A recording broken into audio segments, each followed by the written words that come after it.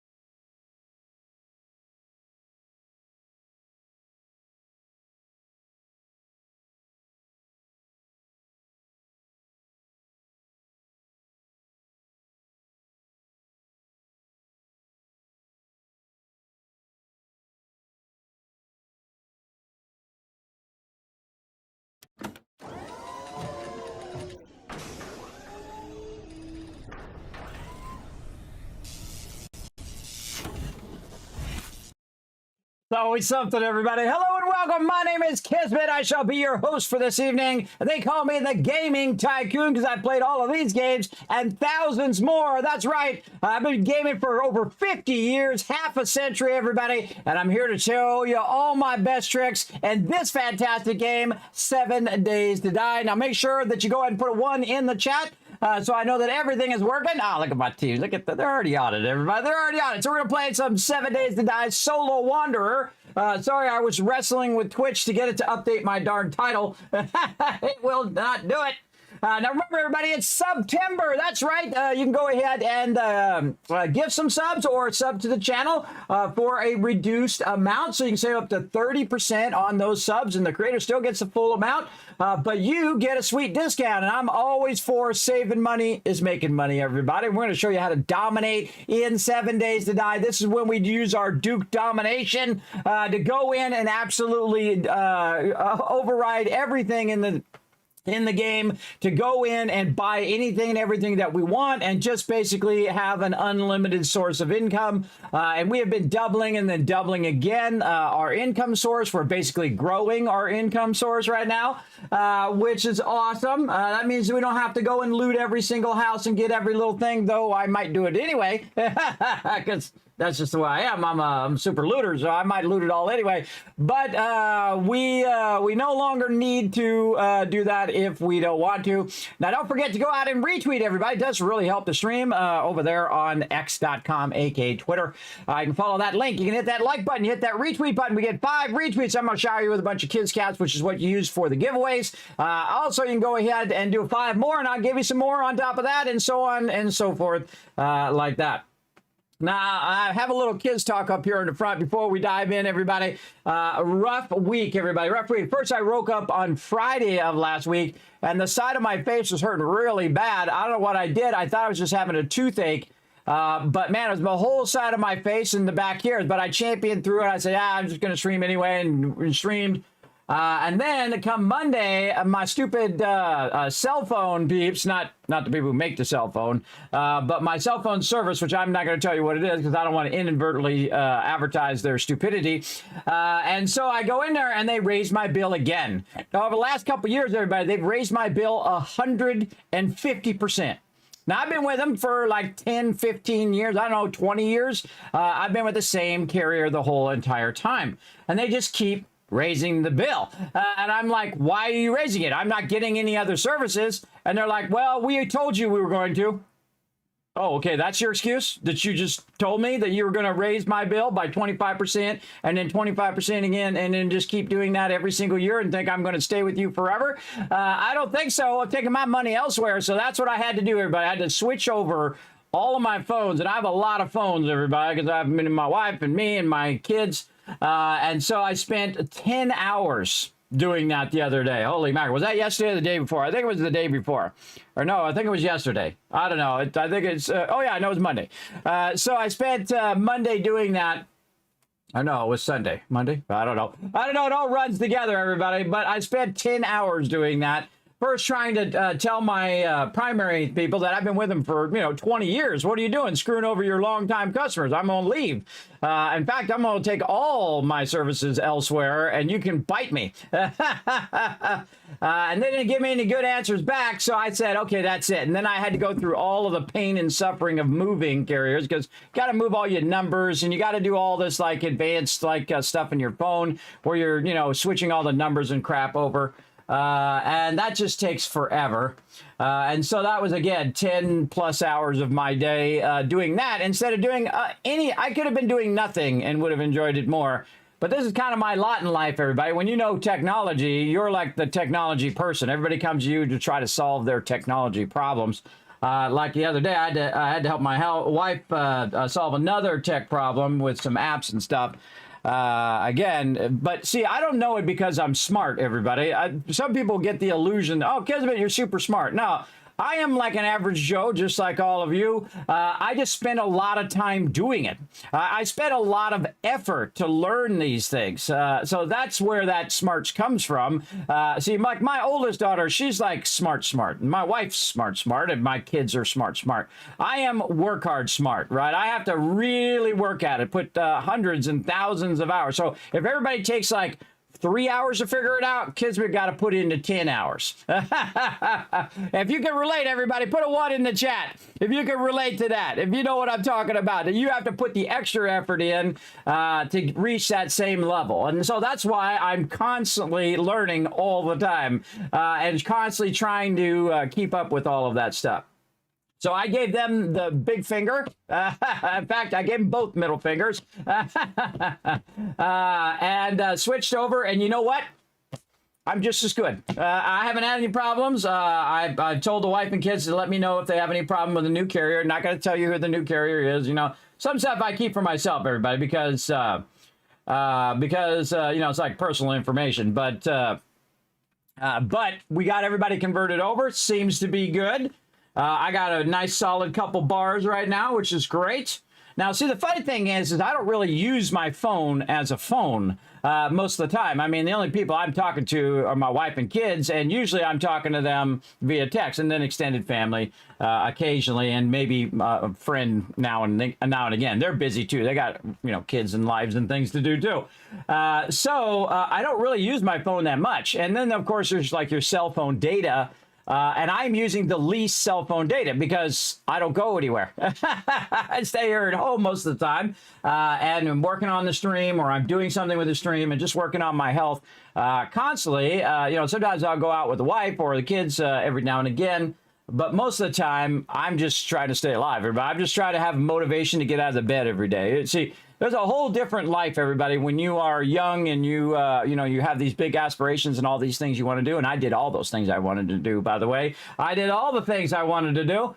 And then when you get older and you're ill, it's like all that other BS just melts away, everybody. You don't care about all of that, having the, you know, most amount of money in the graveyard and whatnot. All of that other stuff becomes irrelevant. And then you're just fighting for your survival. Fighting for your willness to stay alive, whether it's like depression or whether it's like some bad stuff that happened in your life or some trauma that you've had, you're really just struggling. And when you're in that struggling state, all that other stuff, you don't care about it anymore. I don't care about having a fancy car and a fancy house and all those things. It's just staying alive and giving yourself a reason to stay alive. And that's the most important thing. Just try to get yourself one more day, everybody. That's what I'm doing right now. One more day, and that's it. I'm trying to keep it simple. Look after the wife, look after the children. One more day. That's it. Every day I get up, I say one more day. What's up, Blitz? Thanks for coming in, hanging out. Hello. Thanks, everybody, for chilling out in the channel. I appreciate you all coming in. So that was my week, everybody. And just today, my face has finally stopped hurting, and it hurts really bad. It's like I laid on it wrong. Maybe I laid like this, or I was laying on my stomach or something. Because sometimes I lay on my stomach because my back hurts from sitting so long at the computer sometimes. Because not only am I on the stream, everybody, for, you know, 5, 6, 10, 12, 18 hours, but then after that, I am working on tons of cool stuff that's coming up. Can't wait to show you all that cool stuff, everybody. I'm so excited. I'm so excited with so much cool stuff. So I've been working with that terrible pain. So I said, well, you know what? It feels like I had got like in a fight. If you've ever gotten a fight, everybody, that's like getting punched, right? So you're getting punched right there, and you have that soreness all the way down the side of your face. Like I had hit it in my sleep, or I was just sleeping on it wrong or something like that. And so I said, well, you know what? I'll give it a couple days before I go to the dentist to see what it was. And it was just like this part right here. If I press on it, it hurts a little bit. But it seems to be that kind of thing, like an injury more than like something to go on with my teeth. So I let it go for a few days, and I'm so glad I did, because otherwise I would have got charged from the dentist for no reason. He would be like, you just slept on it wrong. And then he would say, pay me $300. I was like, no, thank you. No, thank you. I've already tried to, you know, skimp by as it is. Trying to skimp by using every single dollar, everybody. I'm not kidding either. Every single time, just like had to skimp by on paying the electric bill. And so again, I just tell it to you straight, everybody. I tell it to you straight. That's just the way I am. Pretty rough week, but we're coming out of it, everybody. The light, we're out of the light at the end of the tunnel, and now we're ready to play some games, have some fun here in the stream. So that was my rough week. Sorry I missed a few streams there, but as I say, everybody, my schedule's more of a guideline than a hard, fast rule because, again, because of my medical conditions and also IRL stuff that I'll often have to take care of, or I just can't do it, everybody. If I can't bring my full, energy and love and passion into something, then I don't do it. I take that day off, rest up, come back, show you guys the love. That's what I do. That's how I like to stream, everybody. There we go. There we go. Now, the first person I saw in the chat was Wist earlier. Thanks, Wist, for coming in and hanging out. First person I see in the chat today. 1,000 kiss caps right over there. I see Dio in the chat as well. What's up, Dio? Thanks for coming in and hanging out. Raz bringing that bunch of love in the chat. Look at all those cute little characters. Love it, love it. I'm in there, too. Very nice. I like it. I like it. What's up, Gia? Thanks for coming in and hanging out. Sims for life. Hey, I'm always down for some Sims, by the way. I love the Sims series. I've played all of them way back in the day. I think the Sims 4 is somewhere in this scrolling thing of awesome games that I played.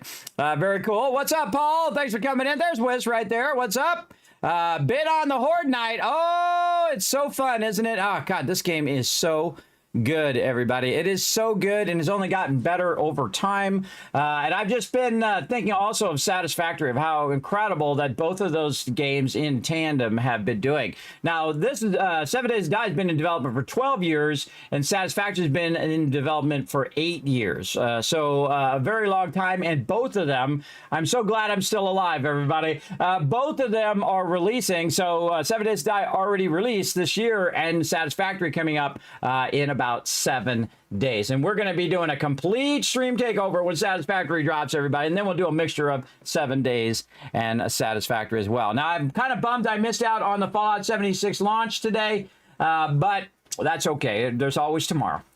Well, hopefully there's tomorrow. At my age, everybody, you're not too sure you might get tomorrow, so I'm going to enjoy today and see how that goes. And then if tomorrow comes, then we'll play some 76 tomorrow. Hey, Troll Trader, thank you much for the lurker love. That's Mr. On you coming in with the love lurker train. I appreciate that as well. Always good to see you guys in the chat. Appreciate it. More team play. Yeah, actually, it wasn't team play. I was trying to upgrade my darn title. And sometimes Twitch, you got to hit it like 15 times before it can start kicking. Yes, kick the door in. Yes, sorry. Sometimes Kismet is behind the vault doors, flipping all the switches and trying to make the darn stream work every single time. There's not a time in which I start up the stream, everybody, where I don't have to solve a technical problem. Not once. You got to think I've done thousands and thousands and thousands of streams, and every single time, without fail. And I see other people have a technical problem too. I was watching an awesome streamer, everybody. Big shout out to him. This weekend, I wasn't feeling so good. Again, my tooth was hurting, or the side of my face was hurting. And I'd done a bunch of stuff, and then I was tired, and I said, I'm going to sit down, and I'm going to see who's on. And I was watching a video from Total Eclipse, which is an incredibly fantastic. I love his voice, by the way. His like the most amazing announcer voice. And he plays a lot of Satisfactory. So I said, oh, well, I'll see what he's up to, right? So I watched a little bit of his videos, and he had another content creator, which is called Blitz, and or Bits. Is it Bits or Blitz? I'll get everybody's name wrong, but it's like my signature thing that I don't do on purpose. So yeah, Bits, I think is his name. And so I say, well, I think I've watched his thing before. So I watched this kind of podcast between him and Total Eclipse. Seems like an awesome guy. So I went in his channel, and I said, I'm going to hit the follow button. Bam, hit the follow button and just chill out in the channel. He's like a massive builder of mega builds. He's like me if I let myself fall into that problem where I'd be playing Satisfactory all the time and playing it a tremendous amount. I purposely don't play a lot of Satisfactory here on the stream all day, every day, so that I get that feeling when we start that sucker in 1.0. I'm purposely not playing it. Now, I'm a big fan of Satisfactory. It is one of my favorite games of all time, and I've been playing for 50 years, everybody. So I've played thousands and thousands of games of every single genre you could possibly think of, except for, I'm sure there's some obscure ones I haven't got to yet, but sure. But a lot, everybody. I've played a lot of games, and that game has been great since it came out in early access. And that's really impressive, everybody. And then every single update, just like with 7 Days to Die, every single update was a great update. And it just changed the way that the game went, added a lot of fun to the game. It just made it more and more fun over time. So I was hanging out his channel, just chilling out. It's fun to be on the other end, everybody, just to be in chat and just like, hey, how you doing? Then asking questions and whatnot. Man, he's got skills, everybody. I'm telling you, he's like putting in the conveyor belts. And you know how you put in conveyor belts and sometimes it's awkward because you're not perfectly lined up. He just runs through and goes, choom, choom, choom, choom, choom, choom, choom, choom. Just, you know, as someone who's played a lot of Satisfactory, but not like 5,000 hours worth of Satisfactory. I played it both on Epic. I played it since it originally came out and have loved it since day one. And I've played, I don't know, 30 or 40 playthroughs, which to me is not a lot because I know I could go in there and I'm that type of person that would tap every node, that would do every single thing you could do in the game, and then build a massive mega factory at the end. But I have found that the best way to build, everybody, is to start with modular style building. I'm going to show you all my tricks and all my techniques in Satisfactory, also in 7 Days to Die. And I've really come to that you should modular build first and then mega build later, which is something that I've always done for a very long time here in the stream. But it definitely also applies to 7 Days to Die as well.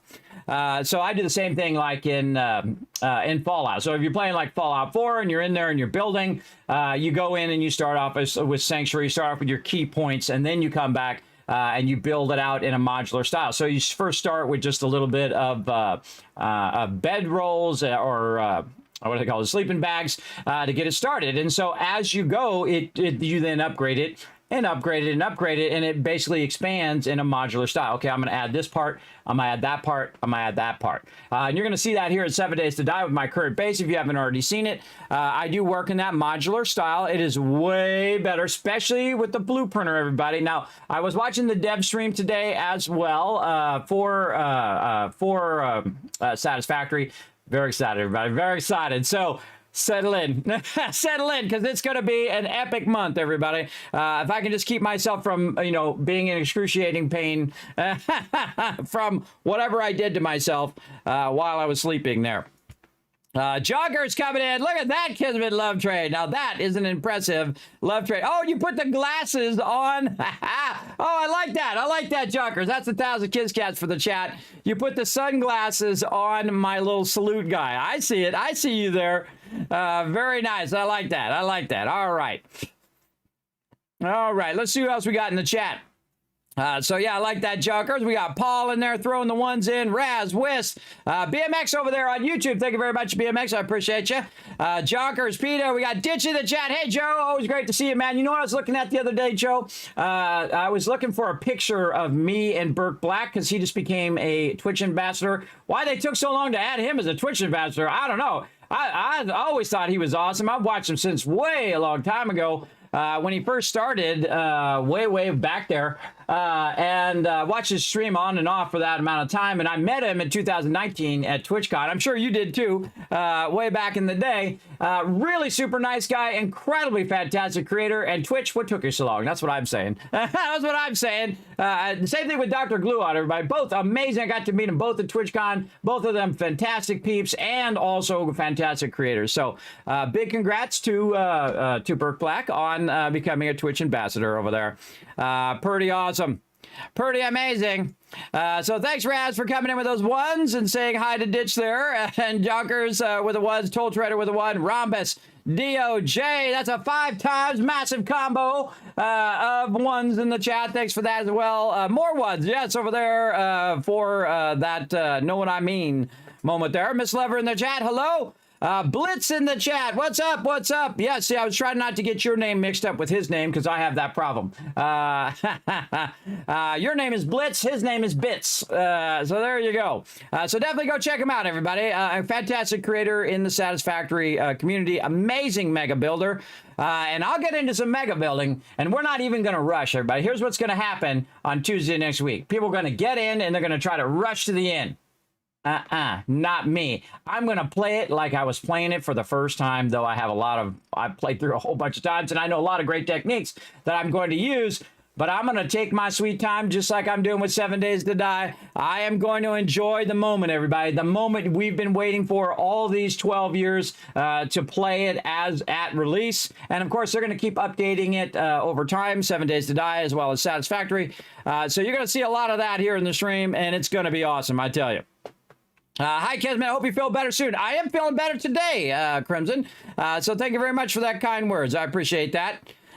Big time. Yes, I hope you're feeling better. Yes, I am feeling better. I always feel better, by the way, when I get on stream. It's like a magical effect that happens, everybody. I try to come on, try to show the love, try to bring a little positivity into your day, try to bring a little fun into your day. And you know what? It's like a boomerang, everybody. You throw that love out there, it comes right back and gets you as well. A little love boomerang. I just made that up.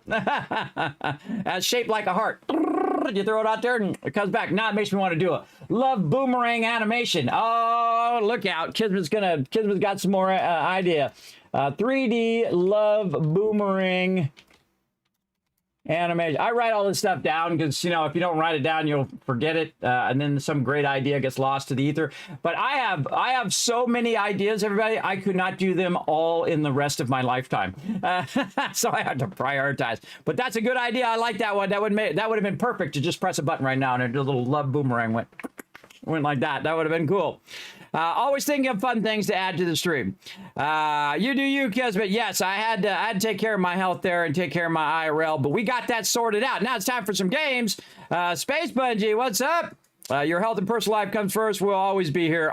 Thank you, Blitz. That's what I love to hear, man. That's what I love to hear. You know, I've actually got one of the greatest compliments, I think, here in the stream over the years. Kismet, I hate this game you're playing, but I love hanging out in your chat and hanging out with you. I think that's a huge compliment, everybody. If you're watching the stream, even if you may not be totally into the game that I'm playing, and you watch anyway, just to be part of it, just to be part of the chat and just to come in and say hi, I appreciate that. I appreciate it. Now, of course, 7 Days to Die is an incredibly great game, everybody. I would hope you're here for that as well, but hey, well, I appreciate just chilling out in the channel.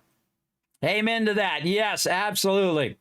Hey, Kismet, everyone of you lovely, awesome peeps in the chat. Hope you're doing well. I'm doing good, Dragon Wolf. How you doing tonight? Oh, I see. Look at that icon you got right there. You got your dragon wings there, Dragon Wolf. I see you there, brother. I see you. I see your awesome sub badge.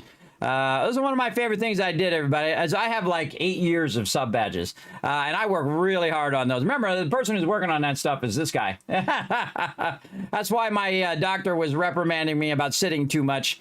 Oh, we got to set a timer. Hey, sorry, set a timer for 2 hours.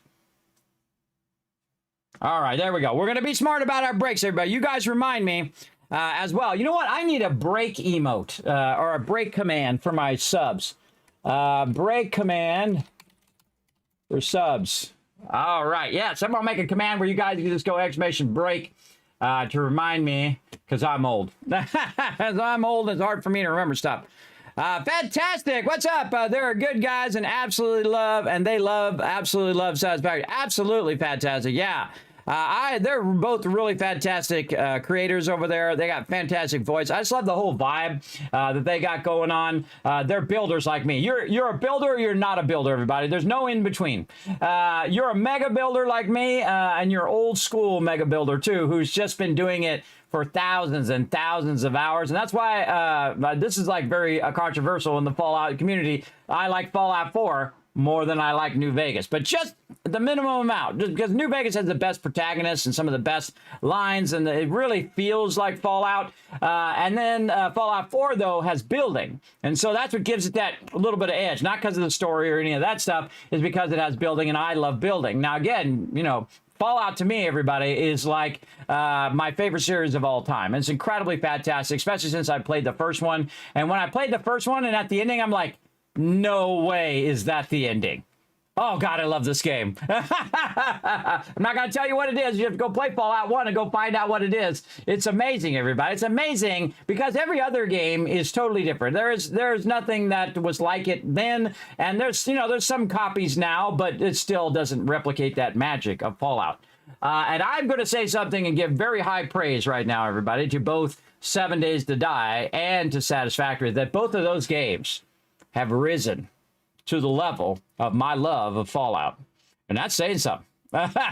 Considering I'm sitting in an overseer's office right now, if you know what I mean. That's saying something big time. That's a huge compliment from me to them for their incredibly fantastic work on both games. Incredibly great. I am Death. What's up? Hey, I'm sorry. I'm trying to dodge the Reaper right now, so so no thank you. I am Death. So yeah, I'll just stay here and you go pick somebody else up. It's the Reaper. He's come for me. I'm just kidding. I'm Death. Thanks for hanging out in the chat. Sammy coming in says, hello, Kismet and chat. What's up? What's up? Sammy, hope you're doing well. Thanks for coming in, hanging out. I love when you guys talk to each other in the chat. It's like my favorite thing. Makes me smile every single time. Look at you guys all talking to each other. Awesome. Get it, Kismet. I am on it. I'm on it. Yeah, we're going to get it going. Hey, human. What's up? Thanks for coming in. Oh, you're up to 135 mods working now. Holy mackerel. That's like juggling kittens. You don't want to be doing it. But if you're good at it, there you go. Juggling kittens. 135 mods. That's crazy. I hope they are amazing mods. I don't know. I always have the problem of I get tired of working with mods because of the instability that happens when you have too many of them. And so I'll play with just some of them, and then I'll get rid of those and just play with a few others, and then get rid of those, and so on. That's the only drawback to mods. But if you do it right and you have your load order set up and you get all of that stuff going, mods are amazing, everybody. They absolutely are. And big love to the modding community out there as well. There we go. Oh, no. Oh, sorry to hear that, Gia, about your dog. Yes, I lost my sweet little puppy, the Sparkle dog, a bit ago. So I know what that's like when they get older. This is something I tell my kids that they need to appreciate their pets and animals and things of that nature because they don't last as long as humans. They don't know, everybody, because they're kids. They haven't lived a long time and outlived. Like in my case, we had 5 dogs as a kid, and I outlived them all. And we had more dogs and we outlived those, and more pets and we outlived all of those pets, and so on and so forth. Because they only last for so long. And see, the great thing, I can look back and say to myself, I went and loved on Sparkle Dog every single day, everybody. Every single day, I go down, see how she's doing and whatnot, and just play around with her and, throw the ball or run around and have a good time. And it tells you something about your life, too, everybody, that you should appreciate the time in which you have as well, because we even have shorter lifespans than other animals as humans. Some of us even less than other humans, if you know what I mean. So definitely appreciate that time with your pet and love on them. And it'll be tough, everybody. But one of my favorite lines from the Marvel Universe, I'm sure some of you have seen it, is what is grief except for love persevering? I don't know who wrote that, but they should get a Pulitzer Prize from that, because that really sums it up, everybody. That really sums up grief, is that love stays with you always. So embrace that love. I know there's a sorrow period that does happen, but embrace all the good times. See, I let all the bad times go, everybody. At my age, it's too much to carry. It's too much to carry around, all those times in which you made mistakes, all those times in which bad things happen to you, like your cell phone company raises your bill by 150%. I let that stuff go, and then I don't think about it again. I deal with it in the moment, and then I just let it go. Just knock it off your shoulder, everybody. Don't carry that stuff around, all that negativity of the past, maybe bad relationships or people treating you horribly or whatnot, or doing you wrong, because it'll happen. It's happened to me many times, where people just do me wrong, everybody. I try to be kind and helpful and help other people, and then they take that as a great opportunity to treat me badly. I don't know what that is. It's some sort of weird human thing. That the people who are supporting you the most you treat them the worst. I don't just subscribe to that, everybody. I think the people that you have around you that you care about, those should be the people that you care about the most, and that you're treating the best of all human beings and all other beings. You treat them the best. And I treat everybody kindly unless they're an a-hole. And then I have nothing, I don't want anything to do with them. I don't treat them badly. I just don't want anything to do with them. If you want to be a terrible human being, that's a you problem. That's a you. If you want to be a bully or a jerk or be rude or obnoxious or disrespectful, that's something you got to work on. There's nothing I can do. Nothing I can do to help you with your problem. I give you a little life advice. I give you a little bit from Kismet's perspective, but I'm not going to tell you what to do. You got to do that all on your own. You got to do that on your end. Now, if you need some support and love, well, you're in the right place for that, though. You can say hi in the chat. A lot of people are going to say hi back there to give you some love in there as well. Did you play the Wasteland series, those games from the original developers of Fallout? Yes, human, I did. I played all the Fallouts, every single one, including Fallout Tactics and all those other ones as well. I played every single one since it released, and actually, I knew about it before it released because I worked for a small little company, or we had a small little client at the very large company where I work, by the way, that you might have heard of, Interplay. So I actually knew about Fallout before it released. I know, wild, right? It's like watching Star Wars 2 weeks before everybody else. In my case, it was months before. And so I was like, oh, I'm totally playing this game. I'm totally playing that game when it comes out. And I played the heck out of it. Probably the most I've ever played of any game ever. Easily over 10,000 hours. And you got to think, 10,000 hours, that's a lot of hours, everybody. That's like years of your life. But over time, everybody, not all in one sitting. I didn't just spend 10,000 hours 1 year or 2 years or 3 years in a row doing that. That's a lot of hours. You calculate how many 10,000 is, and you divide that times 24 hours a day and so on. That's years, everybody. That's a lot of time. So I played it over a long span of time because I was also working and taking care of stuff as well. But also was in a period in which I was making lots of money and I was very well off and so on. And so I had no kids and no real responsibilities because I had enough to pay my bills. So once you have enough to pay your bills, everybody, there's a wonderful equilibrium that happens where you can, where you're not worried about it all the time, which is great. I don't have that problem now. I wish I had that problem now where I don't have to worry about my bills. I worry about it every single day, like the rest of us, like everybody. So there you go. Oh no, your cat escaped your apartment.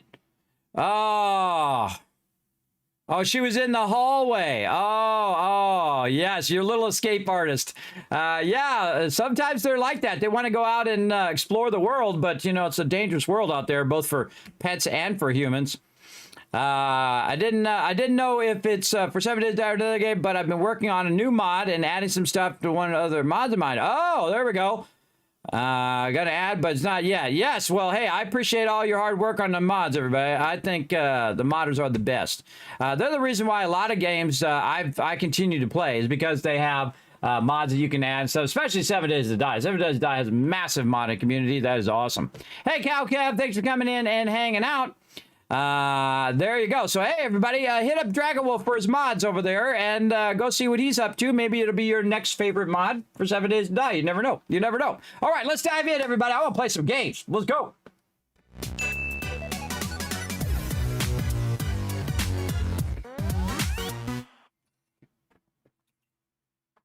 All right, let's get some hydration going on.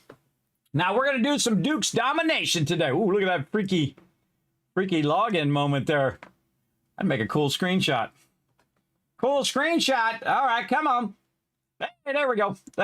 I'm in. Ready to rock. Turn my game cells on. Oh, look at that super corn coming in. I love to see it. All right, how's our super corn doing up here? Oh, yes, coming in. All right, now we are playing a solo playthrough, everybody. Sorry, my title was refused to update earlier, but I think I've wrestled it into working now. Let me just double check it again over here. It should have updated to the new one. Yeah, sometimes I don't know what's going on with that title thing. I mean, I must press it like 15 times and it just doesn't update. And then what I do is I refresh the page, then it reverts back to my previous title. Then I put my title back in there again, and then I hit done about 15 times. I just got used to doing that now because it's so broken all the time. Yeah, so feel free to hit up Dragon Wolf for his awesome mods, and also check out a lot of the other mods from the modding community. Again, everybody, we got to support not only the modding community, but also the indie devs out there, because guess what, everybody? The indie devs are crushing it. They're crushing it this year. All the great games they've been working on, I mean, like 7 Days to Die finally has come out. Satisfactory is going to come out. And these are much smaller devs, everybody. They don't have $250 million to go and advertise, just to spend in advertising. You know, the people who advertise them best, is us. As the gamers, we go out there and say, oh, this is a really great game, let's go show them some love, because then they can make a little money on what they're doing. Die over there, zombies. And then be able to make the game even better, because, you know, there's nothing wrong with making money on something, everybody, but as long as it doesn't become all about the money. And I feel like that's what the big studios make the mistake of.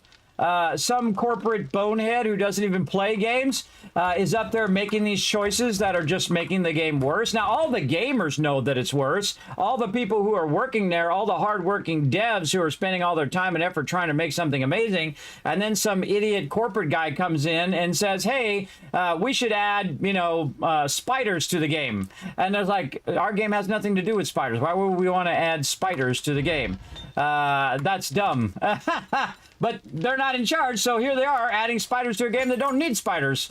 You know, it's like a space game, and they have, you know, space spiders. And that's the problem with some of the big gaming, is they're basically shooting themselves in the foot, which is dumb, which is a dumb thing to do, because gamers know what they like, right? They know what they like, they know what they want to play, if you just learn the lessons of previous game, you get those lessons for free. You know, if gamers don't like a certain type of thing, and they're saying, hey, I don't like this thing, or I don't like it when you do this, or you over monetize it, or you do this, all this stuff, then if they went with that, I just saw another game that I just put on my list. And they said, they're just totally telling it to you straight in the trailer. I have to look that up. Hold on. I really want to give them a shout out. I'm not sponsored in any way. Hold on. I got to go look that game up. Where did I write that game down? Over here somewhere. Hold on. I got to check that. Check my thing here. What is the name of that game? I have a giant list of games from you guys as well, by the way, that I'm looking for. What is the name of that game? Oh, see, I have problems remembering things. That's my biggest problem. Oh, my Discord. It's on my Discord. Forever Winter. So go check that out, everybody. I'll type in the chat here. Sup, bro? I'm gonna throw in the chat. You guys go check it out. Go look at the trailer of that. I like that kind of straightforward, to the point type of advertising. Right here, I'm gonna throw in the chat. The Forever Winter. It's like a scary zombie game. It's like a co-op game. Looks pretty cool. But I support it more because they're just putting out no BS. They're not using corporate speak. They're not doing all that. They're like, none of this microtransaction crap. We're not doing that in our game. We're not doing this other stuff that you hate as gamers. We're not doing any of that stuff. And that's the kind of games we need to support, everybody. We need to support the ones that just say, you know what? Screw all you corporate bastards and your dumb ideas of over monetizing games. I'll go check it out.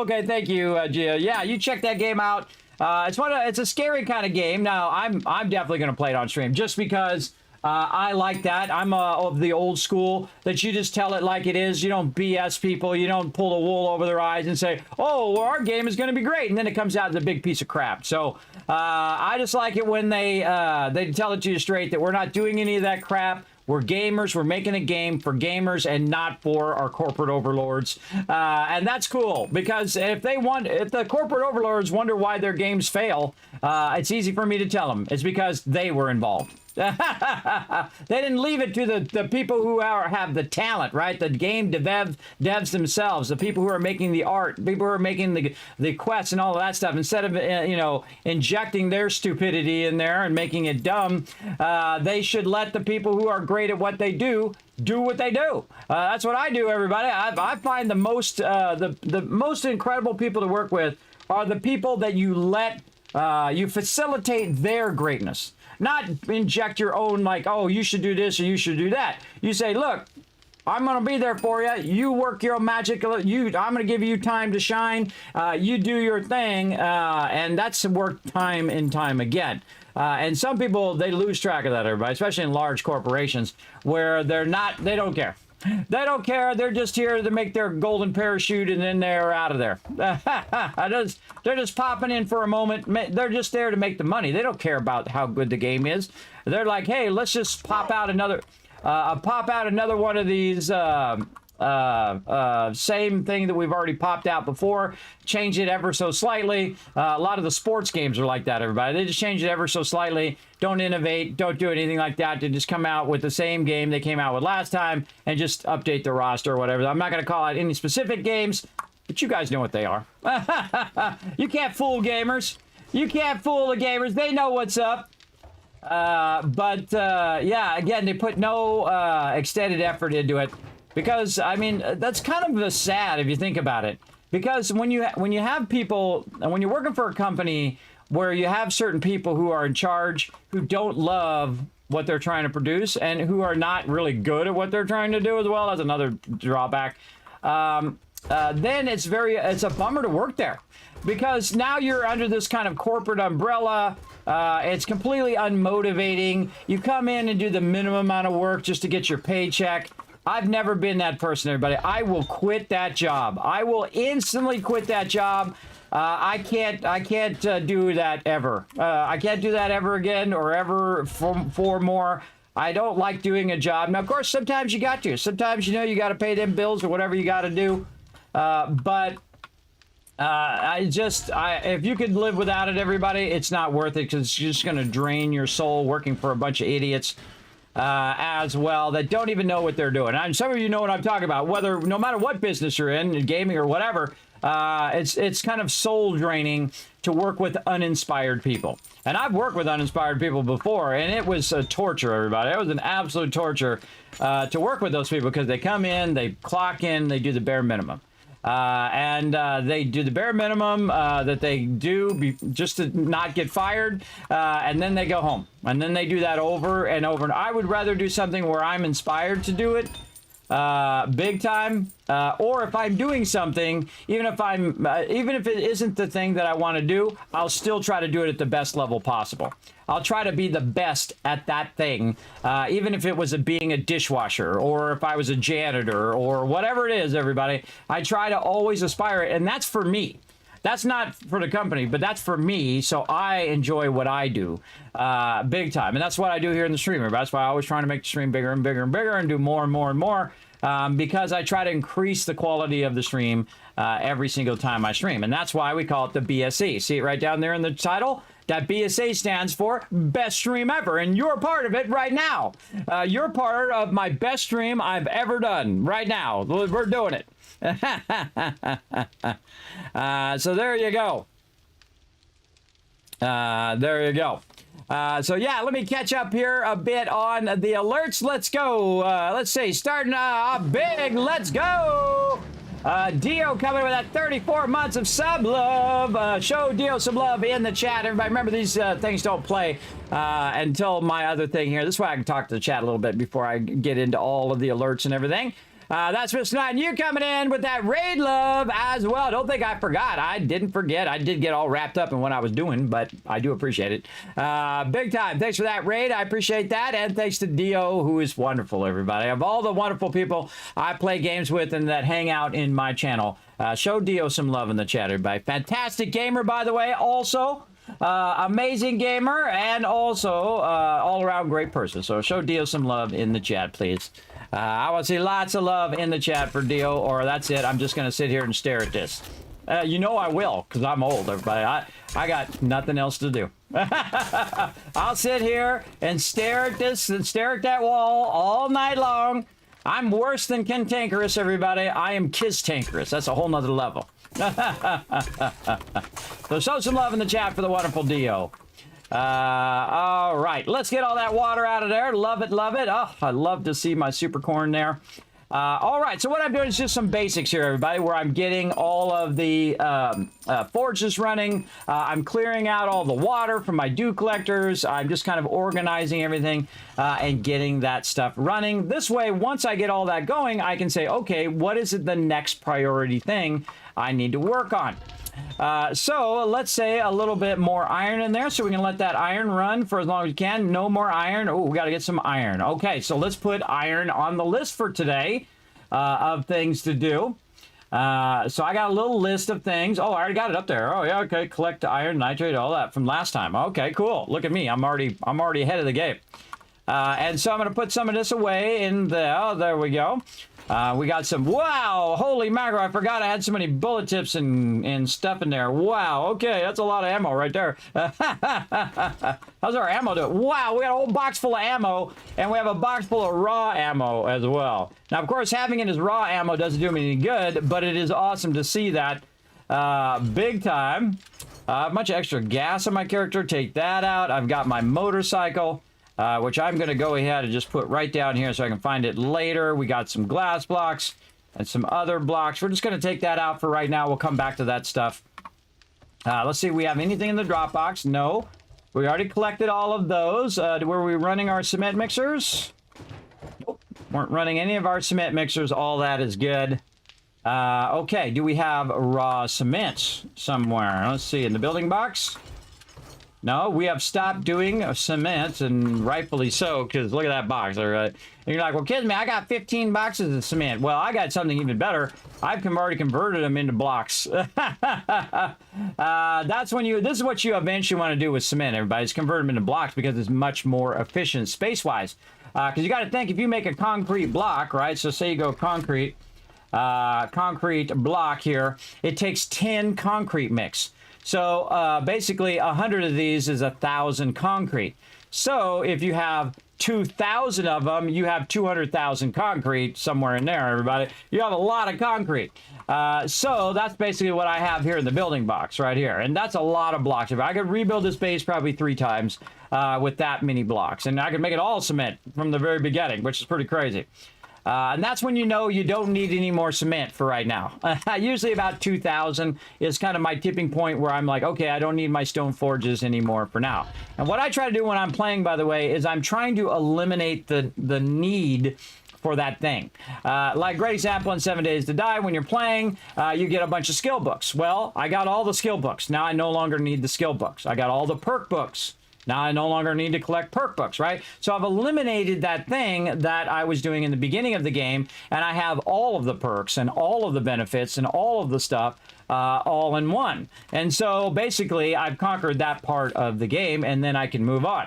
Now also we got some points available here. Let me go over here and find my spreadsheet. You think I do a lot of spreadsheets now, everybody? Wait till we do satisfactory, but I'm gonna blow your mind. In fact, not only am I gonna do spreadsheets, but I'm also gonna do some graphic design and illustration for you, which I used to do way long ago in satisfactory, but I'm bringing it back and taking it to another level. So you definitely want to be around. And there's going to be a special stream next week, everybody. Just to give you guys a heads up, we're going to be 8 a.m. Eastern Standard Time. So we're going to start very early because they're going to have a dev stream, and then they're going to come out with satisfactory, and we are going to play the heck out of it, everybody. That's right. We're going to play it all day, and then we're going to rest, and then we're going to come back 10 p.m. Eastern Standard Time, and we're going to be doing that. So next week, I won't be playing Fallout 76. I'll be just doing satisfactory, and it'll be a complete stream takeover all week, and then, of course, we'll play 7 Days to Die with my team on the weekend. And eventually we may do a team playthrough of Satisfactory, but I'm going to play through the storyline and play through the game once in solo mode, and then we'll come back and we'll do some team stuff if you guys are up for it. Got a hair or something in my face. I don't like it.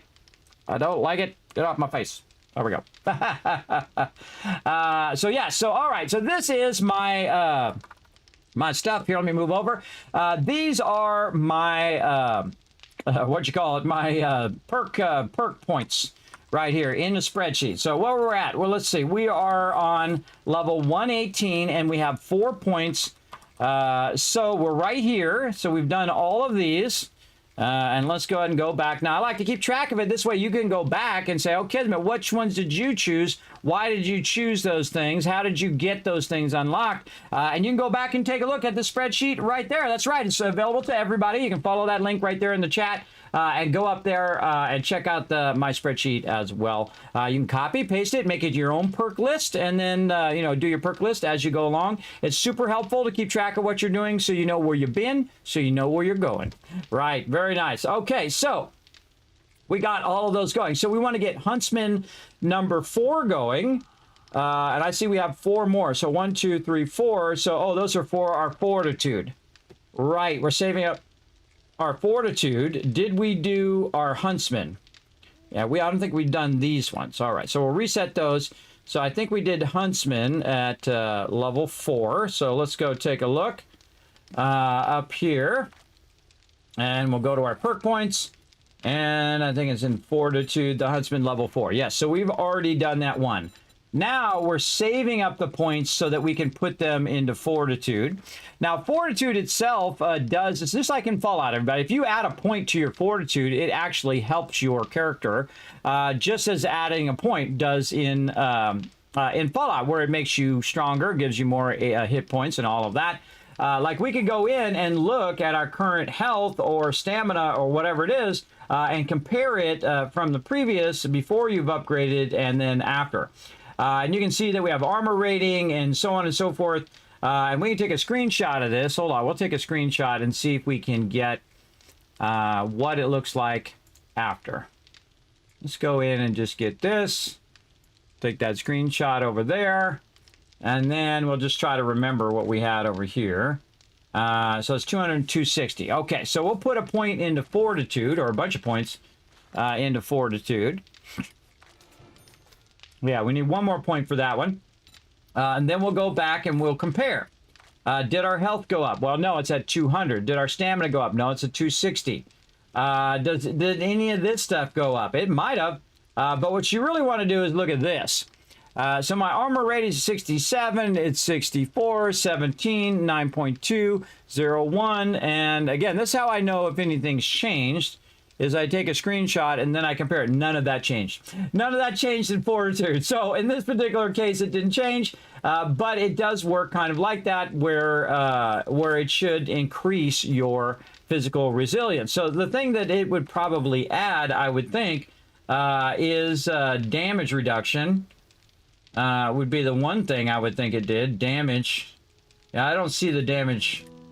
Max health reduction, max stamina reduction. Yeah, there's no damage reduction in there. But that would be one of the things that a higher stamina would do. It also would normally increase your health and things of that nature. I don't see anything in there that's telling me it changed, but I do know that that does add your physical resilience. Same thing with your intellect and all these other ones, the measure of your athletic prowess and so on. Increasing your perception raises the headshot bonus and dismemberment chance with spears, rifles, and so on. So this actually has an overall benefit if you just upgrade it.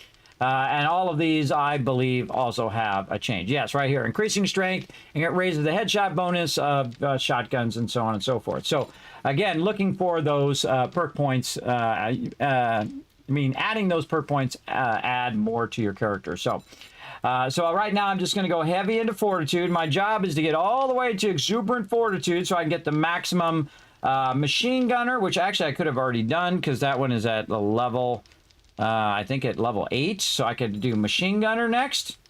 Yes, and then this one's at level 10. I already did living off the land. Eventually I think we're going to go all of these. We're going to try to get as many of these as we can. But next one we could go is machine gunner. Where is machine gunner? Did I not put machine gunner in there? Oh, wow. I didn't put the next level of machine gunner in there. Wow, I'm glad I thought of it. Okay. Let's go back and find our machine gunner here. Machine gunner right here. I saw it go by. Where'd you go? Right there. Machine gunner number 1. Where's our other machine gunner? There's number 2. There's number 3. So this is where we were. Let's copy that, and then we're going to go down, and we're going to insert one right here. After 117, above that, there we go. Oops. And it didn't copy it. Awesome. Thank you, Windows. All right, come on, Windows. Learn to copy. Okay, there we go. I mean, it's like the basic function of every computer now. Copy-paste. Whatever. Whatever, everybody. We're rolling it. All right, so it actually is smarter for me to reevaluate what I'm doing because I noticed that level 4 machine gunner is level 8 fortitude, and I just hit level 8 fortitude. So that means that now I can go ahead and do my machine gunner now, which is much smarter than waiting for it until I get to 9 and 10. So I should do machine gunner, and I already have the points to do it right now, and that's the thing to do. See, I have 2 available points, so let's go ahead. Boom, go into machine gunner, and now instead of doing 30% more damage, I'm doing 40% more damage and 20% fire rates. And then commando adrenaline, each shot scored with automatic weapons gives you 4 stamina. So yeah, now we're getting that boost of stamina. Instead of just 2 boosts, we're getting a 4 boost. And then you're finding more guns and parts and ammo and so all of that. And then eventually you'll get 6 stamina in the highest part, which is what we're aiming for. So yeah, so we readjust our perks so that now we say, okay, we've done all of these. Nice. Now what I need to do is save up 2 more points because I have 1 point left because I'm at 118 right now. And so I got to save up 2 more points and then we're going to do 9. But here's the thing. You could just save up 6 points at this point because there's nothing else I can do in the fortitude line. Even if I just went to 9, there's nothing else I can do. So you might as well just save up 6 points and put it in there. Or if you save up 3 points and then add fortitude to give you some damage resistance potentially, and then at 10, go ahead and do it again. Just so you're unlocking those higher level resistances, or in the case of strength, you would go ahead and get the better headshot chances and all of that stuff. So definitely want to use it when you can. So I'm going to go ahead and move that back over there out of the way. And I'm so glad we looked that up today. See, now I just stuff on the fly, everybody. When I say, okay, wait a minute, I can do my machine gunner, then I don't use it as a hard fast rule. I always leave it to be able to be changed. Like an idea, everybody should always have leave the option open to change ideas and to change the way you think. I think that's one of the biggest, most brilliant thing they gave to human beings is the ability to change their mind. The ability to have an open mind and to say, look, this is better than what I was thinking. And that is what I try to do. I try to iterate on everything that I do and make it better. And again, I don't just get locked in and just say, well, you know, I don't want to admit that I made a mistake. That's the dumbest thing you can do. The dumbest thing you can do is pretend like you already know. Because then it doesn't leave anything, it doesn't leave yourself open to learning new things. It just closes your mind down, and then once your mind is completely closed down, that's it. There's no more evolving as a human being. There's no more leveling up in real life. And I like to level up, everybody. I'm high level in real life. I'm always trying to level up. I'm all about it. I gamified real life because real life is basically a game if you think about it. And actually, life is but a dream. If you're a big fan of row your boat. If you don't know that song, everybody, there's a really great scene for all you Star Trek fans where they're singing row your boat. I was so awesome, everybody. I just love that whole moment. And I don't consider myself a massive Trekkie or whatnot, but I like Star Trek. I like Star Trek. I like Star Wars, whatever. But I can't tell you, what episode they did what, or, the third guy back on the right-hand side. I can't tell you all of that stuff. I'm not that into it. But if you're that into it, be into it. Enjoy it. You know what? You only got so many minutes in your life. Enjoy that stuff. Screw everybody else who tells you, oh, that's geeky or that's whatever. Hey, screw them. They ain't in charge of you. You're in charge of you, and if you enjoy it, you do it. That's what I'd say. All right, that's 3,000 ammo right there. You know what? I'm just going to let that run. I'm going to let that run right there. Boom. 3,000 ammo, 7.62 ammo right there. And then I'm going to come over here because we've been working hard, everybody. We've been working real hard on all of this. Now, again, this gunpowder don't do you no good sitting in your box, everybody. Get it out of there. Use up all these bullets and bullet casings. I'm going to tell you it's going to be bullet tips problem right now. And then I'm going to go to my other bench back here, which is another bench I use for ammo. There's another 2,000 there, so there's 5,000. That 5,000, really? Yeah, so that's 5,000 ammo I just queued right there. Because, again, we've been working hard. Now, we already have enough ammo for like 3 or 4 Horde Nights, and I love to see that. But, again, there's no reason to keep that in its raw form. You want to definitely use that stuff up. Now, the other thing we want to do is to make some rockets. And that we got to get around to. We might actually use some rockets this time as opposed to just like having them in our inventory and not using them like last time. But we're going to use up the rest of any leftover gunpowder over here to get our rockets going. Oh my gosh, look at how much duct tape. You have over 100 duct tape, everybody. You are, oh my God, 500 glue. Wow, we need to get some, once we collect our stuff, we got to remember to do cotton. That was the other thing I was going to do. We're going to swap, yes, make rocket ammo. We're going to swap inside garden to cotton or cloth. Write that down before I forget. I like to write stuff down, everybody, otherwise I forget. So we got that to do, but we're going to go ahead and use this, and then we made a bunch of this buckshot, so we're going to grab a bunch of that. And then we have our rocket things here. Okay, and again, I use these upper ones because I'm not using these as much. Up here, 4 things that I just want to let run.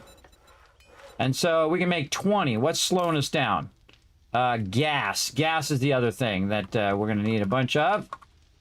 Over here, how's our gas looking? Okay, we got to get some shell going too. All right, so some shell today. Did we write that down?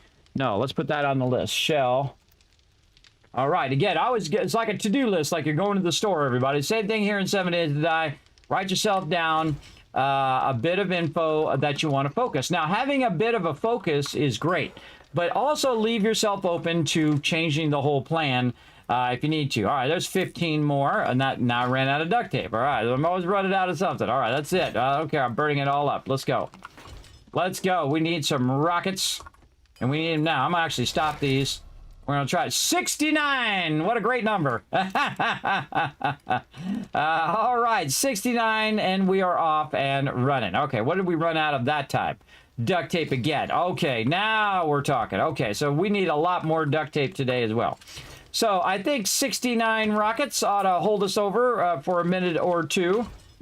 Gotta love it. I was born under the sign of 69, by the way, everybody. I'm a Cancer from June.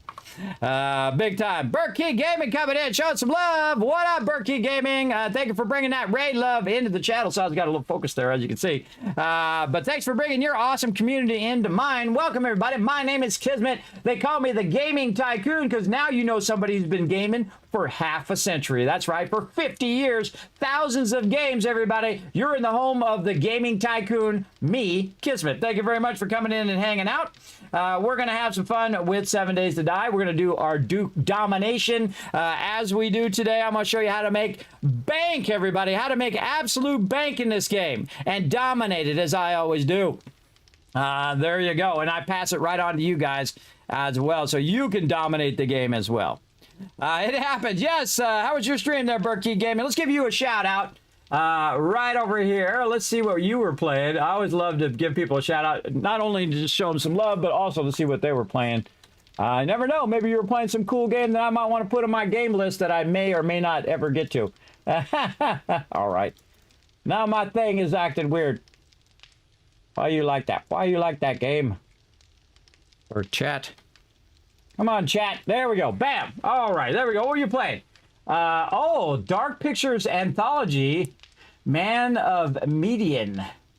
Oh, never heard of that one. Cool. Is that game awesome? Let me know in the chat. Now, again, if you're all tired out after your long stream, that's okay as well. If you got to go and rest up, or if you want to just lurk in the channel, feel free. But thank you so much for bringing in your community into mine. Now, if you're new to my stream, everybody, my name is Kismet. Again, I've been gaming for 50 years. Very, very long time. I've been a long time gamer. I've also been a graphic designer for 30 years. Plus, I think it's 35 years now. Those years pass very quickly as you get older, everybody. And I've worked for some of the top companies in the world. I've been very lucky in my life to find what I love to do early in life. And I did that for many, many years. I worked for this tiny company as a senior tech for many years. You might have heard of them before. And then I got very ill, and then I said, what can I do where if I can't show up that day, I won't get fired. And so I'm doing that right now because I'm the boss and I'm not going to fire myself. So there you go. So job security right there, everybody. Now, again, that's why I do this stream and stuff, is because I do have health problems that I work with every single day. I have a really bad sleep apnea. I have a middle channel ear imbalance and also deafness in this ear, which makes me constantly dizzy all the time. It's kind of like a constant vertigo, but really it's just a dizziness. There's a whole long blah, blah, blah, blah, blah name for it, but I'm sure you don't care. And neither do I, by the way. It doesn't matter what the problem is. It only matters about the solution most of the time. And so that's what I do. I stream here. I try to bring a little love and positivity into your day. So relax, take it easy, hit that follow button. And I'm going to show you all my best tricks here in 7 Days to Die. Now, I've played 7 Days to Die for thousands of hours. I think I'm just about to hit the same amount of hours as Fallout, and that's saying something. I think I'm about to hit 3,000 hours. Let me go over here and close all this other stuff. Let's see. And over here. And get that going. Let's see. What are we at? We're at 3,182 hours, which means it's the only game that's even close to Fallout right now, Fallout 4. And it is off by about 100 hours. Yes, 3,353 hours in Fallout 4 here on stream, and I'm 3,182 hours. So to combine, that's over 6,000 hours of gaming just in those 2 games here on the stream. And I've streamed for 9 years. I'm a Twitch partner as well as a YouTube partner. I'm streaming live to 5 different platforms at the same time. I'm multi-streaming. I don't care where you're watching me, everybody. I appreciate you wherever you are. And again, I leave it to you, your personal preference of where you'd like to watch the stream. And I think that's the best way to do it, everybody, is to let the consumer choose how they want to play their games and who they want to play their games with and where they want to watch their streams. I think that's the best way to do it, to give you the choice. I don't like taking people's choice away. In fact, I like to add choices. I like to add choices to your day. So there you go. And thanks for coming in and hanging out. There you go. Thanks for the shout out. There you go. Oh, I always love, if you take the time to come and raid my channel, I'm going to give you a little bit of love right back, because that's what we do. We take all the love that we take here in the stream, and then we amplify it and send it out all over Twitch. I've rated thousands and thousands of people over the last 9 years. Some of those people, by the way, went on to be affiliate because I rated them, and some of them went on to be partners as well. So pretty awesome. So rating does have a huge difference, and it does help people for sure. Over the long run. And that's what's so great about Twitch, I find, is it's more of a collaboration than a competition. I don't consider myself in competition with everybody else. We are like streamers. We love games. We love doing what we love to do. And that creates a camaraderie against a whole bunch of people that I've met. I've been to TwitchCon many times and just met all the greatest people, everybody. I'm telling you, the gaming community is among the greatest group of peeps because they all have a common love for that thing, right? That whatever it is, whether you're into cosplay or comic books or Dungeons and Dragons or games or whatever it is, you have that commonality and that binds people together. And I love to see that. Now, of course, there's a few a-holes out there in the world, but yeah, let them go off and be a-holes while the rest of us have a good time doing our thing. And that's the truth about that. Oh, look out. Somebody's getting some love right now. And there we go. Again, my awesome community coming in, showing you some love. Burkey Gaming giving you a gifted sub. Now you got the epic Kismet emotes, the animated emotes. I was going to add the holiday emotes for Labor Day, everybody, but I was too ill and I had to take care of IRL stuff. We will try to get those holiday emotes in next time. And then, of course, you get 3 times Kids Caps and 3 times the chance of winning the giveaways. Now, I have huge sponsors, everybody. And you're like, kidding me, how did you get huge sponsors being such a small channel? And that's because they love the vibe of my channel, everybody. That's why. That's why I have Bethesda and Bethesda Gear, and I have Elgato and Blue Yeti and so on. Because they go, Kismet, we love what you're trying to do. And that's bring a little love and positivity into your day. Because you got enough of that other stuff. You got plenty of that all day, every day, from your boss, from other people, from people randomly that you don't even know. And what you need is a little bit of love and positivity in your day and a bunch of gaming. Because I think gaming, and I knew it from 50 years ago, everybody, and I told everybody, I'd say, you know what? And they say, oh, you're a gamer? I said, that's right. Proud to be. Every day. Proud to be. Because I know one day gaming will be the #1 entertainment in the world. And guess what is right now, everybody? Gaming. #1 entertainment in the world. Kismet called it a long time ago. Decades ago. For sure, for sure. A very, very long time. Okay, so we got that squared away. So we got things to do, everybody. I'm going to show you how I collect all my resources, how I get all this stuff going. I might notice that I took my dukes and I threw them right into the forges because that's the point I'm at now because I got my super corn. Now, we've got this super corn. Now, I'm in an underground base. I'm going to show you guys my base here. Let me just dazzle you for just a second. If you think you've seen some streams, everybody, let me show you how Kismet takes everybody else's streams over here and takes streaming to this level way up here. Now, this is a great program called Affinity Designer. It is like an Illustrator. Oh, there's an update too. Oh, well, I'm not going to do it right now. I'll do it later. But it's like Illustrator. Now, I have used Illustrator since it came out in the 80s. Some of you are not even that old. Since the 80s, I've been a graphic designer since digital graphic design began in the early 70s and 80s. They started to use computers for graphic design instead of doing it traditionally by hand. I also know how to do it by hand, by the way. Yes, it's called paste up, where you cut out all the little letter block and you cut out the images and you combine it to, via film. We could talk about that all night long. That's 30 years of doing traditional plus digital. You can see that I actually have the floor plans for this base that I made before I made the base. That's right, I made it from in here, everybody. I designed it in my head, and then, of course, we've iterated on it and made it better and better, including elevations, which is the side of the base, and how does light work, and how did I get my dew collectors to work underground and gardens underground? That's because I made some vents, everybody, right here. See the vents? Now, these are the different levels. This is the dirt level, the 6 different dirt levels, and then this right here is 9 levels for the 2 gardens, and so that's what you're looking at, and then, of course, my signature thing, the Kismet kill box right there at the top. Always a great thing. Will protect you in the wasteland, the ultimate protection in the wasteland. So let's give you a tour of the base since we have a bunch of new peeps coming in.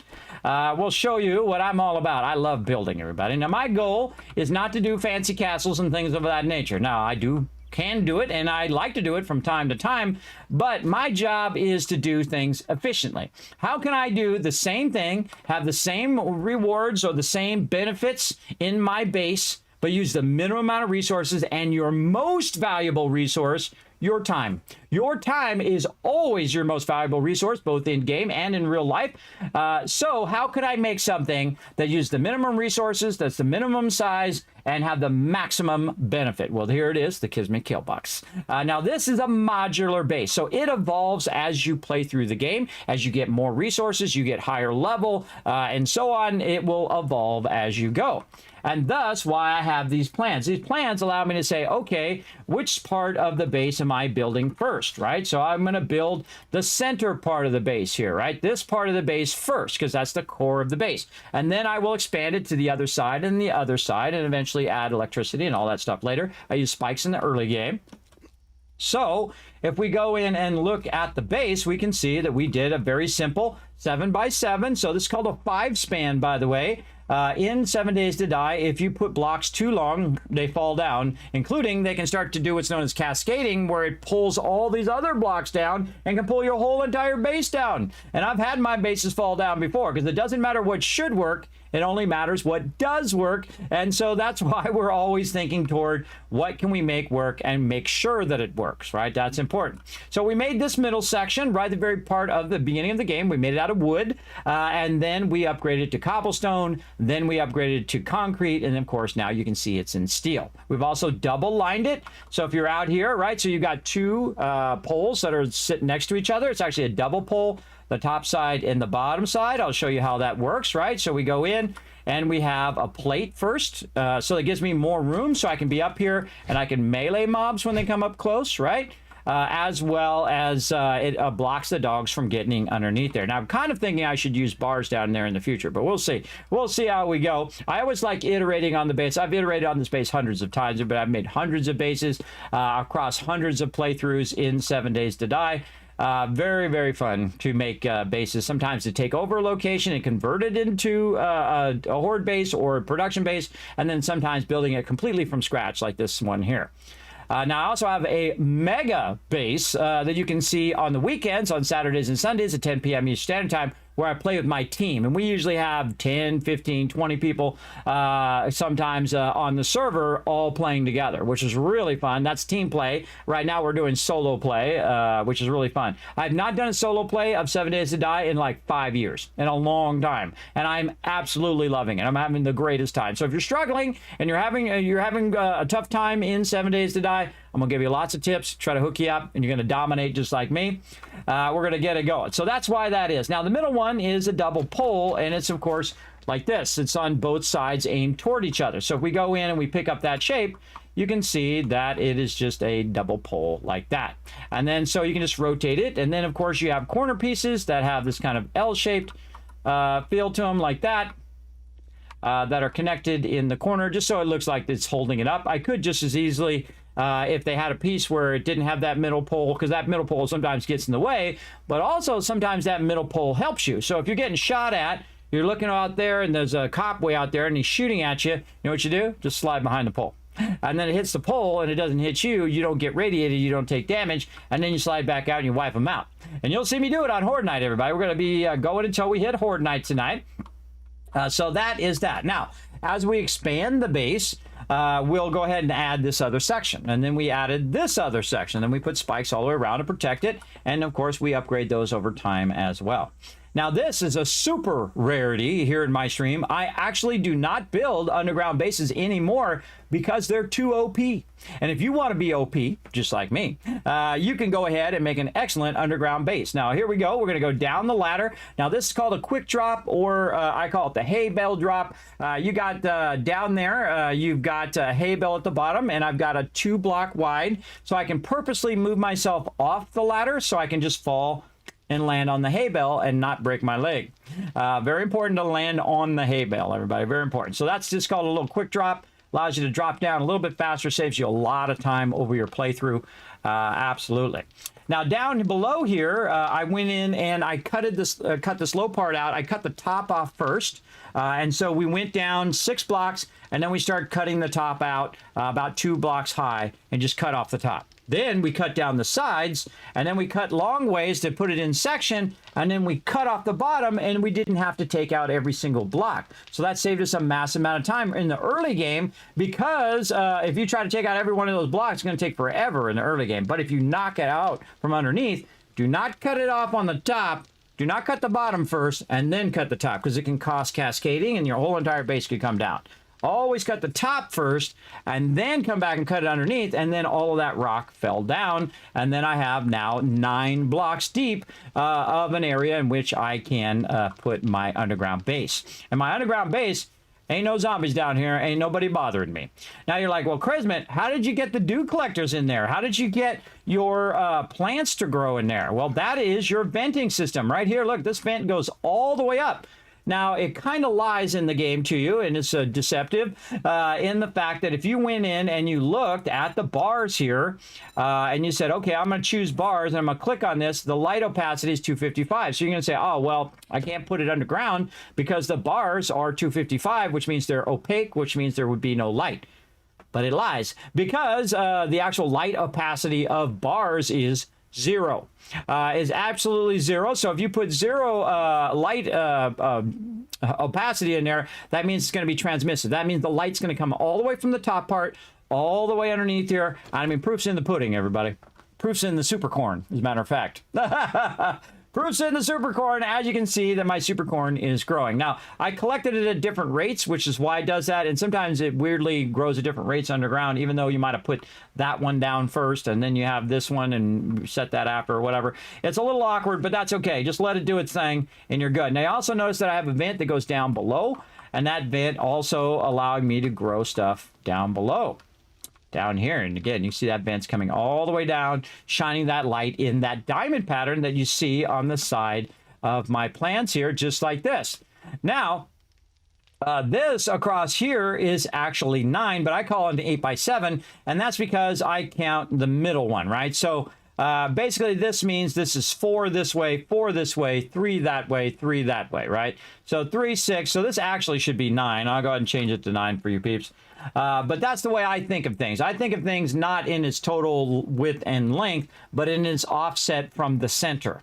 And the reason why I do that offset from the center is that orients which way it goes. So you can see this way, we've got 1, 2, 3 in this direction, 1, 2, 3, 4 in that direction. It doesn't matter whether I have it 4 that way and 3 this way. I could turn the whole thing if I wanted to.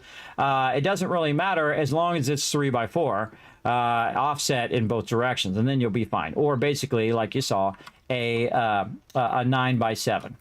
And that works out just fine. Now, of course, you can also put it in this diamond shape because that's how light works. Light actually works in this kind of diamond like this, but I just make it easy on myself so I can just make it square, and then I'm right in the center is where I put that shining light so that it can shine on there. Now, you can do some tricky stuff with other lights, like offset the lights like this, so you're having like a multiple diamond shape.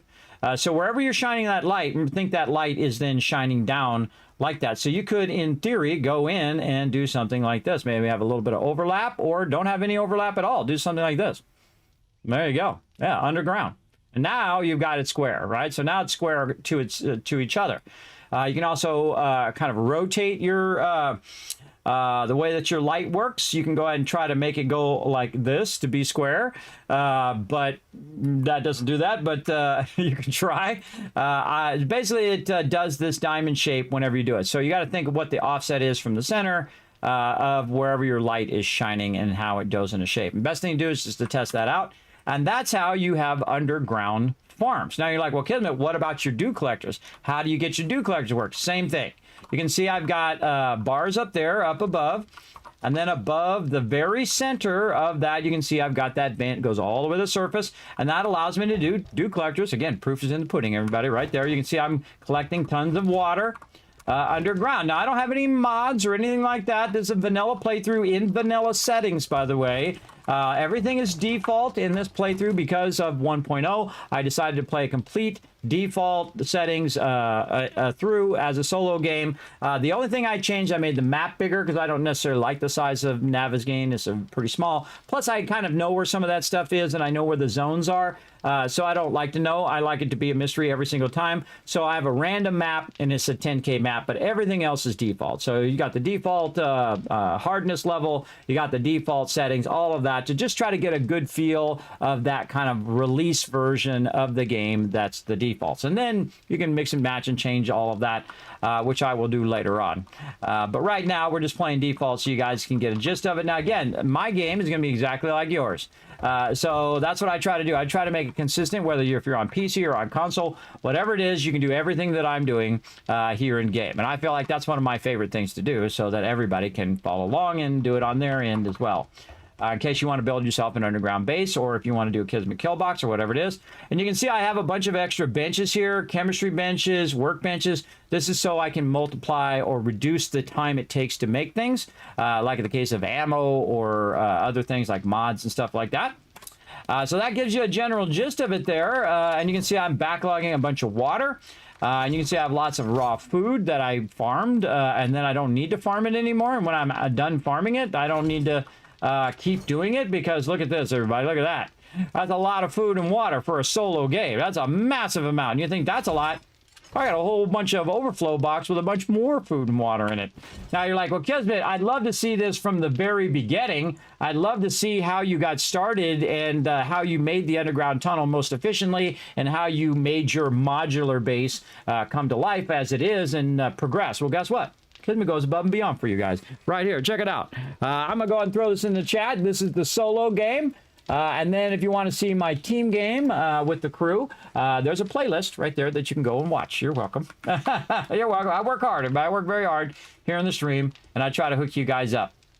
Okay, so the number one thing we need to do right now, the highest thing on our list, is to do some mining. So we're going to go ahead and wear our mining outfit. Now, I only upgrade the items that are the most useful, You might notice that here in my armor, let me slide over. I'm going to slide around, everybody, depending on what I'm doing. So I'm going to be over here whenever we're doing crafting. And then when we are actually out fighting, then I move back over so you can see my health bars and all of that. And sometimes I move way over here. And sometimes some crazy things happen and I get very big.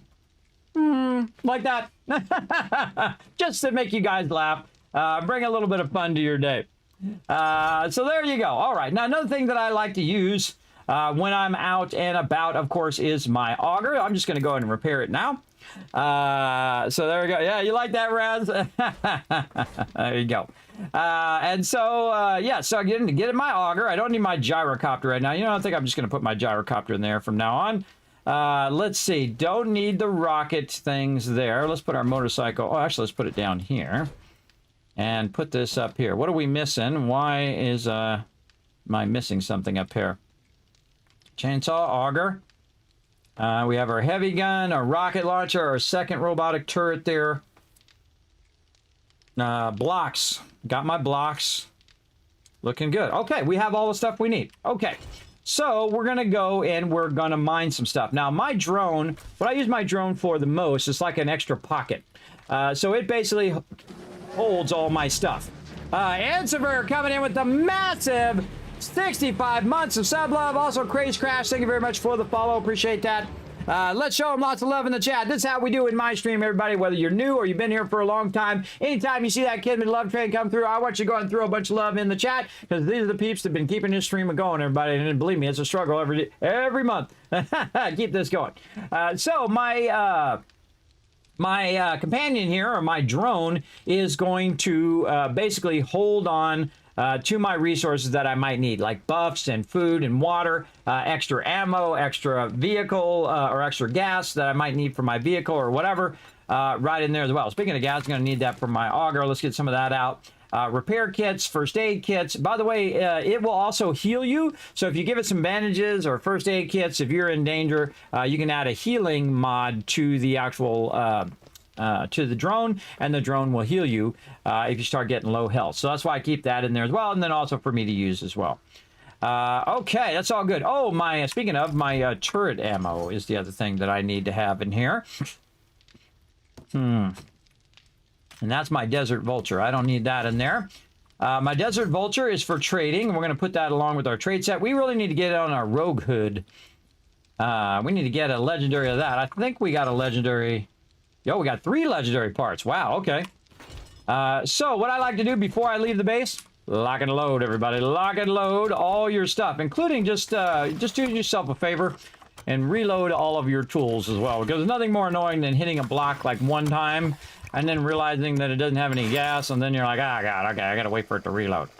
That can be quite annoying. And then all of a sudden putting your turrets down and realize your turrets don't have any ammo and you put them down and they're doing nothing. That sucks too. Now I'm about to dazzle you, everybody, because we're going to exit the Kiz Cave over here because, again, this is 15 levels underground. Now I have an entrance that's 30 levels in that direction. And the reason why it's 30 levels is because most zombies spawn between levels 20 and 25 away from your base, from wherever you are. So they're about 20 to 25 blocks away. So you want to put that entrance way out there so they don't come in that entrance all the time. So here we go. Automatic doors, by the way. Out of the Kids Cave we go, just like the Bat Cave. And then look at that cool opening of the main doors. All right, here we are out into the world. And of course, we're right across the way from Trader Rec, the awesome modular Kismet kill box there. And you see we're by the trader. Now we have a couple mines that we opened up. Now we're doing open mining where basically you just leave it open instead of putting in all your supports and stuff. Normally if I'm playing multiplayer, I will not do open mining, but open mining is incredibly useful to get started. Now we have some iron over here. We have some nitrate and whatnot. But I'm going to go ahead and get the iron that's over on this one. Ooh, look out. Over this way, and then kind of park myself by these blocks. Now I put these blocks here, which is basically the entrance or the easiest way down into this lower area like this. And you can see we have a lot of iron, and we've taken out a couple blocks. We've extracted a little bit of resources over here, a lot. of resources right over here. And you can see we have a bunch of iron here, and we can work our way down from here. And again, we're just leaving this as an open pit and just working our way down, grabbing those resources nice and easy. Ooh, a little bit of lead right there too. So before we get started, though, we want to make sure that we have our bonus for our set here. I'll move way over here. You can see that I have level 6 mining gloves because it increased the ore block damage, and then level 6 ore harvest bonus from our miner helmet. Now, one of the weird things is the miner helmet does not have a built-in light, but you can add a light to it, which I would think it would have a built-in light. That should be its benefit, but whatever.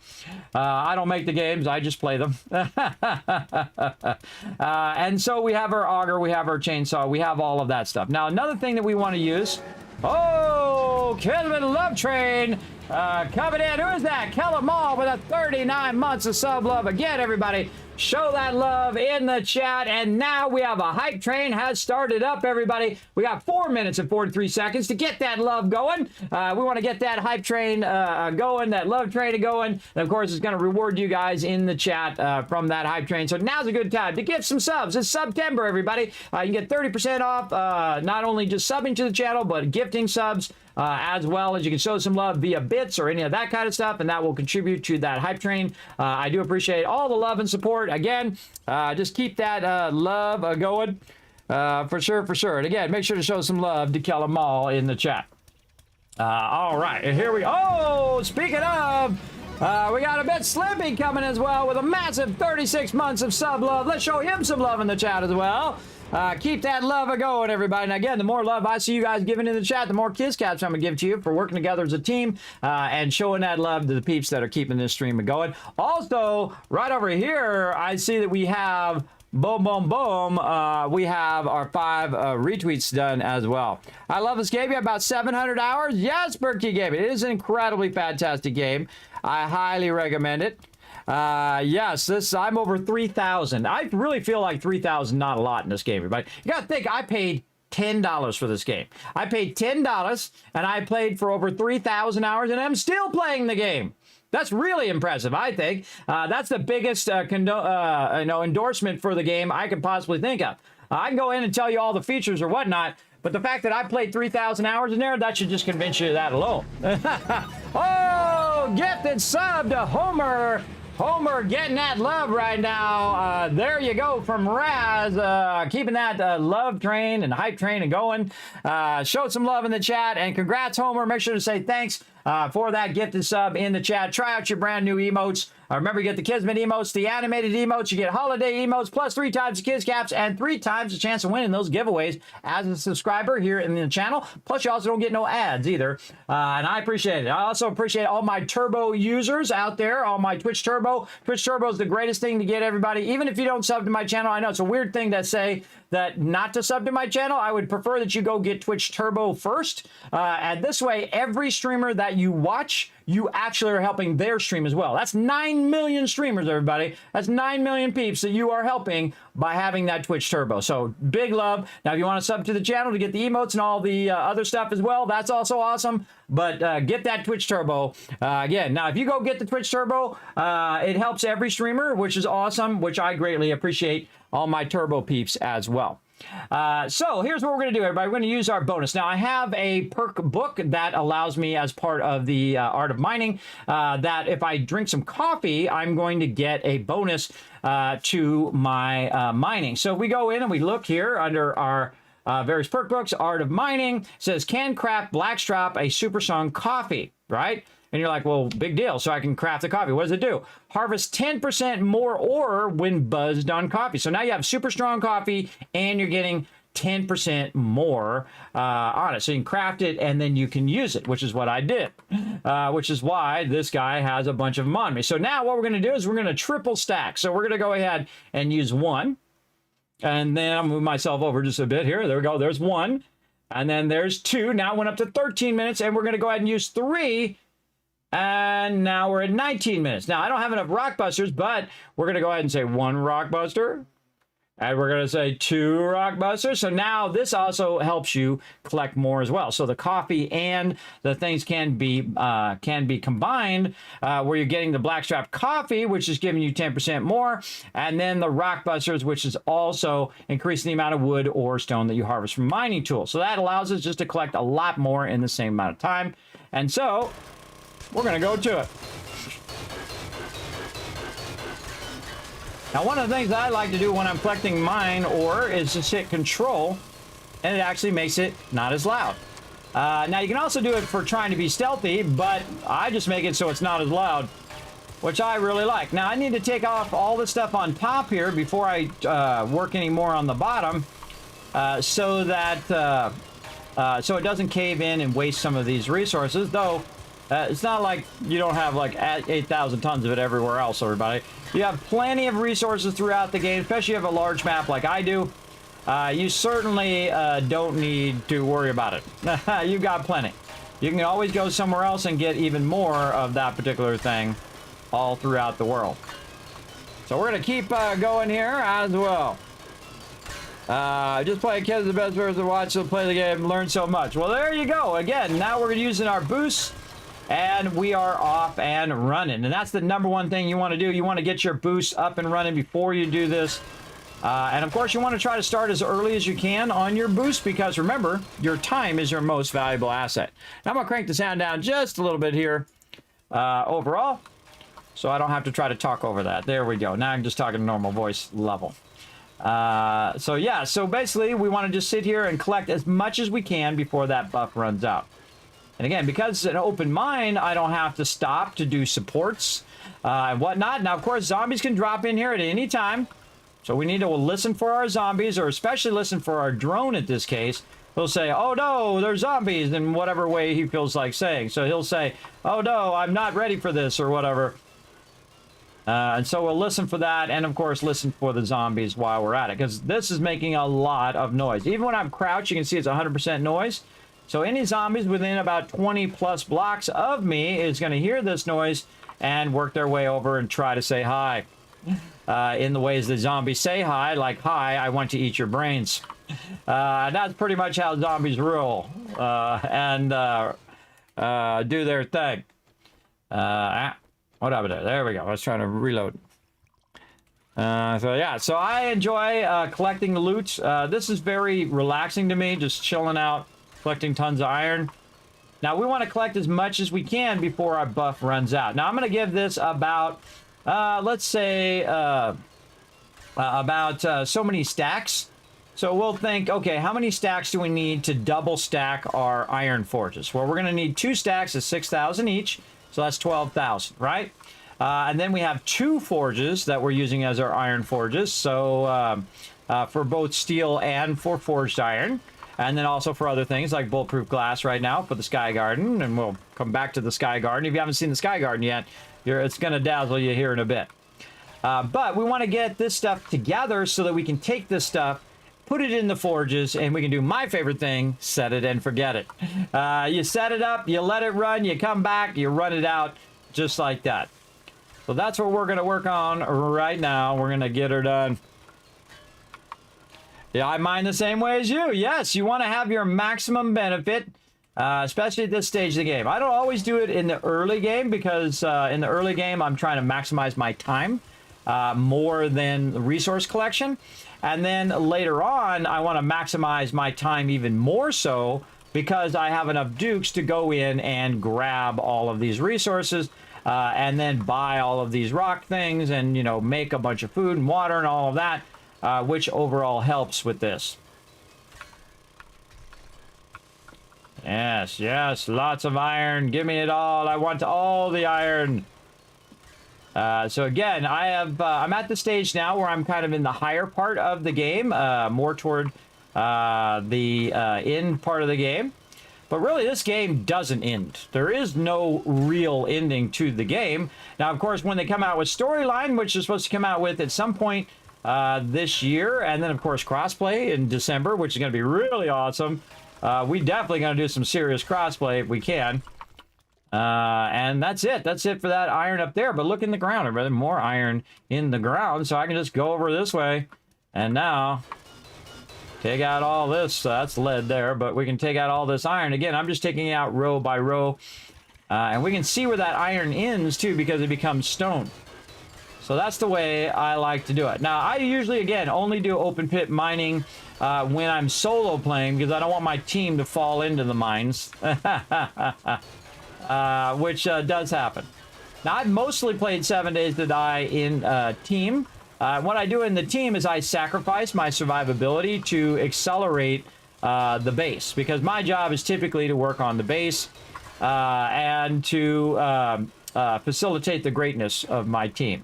And that's what I typically do. I do the sorting, I build the base, because that's why a lot of people tune into my stream to watch me iterate on my bases and build gigantic mega bases and things of that nature. Now, again, I am always resource conscious, right? And that's the way you want to be in any game, whether you're playing this game or Satisfactory or Factorio or whatever it is. You're resource conscious, and your number one resource is your time. Don't forget about that, everybody. Your time is valuable. It is the most valuable thing. So how can you do the same thing in less time? And so that means you could do more of that thing because it takes less time, right? So in this case, if I have all my buffs running, I can collect more resources in the same amount of time. And that's why that's so powerful and so valuable in the game, which is why I'm showing it to you right now. Very, very powerful, especially if you use it earlier in the game, but I typically will use it later in the game just to show you the progression of the game. And again, having lots of dukes is incredibly great. Right now, we're growing an absolute fortune worth of dukes called super corn. Now, super corn is incredibly valuable. We've also found out recently that stacks of hatches are incredibly valuable. But weirdly, you put them in the thing that you normally would use for trading in multiplayer. And then the trader will buy it every so often. I've noticed it does not work in solo play, in a solo game, but it does work in multiplayer. And if you guys want to see how we do all of that, feel free to tune in on Saturdays, Sundays for that as well. But I love collecting loot, everybody. I never get tired of it. I could literally sit here and do this for 12 hours, and I know some of you would sit through every minute, and I appreciate you for that. But we're not going to. I'm going to use my time very wisely, and also my buffs very wisely here. So there we go. We got this, and we're going to go ahead and just finish up that iron. That should be good enough. I have 66,000 iron that I collected in about 6 minutes or so. Now, what I want to do is save this buff that I have, because I only have so many rock biters. Now I can go buy some more, but we're going to be smart about this, and we're going to go find where our lead is right up here. So I'm going to go ahead and just mark that, get on here, or right-click, by the way, and it will just help me get it. Now, I already know where it was, but I'll just show you guys a great way to mark it. And then you can see, again, I have this kind of boxes here. These boxes remind me of where I had made the entrance, where I can just slide on down in there and then look for the lead. Oh, we'll go over there. Yeah, lead, and then also some nitrate there. But this one looks good over here. And so now I'm just extending that time that I have these buffs running over here, and I'm switching to another resource. Now, I need lead because I need bullet tips. It's always wild when you need more bullet tips than you need brass, because at the level that I'm at, I'm making so much cash that I'm literally taking the dukes and putting them into the forge. Because you know what's even more valuable than dukes? Bullets. As many as you can possibly get backlogged. And then the more I get backlogged, the more Horde Knights in the future I have ammo for. Right? And that's what I do at this stage, is backlog, backlog, backlog. I also, one of the most powerful things you can do in a game, if you're trying to be efficient, is to eliminate first. So a lot of times when you're playing games like factory games, or you're playing building games, what people try to do is they try to optimize, right? Great examples like in Satisfactory. So if you're in there and you're trying to optimize your factory, awesome. But that's not rule number one. Rule number one is eliminate things in your factory that you don't even need anymore. You start with that first, because that's the most efficient thing. Is it the most efficient thing for me to, right at the very beginning of the game, build a gigantic mega base? No.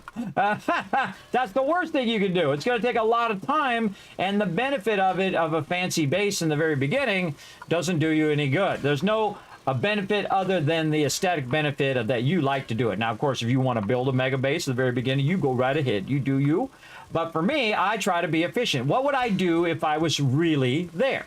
And I do the same thing in Fallout, Satisfactory, and a whole bunch of other games. What would I do if I was really there? Well, what I'd want to do is figure out the most efficient way to support me if I was solo, like in this playthrough, or my team. What's the most efficient way to get started? And of course, we try out different things every single playthrough. So in the case of 7 Days to Die with my team, I would go in, and the first thing I would think about, and we always have this problem, but not in this playthrough, by the way, we solved that problem finally of not enough food for having 15, 16, 20 people on the server, and at the beginning of the game, everybody is starving to death all the time. So this time we said, okay, before we do any quest or anything else, and we're not even going to bother to make the food, we're just going to go collect the food first. And so we went and collected the food and water, and we had a bunch of food and water. But we didn't have the ability to convert the food and water yet, and that's okay. What we want to do first is have the food and water and know that we have it, and then we can work toward converting it. You'd think you'd want to get the ability to convert it first, but that's not true. Because in the meantime, while you're getting the ability to convert it, you're starving to death. And that's not good. What you want to do is go collect a bunch of murky water, collect a bunch of food that your peeps can use in the very beginning, especially if you find cooking pots and grills. Oh, more iron there. And so on. You'd want to get all that stuff first so you have the capacity to go in and eventually go in and make that food and water. So basically what you're doing in the beginning is setting yourself up for success. And that's why you'll see me actually stop playthroughs. There she is. What up, Fred? That's Fred. Fred likes to come over to your house. He drinks all your he drinks all your pizza. He drinks all of your beer. He eats all your pizza. He never chips in, and then he leaves. That's Fred. That's my RP for him anyway. So there you go. That's not official 7 Days to Die lore, by the way, everybody. That's official 7 Days to Die Kismet lore right there. I like to add a little bit of my own lore to the game while I'm playing it. He's that guy, and he's always showing up. He's like, you're like, when you see that guy, you're like, oh God, it's that guy again. It's that guy again, the mooch who comes in and, you know, is always mooching off you. It's that dude. I feel the same. Feel the same for the person when it's a game. I enjoy the same game. Exactly, exactly. The way I know I enjoy a game, everybody, and I can tell you it's happened to me right now. An hour and 53 minutes have gone by, and to me, it feels like a few minutes. Yeah, that's how you know you like something. I would say the same thing for streaming, too. If I come in and I stream, man, the time just flies by. Because I love talking to the chat, which is my favorite thing, by the way, even more than playing the games. If there was no chat, I would not bother streaming at all. Not at all. I think chat's my favorite part. Of all the stuff that I do here, which is whole next level, everybody, talking to the chat's my favorite. So if I get busy talking to the chat or whatever, or you hear me commentating on what I'm doing or whatever, that's because I love talking to the chat. That's my favorite thing. Oh, look out. Here we go. We're getting some love right here. Another love going to Blitz. Congrats, Blitz. You got a gifted sub. Let's show Blitz some love in the chat, and Rads as well, being our love train conductor tonight. Thank you so much, Raz, for that gifted sub. Appreciate that greatly. For sure. Are you a fan of Lord of the Rings? What awesome person would not be a fan of Lord of the Rings? I don't understand why anybody would not like it. That's my thing of it. I'm a big fan of Lord of the Rings. Now, I'm not like a super fan. I'm not going to tell you who the first guy was back on the 5th row or whatnot. I have been watching that Lord of the Rings show, which is terrible. It makes me cringe, everybody. That show makes me cringe every time I'm watching it. But I force myself to watch it anyway. That Rings of Power, I'm just hoping that it gets better. Actually, the first episode of season 2 was actually not too bad. I give him credit for that one. But oh my God, it's terrible. The horse goes wandering off, and I'm not even going to tell you what it does, but it was like, who is writing this? Like a 5-year-old? Any adult knows this is like a 5-year-old writing here. They don't suffer from bad actors, everybody. I find that most shows suffer from bad writing. Bad writing, and then some corporate bonehead came in there and acted like he knew about writing, and he knows about Lord of the Rings more than, you know, all the super fans out there who know way more than me, and I know a good amount. And they think they know better. Oh, so bad. But if you're a hardcore Lord of the Rings fan like me, You'll sit through it anyway, just so you get the lore. You can absorb the new lore that they're adding to the Lord of the Rings. But man, they need better writers. That is terrible. The writing in there is really bad. Again, those are some great actors, though, too. See, that's the thing. You're wasting fantastic actors with bad writing. That's what I think. The same thing with, I'm a big fan of Superman. Superman's my thing. Dun, dun, dun, dun, dun. You just start that song, everybody. I just start going. Start getting that Superman feel, right? You start getting that superhuman strength flow through your body. Just that score alone gets me going. Superman, the original Superman movie with Christopher Reeve, by the way, one of my favorite movies of all time. I still, when it comes on, oh, Superman's on. Set that remote down. Now, I like the new Superman, and I like Henry Cavill, but I hate their writing. Their writing is terrible. And hey, that's the problem with DC. They got terrible writers. And that's the problem why a lot of that stuff sucks. Not because the actors are terrible, and not because the characters aren't epic and awesome. They just write them terribly. That's the problem. You got bad writing, you're going to have a bad movie. I mean, no actor, unless they're like Jim Carrey or somebody like that, can make it better than the actual quality of the writing.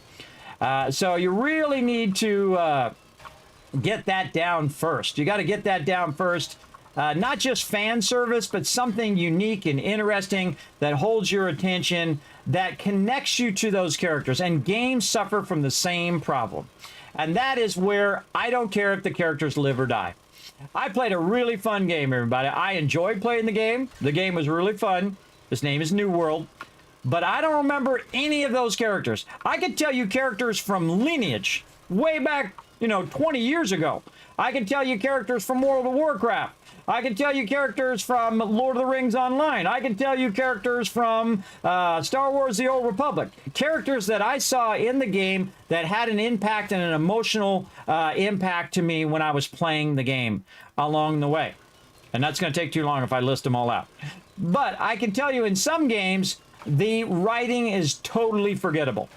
And the same thing with some movies. The writing is totally forgettable. I love the original Lord of the Rings. It is one of the only movies I have ever watched that lived up to the thing that's the hardest thing to match, and that's your imagination when you first read the books. Like when I first read Lord of the Rings Online, probably before you guys were even born. People were reading it before I was born, everybody. That's a really long time ago. When I was reading that, I'm like, this is one of the greatest books ever. What the heck? Who wrote this thing? And I'm like, oh, J.R.R. Tolkien. Oh, wow. This is amazing. This is incredibly well done. And it's also the one that basically started the whole genre, that fantasy genre, and elevated the genre. If you're a great writer, everybody, you're not only writing great, but you're elevating the whole genre at the same time. And that's what J.R.R. Tolkien was doing right there, everybody. They were kicking butt. He was kicking butt right there. Very cool. And the thing I like about it also is it's very deep in the way that it's designed, right? It's not like, hey, we're going to go make a pirate adventure and then that's it. It's like, well, why are you making a pirate adventure?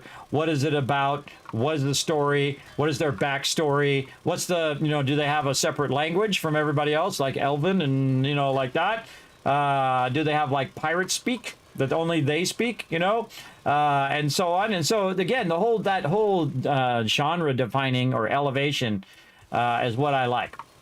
Now again, I'm not like a super fan. I can't tell you everything of every scene. And scene 37, this guy who's 5 rows back. Same thing with Star Wars. I'm a big fan of Star Wars. I love Star Wars. I saw it, Man's Chinese Theater, 1977. It was the very first time I'd seen adults stand up and I mean, they lost their freaking minds, everybody. They didn't just go, yay, great movie. They lost their minds. I'd never seen that before. I'd never seen that, and I've really never seen it again at that level other than Batman.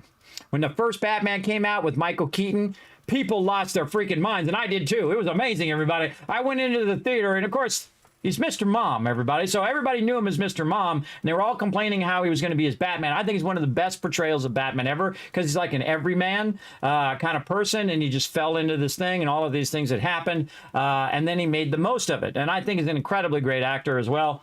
And so I was sitting in the theater, And it was the very first time you see the Batmobile. And so the Batmobile comes in, and they had the bass cranked, everybody, and they knew it too. They knew it was going to happen. So everybody's sitting there, and the Batmobile goes by, and it's like, whoa, and it's like going through your whole body. You can feel the Batmobile going by like you were really in the movie, and everybody lost it. But I don't even know what they said after that, because everybody was like, yeah! They were losing their minds for that as well. So that was incredible. It was such a genius. It was a genius writing, incredibly well acted. And the fact that they also incorporated it in with the theater, your whole viewing experience as well. Just an absolute stroke of genius by the people who did that and who wrote it really well. And then, sadly, they let somebody else write the next ones, which is not good.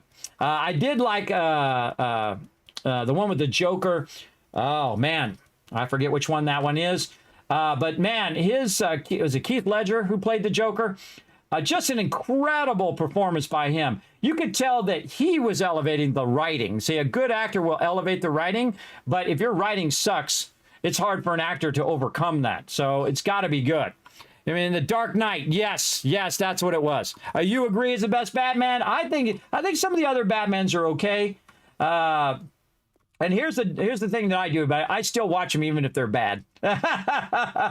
I still watch them even if they're bad. And again, Henry Cavill, an incredibly fantastic actor, everybody. I think he's awesome, especially in The Witcher. I think he was born to play that. He was born to play that role. And I think he was born to play Superman. He's an incredibly great Superman. He represents Superman's kind of thing. Also a big gamer, by the way, and Warhammer player as well. Big love to him. And again, you'd think such a good-looking dude who's, jacked and just like, whatever, wouldn't be into gaming, but I love the fact that he's a gamer as well. And he's all into The Witcher. And then, of course, you got these stupid studio idiots that don't realize that he was born to play that role. He was born to be The Witcher. And he's so incredibly good in the first season of that. And then I didn't bother to watch into the other seasons because screw them for being terrible. He's gorgeous, isn't he? Yes, he is. Even as a dude, I admit that he's a good-looking man. I'm not into dudes, but he's a good-looking man, I'll tell you. All of us normal guys are like, man, we wish we looked like that and were jacked like that. But, that come at a cost, He's big because he spent a lot of time working out and doing that stuff. He used to actually be overweight, by the way. He used to be really overweight. So it tells you, hope for anybody, right? Hope for anybody to look like that dude. Well, at least muscles-wise. Face-wise, maybe not as much. Or other parts of the thing. But he used to be overweight. He says it all the time. He used to be an overweight kid. And then he started working out. And then he really worked hard at it. And again, that's how you achieve things, everybody. You work hard at it. All right, speaking of working hard, we got our lead done here. Let's work our way out of here. Where is my vehicle? This way. My vehicle is going to kind of aim me toward my exit. Oh, somebody wants to get shot. Come on. They fall down there when I was coming up. I ain't got all day. I'm out of here. I'm out of here, crazy zombies. Somebody went down in there. Oh, wait. Yeah, it was a screamer. Watch as there, I sneak down underneath my base where she doesn't even know where I'm at. She don't even know where I'm at, sucker. And see what it does, you can do automatic doors, so the sensor is detecting whether I'm there, and then it automatically opens the door when I go in there, and it automatically closes it, just like the Bat Cave. Very cool. Very cool. You can make your own cool Bat Cave in your playthrough as well. Very, very cool. I'll take Henry thin or fat, it doesn't matter to you. That's a good way to look at it. That's a good way to look at it. He is a good-looking dude. And I love the fact that he's a gamer, everybody. And you can tell he's a gamer just by the way he's really shy and the way that he talks and whatnot. You can see that he's had to kind of come out of that introverted shell that a lot of us live in. Me too, everybody. I've been an introvert for most of my life. And then I just got over it at some point. I just like, you know what? Screw it. I just talk to whoever I want to talk to and do whatever I want to do. Most introverts, they just want to stay at home and watch TV, everybody. They just want to get under a blanket. Put a one in the chat if that's your jam, everybody. Sometimes you just don't, so you go out and you hang out with peeps or whatnot. Sometimes you just want to chill inside. You want to be an introvert. You want to eat your popcorn. You want to just, watch my stream in this case. You just want to chill out, and there's nothing wrong with that, everybody. Don't make anybody make you feel wrong for wanting to be who you are. right? I sometimes want to just chill. I don't want to go and do all that stuff and be all up in, everybody's business and giant crowds and things like that. I'm one of those people who can also feel alone in a giant crowd of people because of that introverted nature that you have. So I empathize with you. I empathize with know what that feels like to feel alone even though you're in a crowd of people. Because some of us are just different than other people, and they're more extroverted and you're more introverted, and there's nothing wrong with either of those. Those things is how humans are. They are that way because they're just born that way, and that's how they developed over time. But it is good to go out there and to push yourself sometimes and, do new experiences. It can be scary. That's for sure, especially if you're real shy and you have that problem. I'm the type of person when I go to a party, I have to kind of warm up to the party. So I have to like be there for a little bit, feel a little bit more comfortable. Okay, if it's a comfortable environment, then I usually start talking to people. But other than that, I will usually just chill first. I'll chill out, get the vibe, feel how it's feeling. And if I don't like the vibe, I leave too, by the way. If I don't like the vibe, I was like, okay, the vibe here is toxic. I'm out of here. But if the vibe's good, then I'll chill out and then I'll start talking to people and say, hey, how's it going? My name's Kismet. How's it going? And by the way, I introduce myself to everybody as Kismet. Hey, I'm at the age where it's okay to be eccentric. You're like, Kismet, you actually say Kismet to people? I sure do. All right, hold on. Actually, we need to take this one out here. Or actually, we can run out the steel. We need to do some lead over here. Yeah, there we go. We'll put some lead there. Now, we're going to use our resources to get some of this stuff going, including our bulletproof glass over here. Now, every now and again, you're going to see me catch on fire, so I'm standing on the forges. It's okay. You don't take that much damage, everybody. You'll be fine. Okay, and then over here, you can see I've got a lot of sand. Ooh, I maxed the sand. Wow. Okay, that's pretty amazing. I maxed the sand. Very rare do you max sand. But this is all about bulletproof glass here, so I want to get some more lead in there, and then I'm also going to need a bunch more iron, so I might as well just melt those down. Now, bulletproof glass takes everything except for brass, so it takes a really long time to make a lot of bulletproof glass, that's for sure. All right, we got some brass going here. Let's get our bullet casings going. And you're like, well, Kismet, what are you going to put in the brass here? Well, actually, the best thing to put in there right now is to actually put my clay in there. Oh, I don't have a lot of clay. Oh, we got to collect some clay. And we have a little bit of brass in here that we can go ahead and put in for now. Now I have 2 brass forges, so I'm going to cut that in half. And then I'm going to do the same thing with the clay here.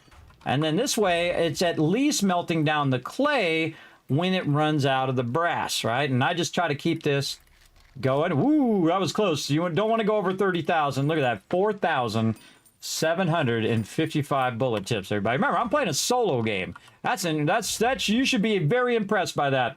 That's a lot. That's a lot. All right, I'm gonna bring this down and do 2 stacks of that right there. Yes, and then about 4,400 bullet tips there. And that's because I'm using my Dukes, but I need bullet tips at this point. And so I want to make sure that I keep all this stuff running. And then over here, I'm going to need a lot of bullet tips as well. So I can also switch this over here, by the way, to bullet tips because it does have clay and eventually we'll have lead. So I can't also just say, okay, well, I'm done with bulletproof glass. I'm going to go ahead and run out bullet tips instead. But I typically don't. I typically just let one do bullet tips because I don't really need the bullets right this second. Do I need the rockets right this second? No. Do I need anything else right this second? No. One of the cool things I can also do is you can see right here I have a bunch of iron, so I can say iron, and then I make stacks of iron. So I'm going to go ahead and make 11 stacks, except for I'm not going to do it in my inventory. I'm going to do it down here in the workbench. So if you want the workbench to do the thing for you, like say you want to scrap something, or you want to go in and you want to convert your stone into stacks or your iron into stacks, you can just go and aim at the bench and then you tell it what you want to make over here and it will do it in the workbench instead of in your inventory. Now the same thing with stone. To reduce the overall cost of the inventory space, I'll also convert that stone down as well. Now I can do the same thing with the lead over here, but it's really not worth it if you only have just a little bit of lead. Because I'm just going to unpackage it in a minute anyway. And so you can see that I already have stacks of resources there as well. So we're going to put that in there, and then we'll have some lead for later. We got a little bit of diamonds and silver nuggets we can sell to the vendor. How's our super corn doing? All right, it's taking a little bit of extra time there, and that's okay. Right there. Now let's go ahead and check when our horde night is. We're day 145 in a solo game. That's pretty far. All right, 147. Oh, we got a couple days left. We're going to do a horde night here in just a bit, everybody, so settle in. Now, again, while I was busy doing all of that, guess what? It collected more water for me here. And I'm just collecting this water just because I can. I don't really need to at this point. I've got a lot of water, but always good to keep that going. Nothing going on in that one. We've got our rockets finished over there. That's a lot of rockets for a solo playthrough. Some other stuff that we had scrapped from before. That's idle right now. This is making a crazy ton of ammo. 154 minutes, so a couple hours left on that. Oh, and I did it again, everybody. I forgot to do the thing. Oh, I forgot to do the boxes instead of doing the raw ammo. And that happens. That happens. So sometimes I forget. Kind of feel like I should take my turret ammo out of here now, and which is my 9mm, and just kind of move it somewhere else.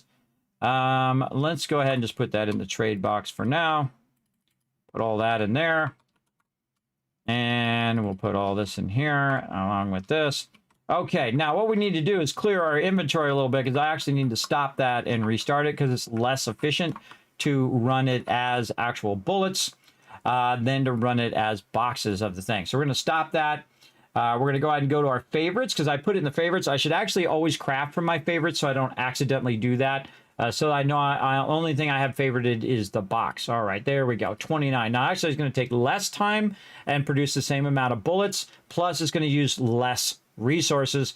Or actually produce more bullets with less resources. There we go, that's what I was trying to say. And it's also going to take less time. So there we go. And then over here, we're going to do the same thing. And again, I can tell because there's no little box thing there, and there's no little box thing there. So we want to go ahead and do this. There we go. And again, 86 at 18 times 100 is 1,800 bullets right there. So that's a good amount. Everybody, this is 2,900 bullets right there. Almost 3,000. So 3,000, 4,000, 5,000 bullets. That seems like a lot, but it's really not, everybody. 5,000 bullets goes in about 2 horde nights.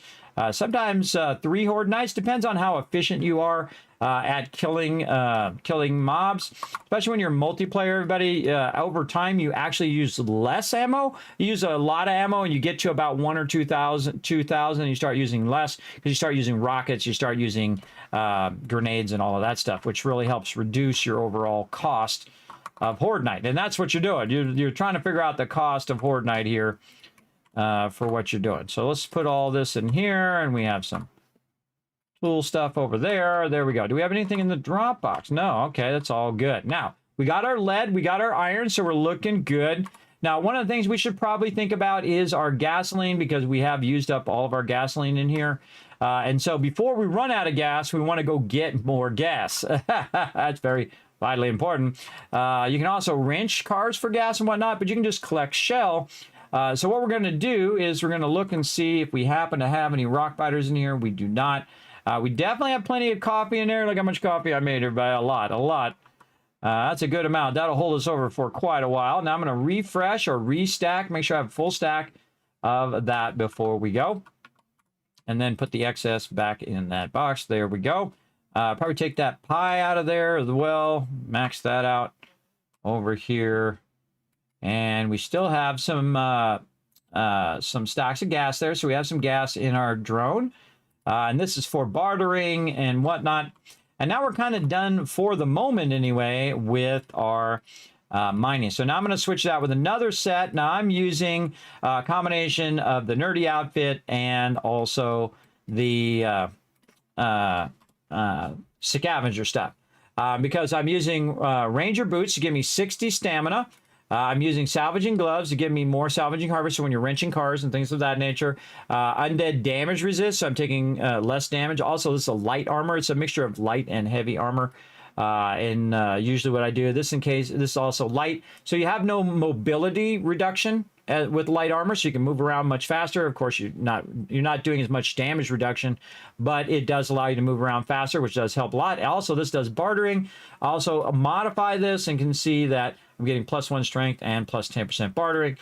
Treasure mod, same thing, boosting your loot stage, getting more XP, and some armor, and of course my helmet light. So That's what I'm using. Now, I also have a 44 Magnum or Desert Vulture right now, because if you go into Magnum Enforcer and you get number 4 of Magnum Enforcer, it's going to give you a 5% better deal if you have your 44 gun out. So definitely fun to bring that every time you're bartering.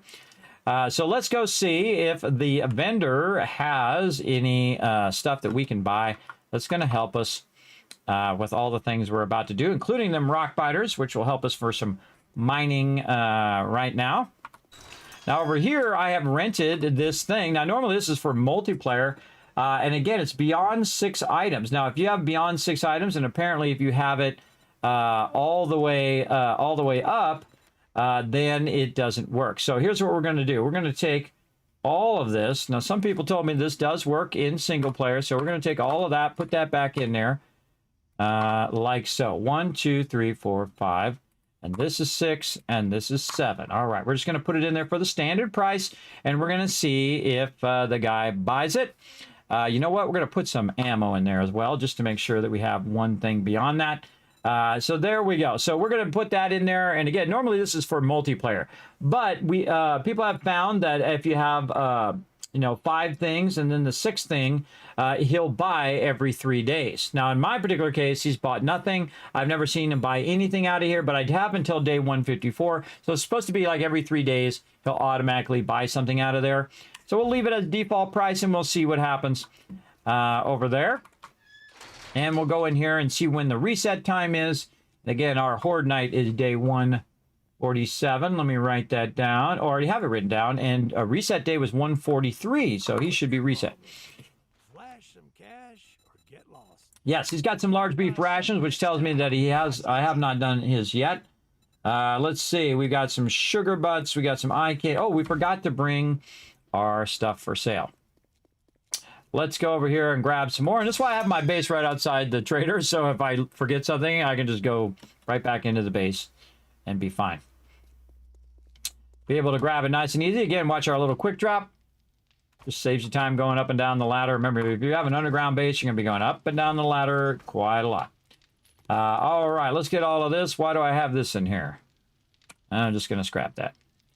Just going to scrap it. All right. And you're like, well, Kismet, you could have sold it to the vendor. I could have, but I'm not going to. I don't need to anymore. I'm past that stage. In the early game, you definitely want to sell as much stuff as you can to get your dukes up. But in the later game, I'm growing an absolute fortune of dukes, which I'll show you here in a minute. I'm letting it still grow while I'm doing all this other stuff. And then we'll come back and we'll collect all that in a minute. Okay, so I've got my dukes now. I can go in here and get those rock busters. I'm out of dukes. I'm out of dukes. All right, I got to sell some stuff first. Okay.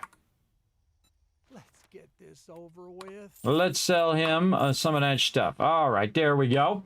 Now, another thing that I can do, since I have my robotic drone, is I can go ahead and use this sugar butts, which is going to boost my bartering even more than it already is, like so. And then anything I'm buying, I can use my pumpkin cheesecake to get it for 5% less. Right there, better bartering.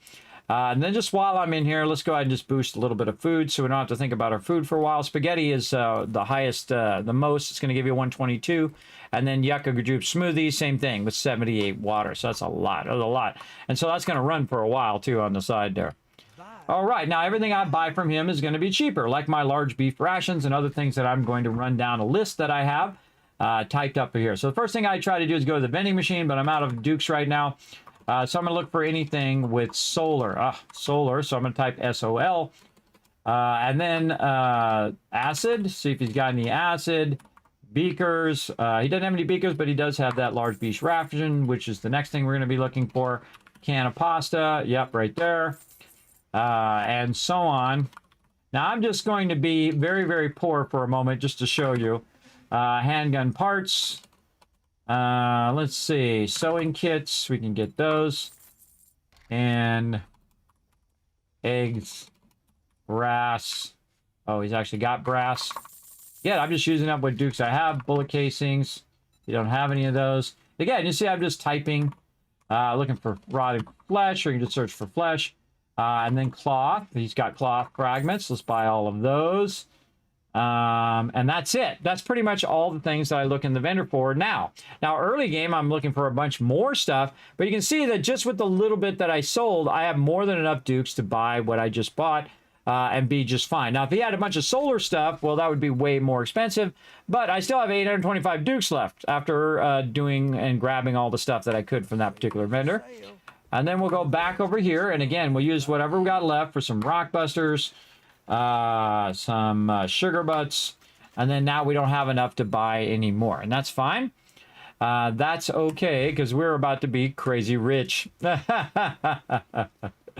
All right, now so what I normally do after this vendor is I will go to other vendors. We'll do a vendor run, which we'll do here in a moment. But before we do that, we want to backlog a bit of cash in our pockets. Now, super corn is one of the highest level items in the game. It is one of the most lucrative items as well. And this is taking too long, so too bad, too sad. I'm taking it all out. That's right. Now we're going to go ahead and switch to our farming set. Really good to have different sets of items. We're going to wear our farmer gloves. We're going to wear our farmer hat. Again, you can see I'm just kind of replacing the stuff that's there with my current outfit. And then what I'll do is I'll replace the Desert Vulture with this knife. Now, the reason why I have this knife, and of course, you want to make sure that it does say bonus on the side here, which it doesn't say, which means that I screwed something up. Let's go look again. Yes, I did not actually get my farming outfit on. There we go. Set bonus active here, and then it should say bonus over here on the side as well. All right, there we go. So now we know that we have our full set on. Now, it's been taking a little while for it to go, and I'm not going to wait around any longer because we got to move on to putting down some cotton here. So we're going to go around and collect the super corn. Now, it's going to still give me back the seeds. And because I have living off the land 3, it's going to give me a high yield. Oh, look out. We got another love train conductor, Raz, coming in. Showing some love to Jay and Amnip as well. Wow, you guys are getting lots of love because, again, it is September. And, oh, I think we hit that first goal. Oh, let's shoot out some fireworks. There you go. Some fireworks for you all, everybody. We hit that first sub goal. We're one away from hitting that dance party. We're going to get a dance party going if we get one more sub going on tonight as well. There you go. Thank you, Raz, for showing that love in the chat. For sure, for sure. Where's the Lion King? I don't know where he's at. I don't know which one, the good king or the evil king that came after the first king. You got to think about it. The Lion King was also the evil king. He was the Lion King, right? Mufasa and the other guy. I remember Mufasa. I think the animated version of the Lion King is still the best. I think that's just so incredibly well done. It's the vibe of it. The vibe of it is still amazing. The voiceover and all of that, and the animation. Now, again, I'm collecting some of this early, and I will just get the seeds back. But it's time to clear this super corn out of here. And see, I used to have all the other elements like pumpkins and all of that stuff here. And I do that early game, and I backlog a bunch of that.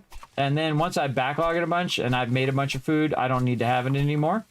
Again, because that's more efficient. I've eliminated the need to farm that stuff, right? I don't need to farm it. I've got plenty of food and water. So now what I want to do is I want to make a ton of cash, which is what super corn allows you to do. Also, I want to make sure that I can keep making duct tape over and over. So what I'm going to do is go in here and grab my cotton seeds here. And then I also have a bunch of cotton over here, somewhere down here, that I can also use for seeds. Now we're going to switch to cotton, and cotton allows us to get a bunch of cloth. And so we can convert 1-to-1. When we collect our cloth, we can convert that our cotton, we can convert that into cloth. So that's what we're going to do right now. We're just going to do nothing but cotton. And we're going to guess how many seeds we need. Let's say about 30. Let's go ahead and craft those. Let those run for a minute so I can catch up, because I can put them down faster than it can actually craft it. So there you go. Yes, I love that in the chat, everybody. That was very nice. Yes. Yes, there you go. See, if you're awesome in the chat, sometimes you get rewarded by awesome people in the chat. That's what I find, everybody. Be an awesome part of the chat. And then I have amazing people in the channel, everybody. They'll go out and show us some love. That's for sure. Just be an amazing part of it. All right, there we go. Now we're getting there. And so we'll put these down. I feel like we're going to need way more than ones we got left. Yes. All right, we're going to need way more. Again, I'm going to click on it. Recipes, seeds. You have to unlock these seed recipes. Let's say more like 40. Let's go ahead and do more of those. There we go.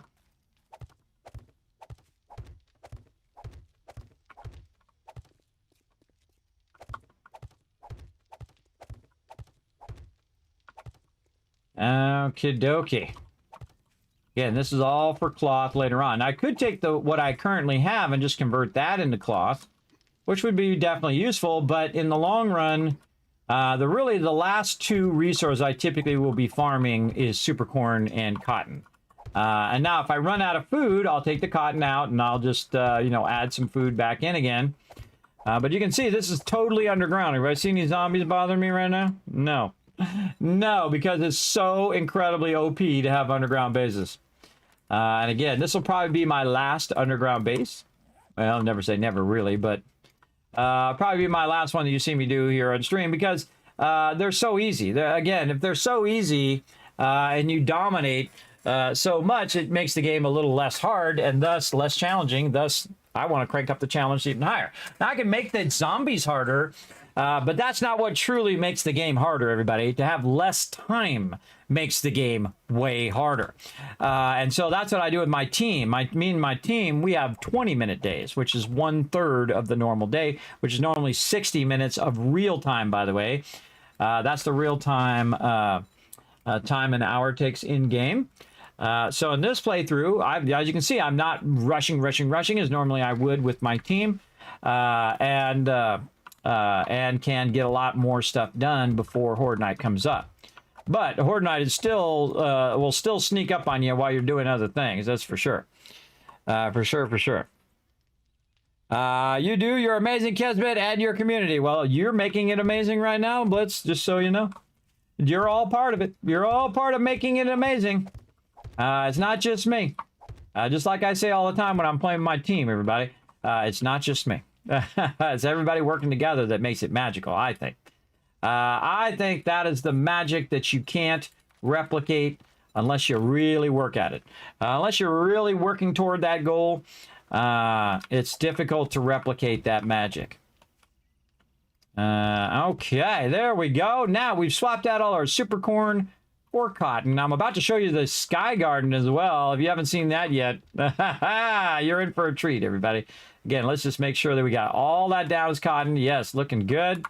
And then the extra cotton that we have, we're not going to save that anymore because we can always make more seeds from that now. So we're going to go ahead and take this and look at the recipe, and we can make cloth fragments from this. Again, it's 1-to-1, so I can make 195 cloth fragments. And Dio is our current cloth fragment master, who does the cloth fragments for us in the multiplayer. Look at this, all nice and stacked. Let's get that out of there. Let's get that into the box nicely, like that. Now look at all that nice super corn. Now you think that's a lot, everybody. We're going to put that right up here to be sold later on. We'll take this out of here, and we'll put this back in the box over there. And then we'll put all of our crafting stuff away here. It was just itching. And then raw food away over there. We'll find our drone. Come here, drone. And we'll put these away in the drone, so we'll have those later. Let's actually put that down there. All right, so you can see that we have a good amount of super corn. Now, that's nothing, everybody. And you're like, well, Kismet, how are you going to make money if you took down all your super corn? How are you going to make some dollar bills? Well, that's where the Sky Garden comes in. And now we're going to do some more Duke Domination right now. Here we go. Right through here, you can see our tree farm as well. These are a distance of 3 in both directions. And if I ever need any wood, I'm already pre-growing it right there. You let it run for a few days. You come back, you chop it down, and then you replant it again. But here's the Sky Garden, everybody. This is where we put it up in the sky. Well, at least a little bit up in the sky. And we now have a little bit of super corn in here. So you can see we got a couple, right? You know I have more than a couple, everybody. You know if I say that we've got a lot more than a couple. And again, we're still in our farming outfit, which you can see over here. We're still getting that farmer bonus, which you can see right there. Now, the farming outfit bonus in here is you gain more health and stamina from food. So usually when I have this on, I'll eat a little bit of health and stamina from food. But what I really want is I want this, which is giving me seed harvest bonus, which is right now 20% because I have a level 6. And then crop harvest bonus 100%.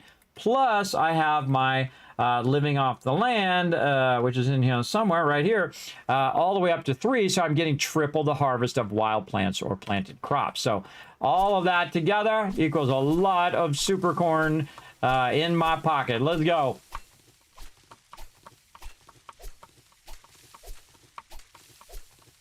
Still going.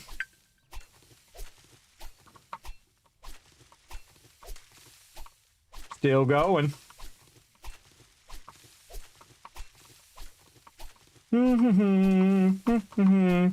Still going.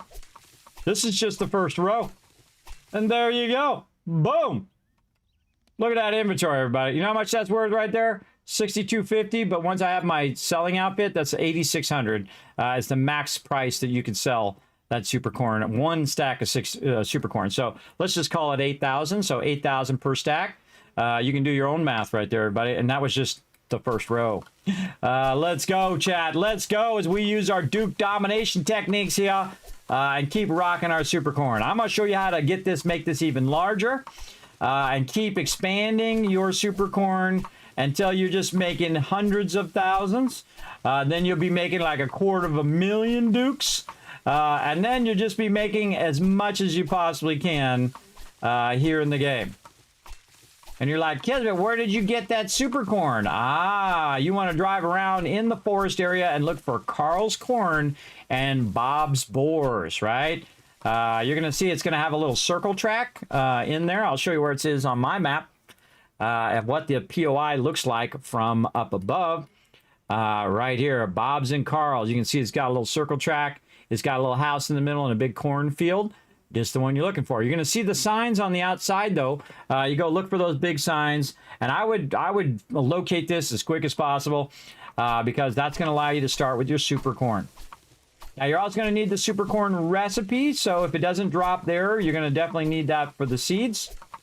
And you can see I'm just collecting an obscene amount of super corn. Now, what I try to do is I try to use up all my stamina collecting the super corn. And when I run out of stamina, I then start to put the seeds down. So I'm just going to keep going until I run out of stamina, and then we'll do seeds while we're waiting for our stamina to go back up. So you're multitasking. Always good to be multitasking. I'm also using the knife because the knife has a quick attack speed. I feel like it's faster than punching, but it's also just more fun. Stabbing the corn. All right, now I'm holding down the right mouse button and I am backpedaling. I have hundreds of seeds now, both from our one from the inside and then out here. Now, I don't need the super corn inside my primary base anymore. I just want to put it over here and set it and forget it. You're going to hear that a lot in my stream, everybody, because that is my main thing. That allows you to go do something else while you're basically making money hand over fist over here with your super corn. Now, the most efficient way is to turn around and then again go back the other way. I'm just going to fill in these roads with some super corn so they can get busy going. Now, even if you have a glass ceiling like I have over there, just as a test, you still can grow your crops. Now, in my case, I have bulletproof glass. Do not use regular glass, everybody. You can sneeze and it will break. Do not use that regular glass. It doesn't have much hit points at all. So bulletproof glass is very difficult to make because it requires a ton of resources. So I typically do bulletproof glass in the later game, and then I will also do stuff like this, like the sky garden and stuff like that. All right, speaking of stuff we have to do, to get our dumb robotic drone out of our way. Robotic drone is being annoying. As always. All right, let's see. 50-50 chance that I'm going to remember to pick this drone up. Affirmative. Last time I went to the wasteland, and I flew all the way to the wasteland and realized that I had left my drone right there. And remember, my drone has all of my resources on it. But we survived anyway, and then we came back over here and we doubled up the farm yet again. we may do what we have, because we're survivalists here. That's what you're doing in this game. You're learning how to survive and thrive as well. There we go. All right, very nice. Over here. Let's keep going. Oh man, my shoulder's like hurting for some reason. I don't know what the heck. Too much corn collection. I don't know. I've been sleeping bad or something. I don't know. Both had a really bad. My side of my face was aching all this week and since last Friday, and now my shoulder's starting to hurt. I don't know what the heck. It's like I'm in a battle royale when I'm sleeping or something.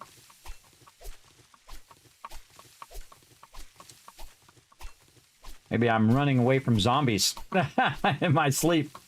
Could be.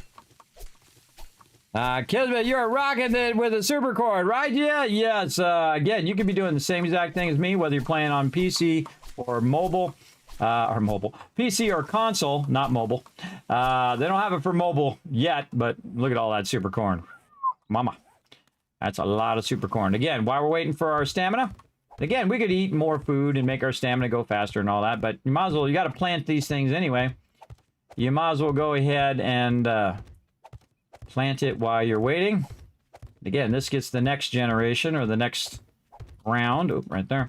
The next round of super corn going.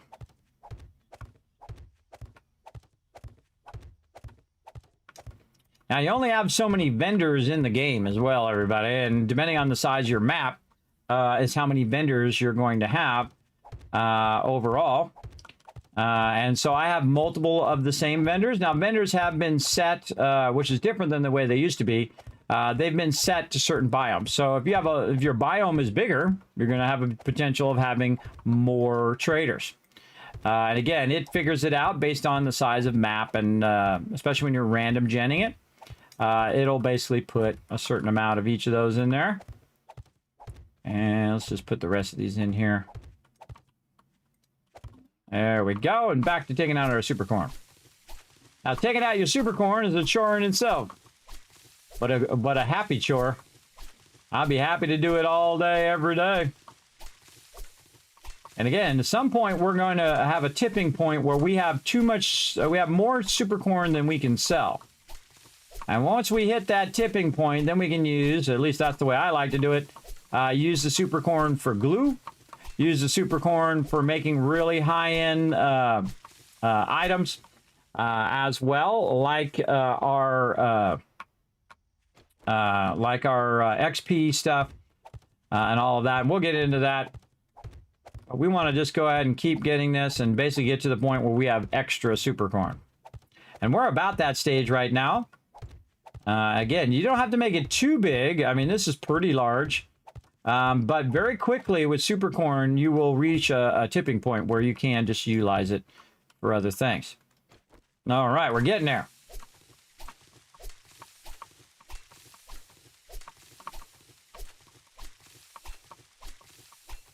Should have gave you one of those sites where you go in and you use the big Reaper-like thing to take all those out.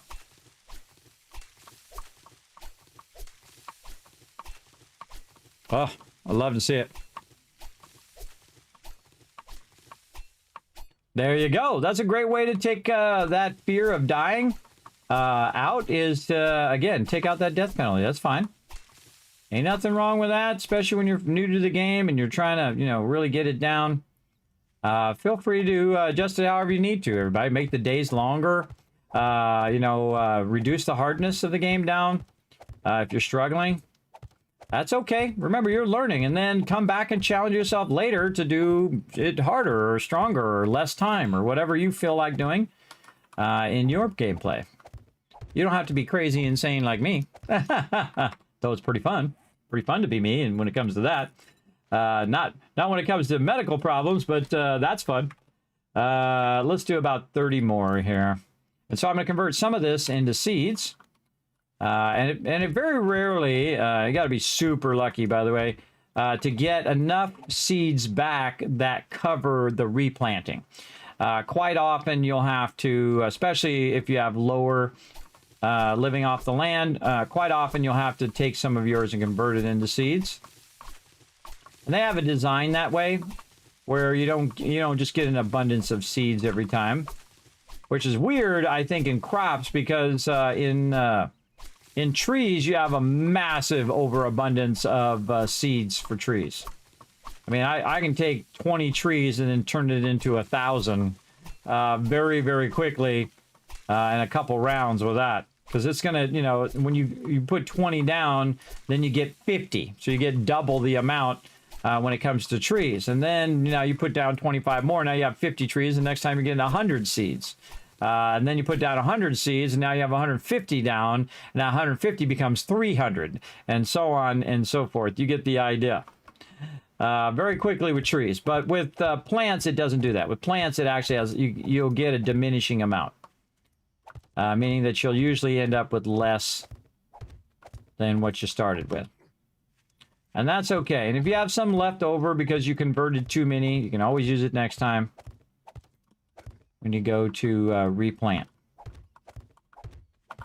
Now, I forgot to take my break too, so I'm going to take a break after this. We're going to do some words on stream. I'll try to remember today. My doctor has been reprimanding me for sitting too much and not getting up and taking breaks. And oh, actually, need some more. Okay, need a little bit more. Let's say 5 more, 4 more. Now again, we don't need to keep the seeds as well. So that's 3 more. So the best thing to do is just make exactly the amount that you need. You don't need to make more than that, I feel, because you can always come back on the next harvest and make more seeds then if you need it. But there we go, everybody. That's a lot. I don't even know how much that is, but that's a lot. And look at all that super corn. Now remember, this is $8,000 per stack. And how many stacks do we have? 1, 2, 3, 4. This is 9. This is 18. Let's just do these 2 stacks. Hey, Suri, what's 18 times 8,000? We just made 150,000 dukes. Just these 2 rows. That's not counting that other row. So let's just call it 200,000.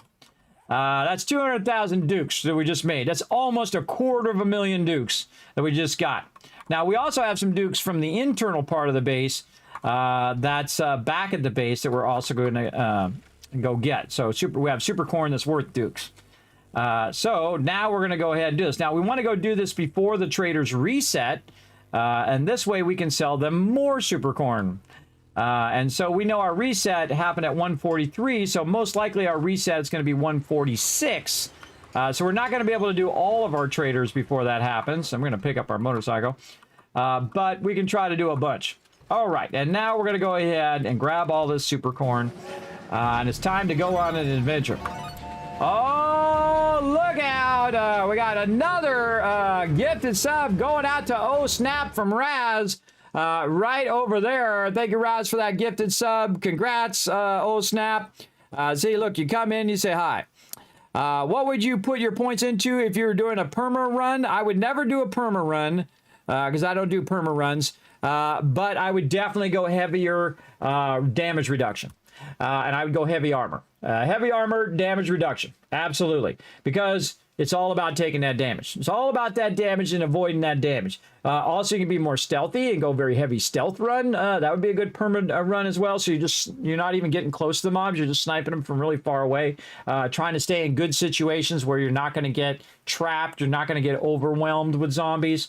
I would definitely do that if I was doing a perma run, but I never do. I never do perma runs. It's not my thing. If it's your thing, more power to you. Go do your thing. But for me, I'm not a big fan of perma runs. I especially don't like perma runs that involve my companions and my companions just perma die. I'm not a big fan of that at all. But again, that's what I would do. I would definitely watch out and try to protect myself against and reduce damage. I would be having a lot of buffs that reduce that damage. A great example is our, see if we have any in here. Oh yeah, right there. Is the fort bites. Every time I would go into a fight, I would have these fort bites on because that's 40% damage mitigation. That's huge. That's massive. I mean, it takes your water down, but what you do is you use this, and then you turn right around, and then you drink yourself a nice yucca smoothie, and then bam, you're good. You're more than good. All right, and we got our helicopter. We've got some gas, so we can get there and get back. And let's go to the trader before the trader closes, and we're going to double check that it's day 146, which usually is every 3 days on the trader. So let's go see what's going on with the trader over here. Okay, Mr. Trader Guy. I'll sell you food, but don't. Again, see, look, 8,000 because I put my other outfit on. I have my Desert Vulture on as well. And again, I have my selling outfit. If you missed that, let me go show you that. We move on. Right over here, you can see Enforcer sunglasses. And so those Enforcer sunglasses, again, are giving us that barter rate plus the cigar. We can also use our buffs if we want to, and that'll make it worth even more. But I think we got everything out of here that we wanted, so there's nothing really I want to buy from him. I just want to sell him the super corn. Now, I think I can get to another vendor. Oh, and I forgot, everybody. I knew I was going to. I totally forgot. I'm glad I thought of it before I left, though. And that is, I forgot my drone. I forgot my drone again.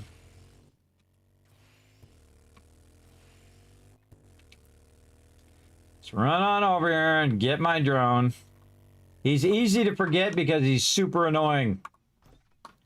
Always in my business. All right, Mr. Drone, let's go. Let's go. You're cutting into my vendor time. Now, I find the best time to travel, especially if you're traveling a long distance, is at nighttime. It's especially better if you have a reduced amount of time, like you have 20-minute days like we do on the weekends, to travel at nighttime. Because by the time you get there, usually the night is over. But by default, that doesn't happen as much. If you have 60-minute days like I do, or even longer days. So it's less effective. Okay, so here's what we're going to do. We're going to go to our guy, if he wants to hold still. Come over here, drone. And then again, we're going to use our sugar butts, which are going to do our bartering, like so. And then we're going to do our pumpkin cheesecake in case we want to buy something. I'm just going to do those in tandem because I'm going to go to this guy, and then I'm going to go to a whole bunch of traders in a sequence. So let's go ahead and sell. Now, look, it's 8,500 now. And then we're going to sell. The most I see it is 3,600. I forget what other thing I had on that made that happen, but I forget. But I think 25,000 Dukes ought to get us started. That's a pretty good start. All right, let's get our hackers here and eye candy. And you can see I just start buying a bunch of random stuff out of here. Well, it's actually not random. It's very specific for specific reasons. This is for salvaging, and this is for the loot bonus that we just utilized right there. Now, we're ready to run on out of here. Now, when the vendor's about to reset, everybody, I don't bother to close the gate, especially on a solo playthrough. But on a team playthrough, I always try to keep that gate closed. All right, now I have all these traders kind of marked as 01, 02, 03 to optimize my flight pattern because we're going to get on the gyrocopter. And if you've never seen the gyrocopter, but the gyrocopter is awesome. So we're going to repair it. We're going to gas it up. Everything good. We're out. And we've also marked our next location, which is what I did on the map there. So I number them 1, 2, 3, 4 in a sequence.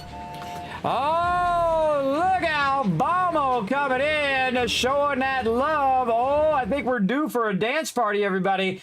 Get ready and show some love to Bomo in the chat. That's a lot of love, everybody. That's a lot of love being put in the chat right now by Raz. That was a gifted sub from Raz. Raz being our love train conductor today. Appreciate you, Raz. Showing so much love to the chat. And again, remember, it's September, everybody, so you are getting a discount on those Twitch subs. I appreciate everybody comes in and shows that love. Also, if you're watching on YouTube, because I am streaming on both YouTube or on Twitch, YouTube, also on X.com, aka Twitter, Facebook, and on Kick, all at the same time. Because I'm a multi-streamer, everybody, because I think it's all about your preference, where you want to watch. I feel like that's a much better way of doing it than to force you to go over to any platform that you didn't really want to go to in the first place. But if you do want to be part of the giveaways, everybody, you do have to go to twitch.tv/Kismet because the giveaways do not work in other chats. It's not my fault. Don't blame me. They do work in my Twitch chat, though. Same thing about words on stream. I can only have it working on one platform at a time. So there we go. Oh, look out. Toxic also getting a gifted sub. So much love in the chat right now. I love the stream so much to learn with this game. Yes, well, thank you. Thank you. I am trying to show you guys my best tips here to rule the wasteland. Whether you enjoy Fallout, whether you enjoy 7 Days to Die, and very soon Satisfactory. I'm going to show you some really good stuff. I've been working on that a bunch of times, for a lot of time. There we go. For a lot of time for my Satisfactory streams coming up next week. We're going to start early on Tuesday at 8 a.m. Eastern Standard Time. They're going to have a dev stream, and we're going to be all about it. Now, we're trying to rush over here so that we can use our buffs on Jen here, the next vendor. What's up, Jen? And so the first thing we're going to do is to sell our super corn and get ourselves 25,000 more dukes, roughly. And then we're going to do our run. First, we're looking for solar. Ooh, there's a solar bank. Do I need more solar banks? I don't think I do. I think we're all good. Sell my super corn, which I did. Acid. Oh, and again, you're like, Kismet, I'm trying to find acid. Well, you look in here. Oh, 2 beakers, everybody. That's like finding it's like finding the magic ticket to the lotto right there. Beakers are very rare. And so you definitely want to look for those. Large ration, can of pasta. The reason why we're getting those is so that we can use those for our food. Schematics, any schematics that I might need. And actually a lot of this stuff I could probably stop now, like handgun parts. We're going to take that out. We don't need handgun parts anymore. We don't need sewing kits. Eggs I'd probably keep in there. And we probably don't need beakers or acid anymore. We're going to go ahead and stop those as well. So now we'll do eggs. Now, again, anything where we need food, we want to backlog that over time.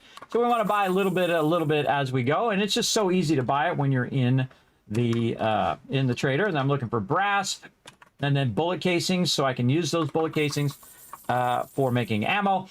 Instead of collecting brass, I can just use the bullet casings there. Rotting flesh, which I've never seen in the trader. Cloth, another one. And then we're pretty much done. We're done with Trader Jen. Now, right over here with the vending machine, we're always going to look for large beef rations, can of pasta, any rock busters, some sugar butts, and we all good. Now, we're going to go ahead and find our little drone right here. And again, just to make it easier on our inventory, we're going to double press and all that stuff that we bought. Is going to go right in there. Oh, the hackers did not reach in there. Does not reach. Now, you notice I have a lot of stuff in my inventory, everybody, and then that's going to be a hindrance for what we're doing. But our goal is to sell all of this super corn as much as we can before it resets. So, again, that's going to be tough, but we're going to try. Now, having your supercharger on your gyrocopter makes it a lot easier because you can go a lot faster and you can get stuff done. So, very, very cool. Very, very cool. I don't think I need any more handgun parts. I think I have 3 stacks of it, which means I have 150 gun parts. And that's why I'm going to stop collecting it, is because I can make like 25 turrets. And that's a lot of turrets or something like that. I'm just taking a rough guess. Or 20 turrets or something like that. And that's more than I'll ever need for the whole rest of the game. Because the thing I find, when at some point the zombies will pass you up, even if you have the best stuff in the game and you have all the stuff. And this is my biggest tip for you, everybody, is always be expecting the zombies to get harder and expecting them to outpace you at some point. And if they outpace you, then you say, oh, I need to add some more turrets, or I need to add some more heavier ammo. I need to go from regular ammo to AP ammo. I need to go and get better armor. I need to get, more defenses. Maybe I need to put more electrical down, or more spikes down, or more dart traps or blade traps or things of that nature. And when I see that they're breaching my base, that means that I'm not keeping up with them. If they don't breach my base and I wipe them out, even if they take out some of my electrical or whatnot, or my spikes, that's okay. That's what they're there for. That's what they do. But if you die and they've breached your base, then you're not keeping up with the zombie Joneses. Normally they say keeping up with the Joneses, but in this case, the Zeds in this case. Keeping up with the Zeds. Whoa! Uh-oh. Woo! All right, clip that one, everybody. I accidentally hit E. I hit it too early. I was thinking about coming in for a landing, and I fell, grabbed the gyrocopter, got back in the gyrocopter, and then landed. Took a little bit of damage, but massively just saved myself right there from breaking my leg or potentially dying. So again, if you are falling, try to get your gyrocopter again. That was actually a pretty good move right there. That was pretty good. Thank you for clipping that, Raz. That was close. Yes. Kismet accidentally hitting E.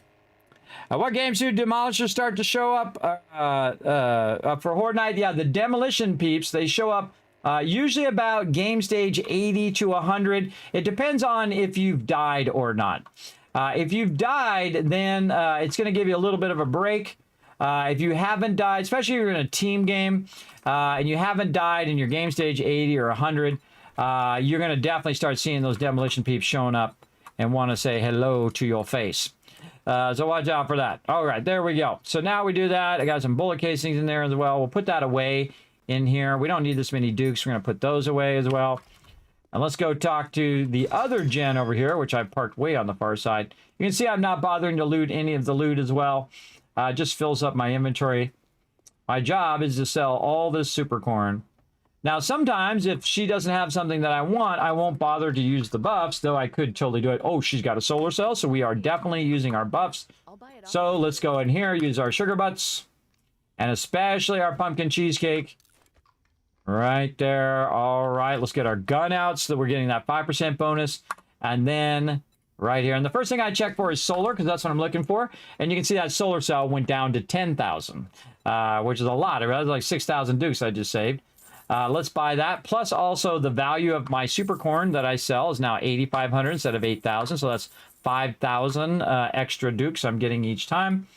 And then we can run our smaller run, which is large ration, can of pasta, schematics. Honestly, I think I learned all of those by now. Eggs, brass, bullet casings. Ooh, she got a lot of bullet casings. Let's buy all of those. Again, definitely worth buying those because that's a lot of Dukes that we might use or whatnot. And she doesn't have any of the other stuff that I need. So she's good. Seriously doubt I'm getting to the next vendor before it runs out because that's going to be 4 kilometers away. Incoming enemy. Prepare for conflict. Bring it. The bird, is it, what was it? I don't know. I'm out of here. I got places to be.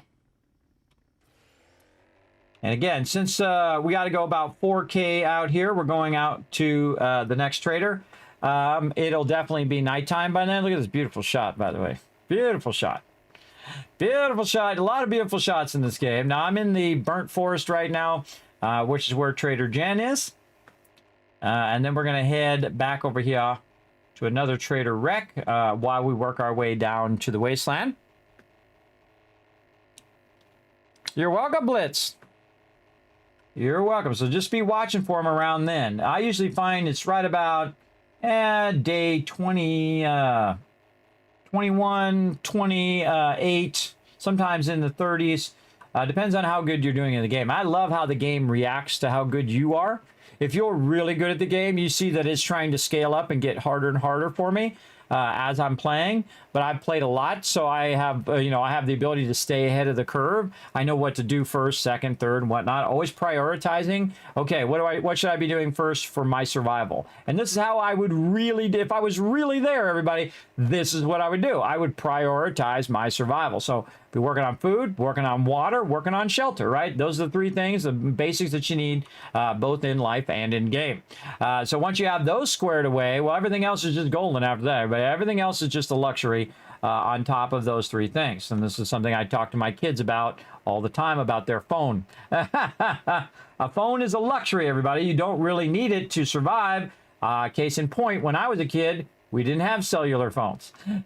We had the regular phones where, you had them on the wall and they had that big curly cord that you would use. I wonder why the cord was curly, by the way, everybody. Anybody know why the cord was curly and not just straight? Is there something that did? Did it made the electricity go through it more? I don't know. Maybe it was just an aesthetic choice. I don't know why it was curly now that I think about it, but we had the 30-foot one where you put it, it would be like in the kitchen and you have the phone in the kitchen, and then it would, you plug in this super long curly thing, which would all of a sudden end up in a giant ball at some point. And so you would just be like 30 feet away from the wall plug and you'd be talking in the phone. For sure. To condense it, to make it smaller, so that it can then stretch and go as long as you want. Even with the 30-foot phone cord, everybody, you still accidentally pull it out of the wall all the time. Yeah, absolutely. That's pretty funny. It was a spring? Oh, I don't know. I never thought of it until right now. I just like stuff that works, everybody. Then I don't have to think about it. I'm just like, hey, it works. I'm all about it. All right, hopefully my drone is following me. He is. Oh, getting a little low here.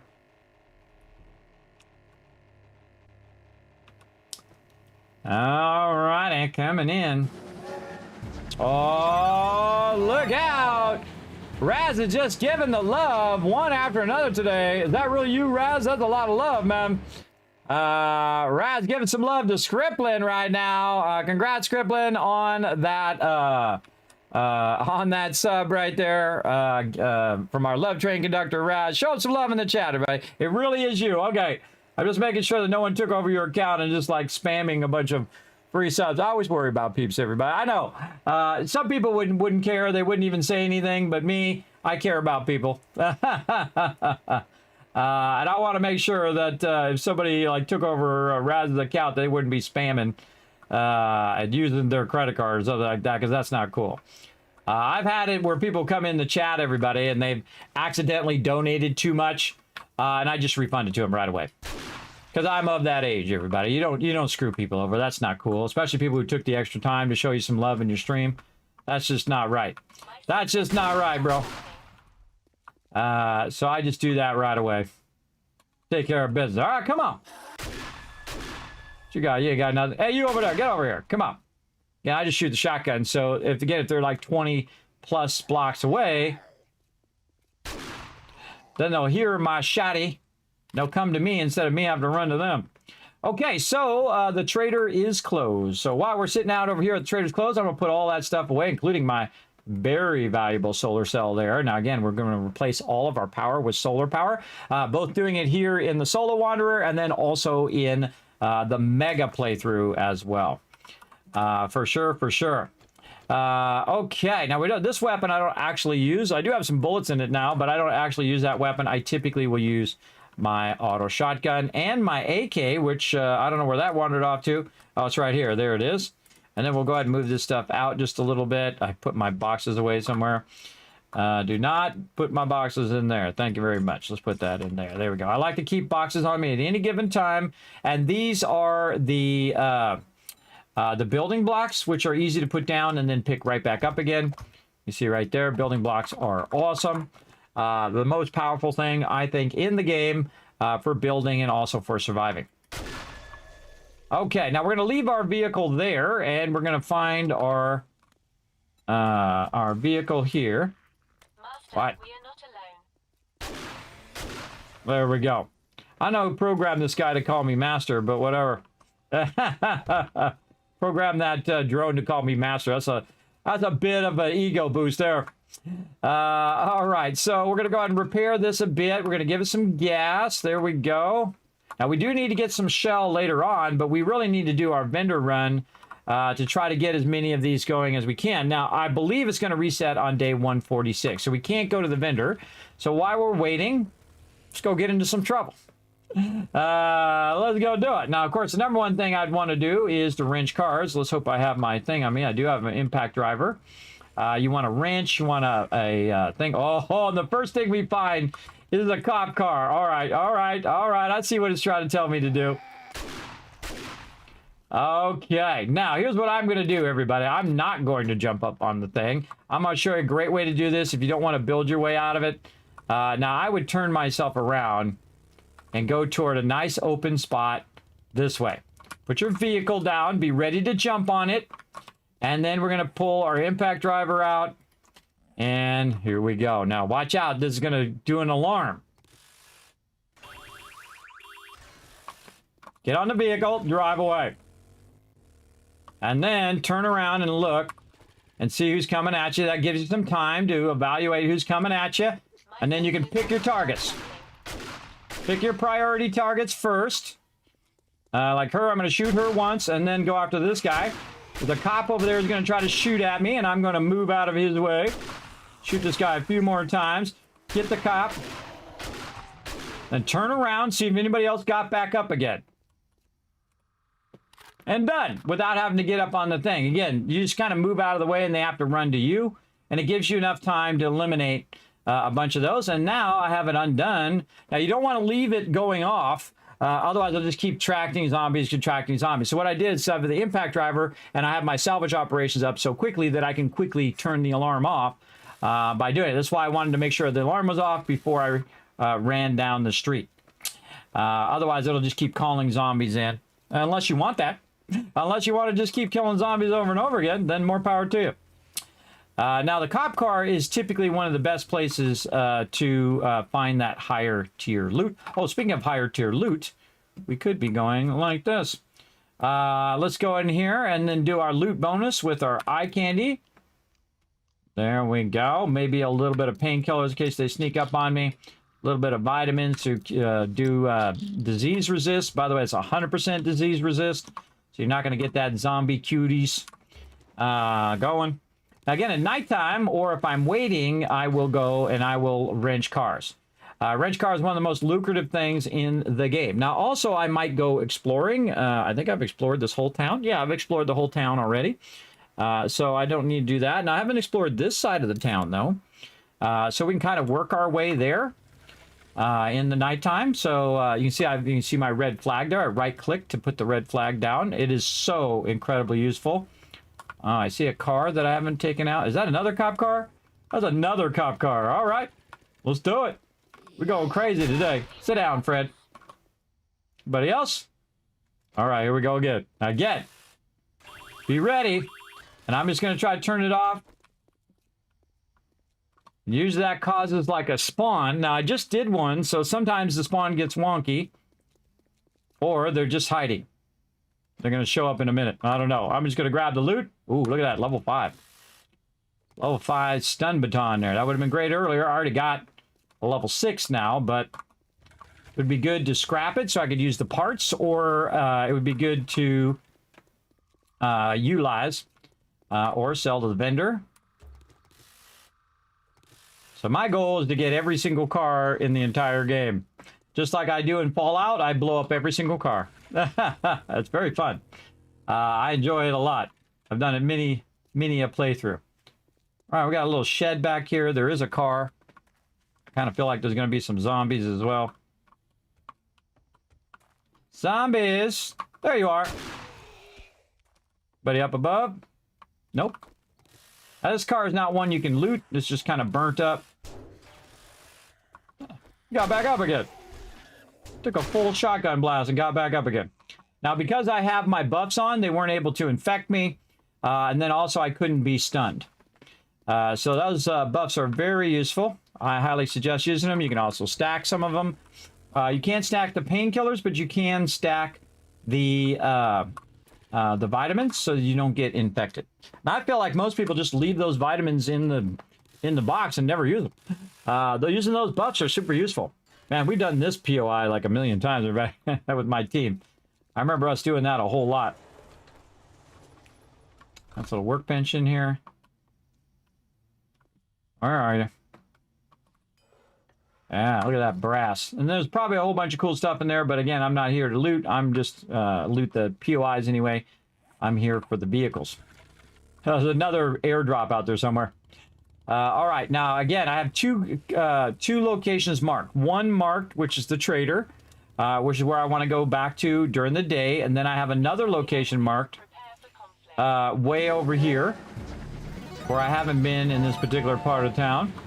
Oh, and there we go again. Raz giving some love to Alpha now. Everybody getting the September love. Oh, I like that. September love. I just made that up. There you go. Fred, go home. I know, right? Fred tried to get up in my face. Show Rat some love in the chat, everybody. Lots of love going out. Oh, and Rotisserie G still going after 5.5 years. Still no idea what's going to happen every stream. I know, right? That's what makes my stream great, everybody. Is that you just never know. You never know what's going to go down in this stream. You know some craziness is going to go down. You know some stuff going to go off the rails. You know Kismet's going to, for no reason, bang on the thing with the stuff. Oh, God. My drone scared me. All right, so this is the other side of town. Now, again, here's something you always want to kind of be looking for. This right here. Let's get our machete out right over here, and we'll get some of this. Wow. That gives us bones and all sorts of other stuff, but especially our rotting flesh, which is what we use for our farming. And we're going to get a lot more flesh later. Oh, Bob's. Not to be confused with Bob's Corn. Maybe the same guy owns both of them. I don't know. I don't know. But I just kind of cleared the loot out. Oh, here comes somebody. That's a feral, by the way. See her eyes? Feeling about this. Again, see how effective the shotgun is? The auto shotgun? Just takes one bullet. That's efficiency, everybody. I'm efficiency, zombie killing efficient expert. Zombie elimination expert, or something of that nature. But I do it very, very efficiently because... Oh, that's brass radiator, which means that my inventory is full. There we go. Brass radiators, awesome for brass. Now, by the way, I don't care about if I lose some brass now, so I'm just going to scrap those in my inventory along with these batteries that I don't need. Maybe some engines I can scrap. Those are all going to run for a while I'm collecting more loot. Now, I see that there's a location over here in the corner. Little buy and go rest drop. And so we're going to go ahead and get this. My stupid drone in the way. That drone just needs to be up a little higher. That's what I think would be nice with that drone. Just put it up just a little higher so it's not constantly in your face. Speaking of face, he don't got one no more. He ain't got no face. Oh, you know what else we forgot to do? Oh, man, this whole time I forgot. I forgot to use my hackers. Hackers are going to boost your salvaging harvest way up. That's why I went in there originally. I forgot. I got so sidetracked by those other buffs. Now we're really going to be collecting lots of loot. Again, the whole point is to get to a point where you are spending less time but getting more loot, which makes you more efficient at what you do. And then eliminate things that you don't need anymore, right? I don't need to collect books anymore, skill books. I don't need to collect perk books anymore. So I've eliminated that, and thus I'm now more efficient. The fact that I don't need to do that thing. It just checks that off the list. And then also when I'm doing stuff like this, I can also... Hold still, stupid drone. It's trolling me, everybody. Hold still. Trolling me. Go ahead and have some yucca juice smoothies. That'll last for a bit. So again, it makes me more efficient, and I like to play a game like I was really there. If I was really there, this is exactly what I would be doing. I try to be efficient as possible, learn as much as I could, learn as fast as I could, especially using that nerdy outfit where you have a chance of doubling up your skill points. Every time you read one of those skill books, that really helps a lot.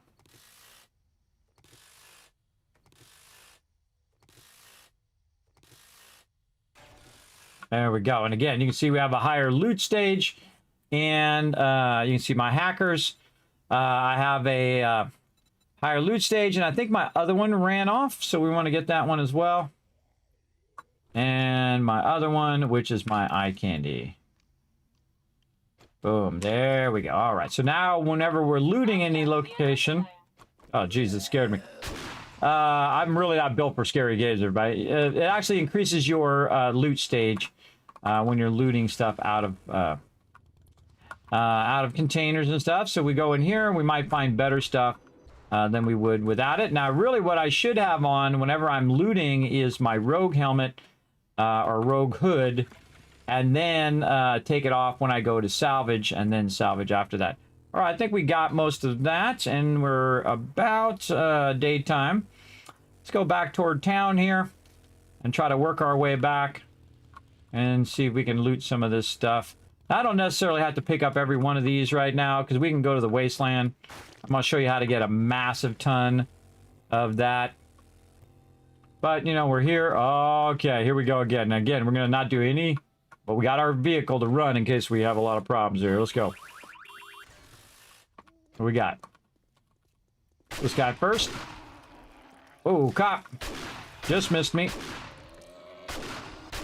Now stay moving. My goal is to knock him down first, and then turn around and see who gets back up. Radiated mobs typically get back up.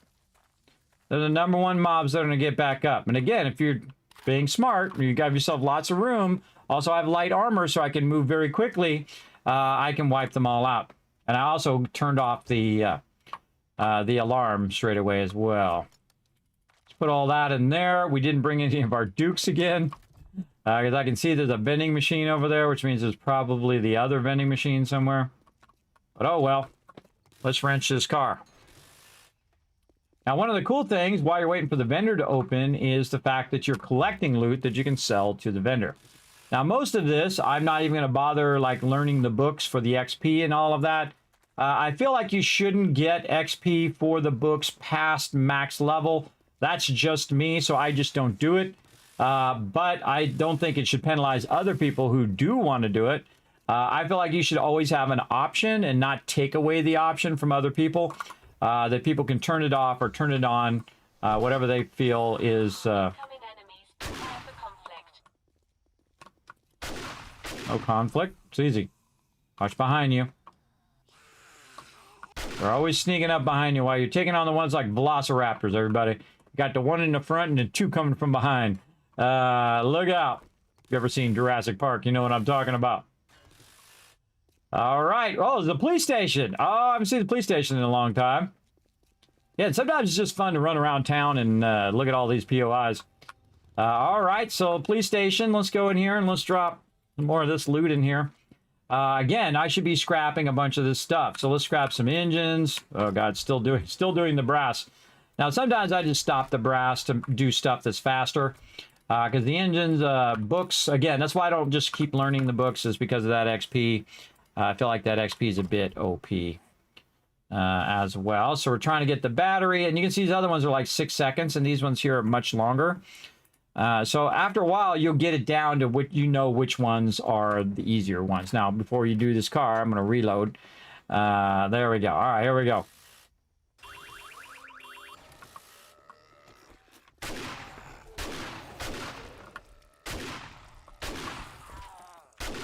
Now, see, I really want to take out the cop, but I got to knock these guys down first. Scary every time. And that's what's so great about it, everybody. Scary every single time. All right, what do we got? Good stuff. Oh, look at me dropping loot on the ground. Look at all that loot dropping. All right, we'll put all these away. Oh, actually... do that, and then scrap some more engines. Now, you don't want to scrap engines in the beginning, but in the later game, you definitely do. All right, then we'll get rid of these batteries. And then we'll just tell it whatever we can put in there, go ahead and put in there. Now, normally you want to keep the stackable items on you, but I just put them in here and just scrap them when I can. You also see me go back to my base and use my workbenches to scrap stuff at this stage. When you're in the stage and when you have level 6 stuff, everybody, most of the time you don't need anything else. Do I need any more weapons? No. Do I need more armor? Well, maybe some alternate armor sets, but my primary set, no. So all of that stuff is really a no. Do I really need that stuff anymore?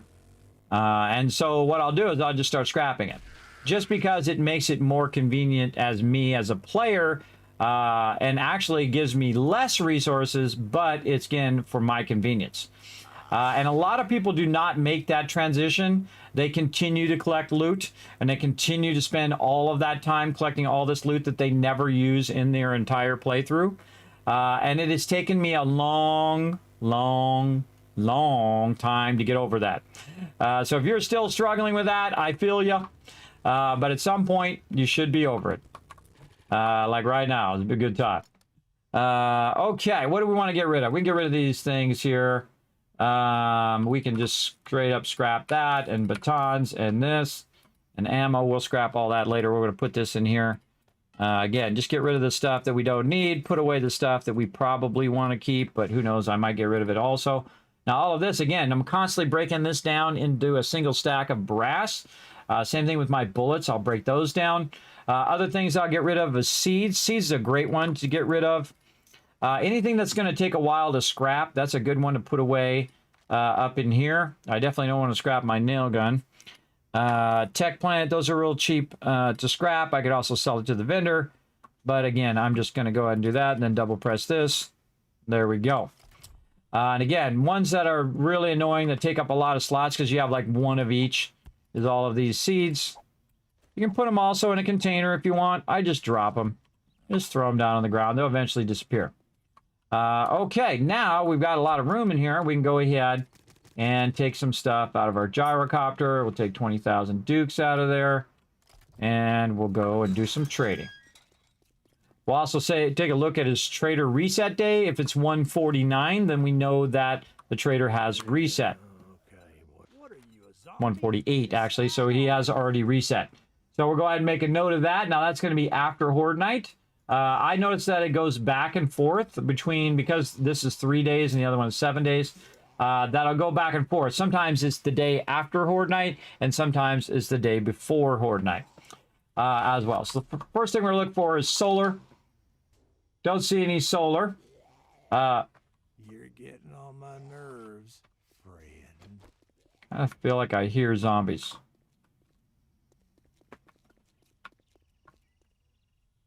I don't feel like I hear zombies. Let's just close that gate, turn the sound up a little bit. Okay. Now, we need our pistol back to get our discount. Now, if it doesn't have solar, I'm not going to bother to use my buff. Okay, so the first thing we look for is solar. And then we sell our super corn. Okay, now again, we're only getting 8,000, not 8,500, but again, I don't use the buff unless I really have to. And I sell them as many as I can, which is usually 3 stacks. Large rations, can of pasta. No. Schematics. Eggs. Brass. And again, you want to just have a list of things that you're looking for. Like you might be looking for Shotgun Messiah there. You can just search, look for shotgun and it'll do it, or books, and it will show you all the books. Or you can just click on the book thing at the top there. Bullet casings. Oh, he's got a bunch of those as well. Actually, probably should buy these bullet tips. Let's buy those too. Less lead I gotta do. Rotten flesh and cloth. Again, never seen that rotten flesh in there before. Goods and that's all you buy? I bought a bunch of stuff, man. What are you talking about? Eye candy. Can of pasta. All right, and you can see I'm very consistently buying the stuff again and again and again, and it just creates a backlog. When you create a backlog of stuff, that's less stuff that you have to deal with, less stuff you have to deal with later on. So we're going to put all of that in there. Then we're going to take all of this and put it in our inventory. Oh, we're still not maxed out, but let's do this again, see if we can find some room. Yes, we can. Then get that out of there, then pick up our motorcycle. And then before you get on your helicopter, and I make this mistake all the time, you want to go in and set your next destination, then get on your helicopter. Also very smart to go in and gas up your helicopter before you leave. And you can see that this now just leads me to the next one, which is Trader Hugh. Now, one of the cool things that has happened is not only did that vendor reset, but all of the vendors have now reset, including the ones I just went to, because I had went to them first and caught it right before it had reset. So we could actually go around a little bit extra and hit those vendors again. We're not going to, but we could. I'm just going to go around here and try to sell my super corn, make a bunch of dukes, use those dukes for bullets, and then eventually just start to backlog the dukes. Because we're going to get to a point where we have so much super corn that it outdoes the amount of traders that we have. And that's what you want. You want to be to a point where you can use all your super corn for glue and for other buffs like XP buffs. And then you can also get to a point where you don't even need to go to the traders anymore. You have just like a couple boxes of dukes. You just have millions and millions of dukes backlog. Now, this is what I call the trader run, and I do the same thing when I'm in like Fallout. I'll have a bunch of resources or stuff to sell, and I'll just go trader to trader to trader and just sell all that stuff. It's a powerful thing in any game to backlog what you need to sell and then just do it all at one time because it's most time efficient, right? Again, remember your time is your most valuable asset, so very, very efficient. For sure. Because you have an ANC on your earbuds. If so, that kills battery life. Do you have ANC on your earbuds? I don't know what that is, but tell me what that is, and I'll go check. These last 4 hours, everybody. That's probably the longest wireless headphones I've ever used. The only ones that are small wireless headphones, just to be clear. The ones I've used before are my Lucid Sounds, which are awesome. But if you wear glasses, those kind of press against your ears. I find... Where is this person? I hear him. Is this you? Oh, that guy over there.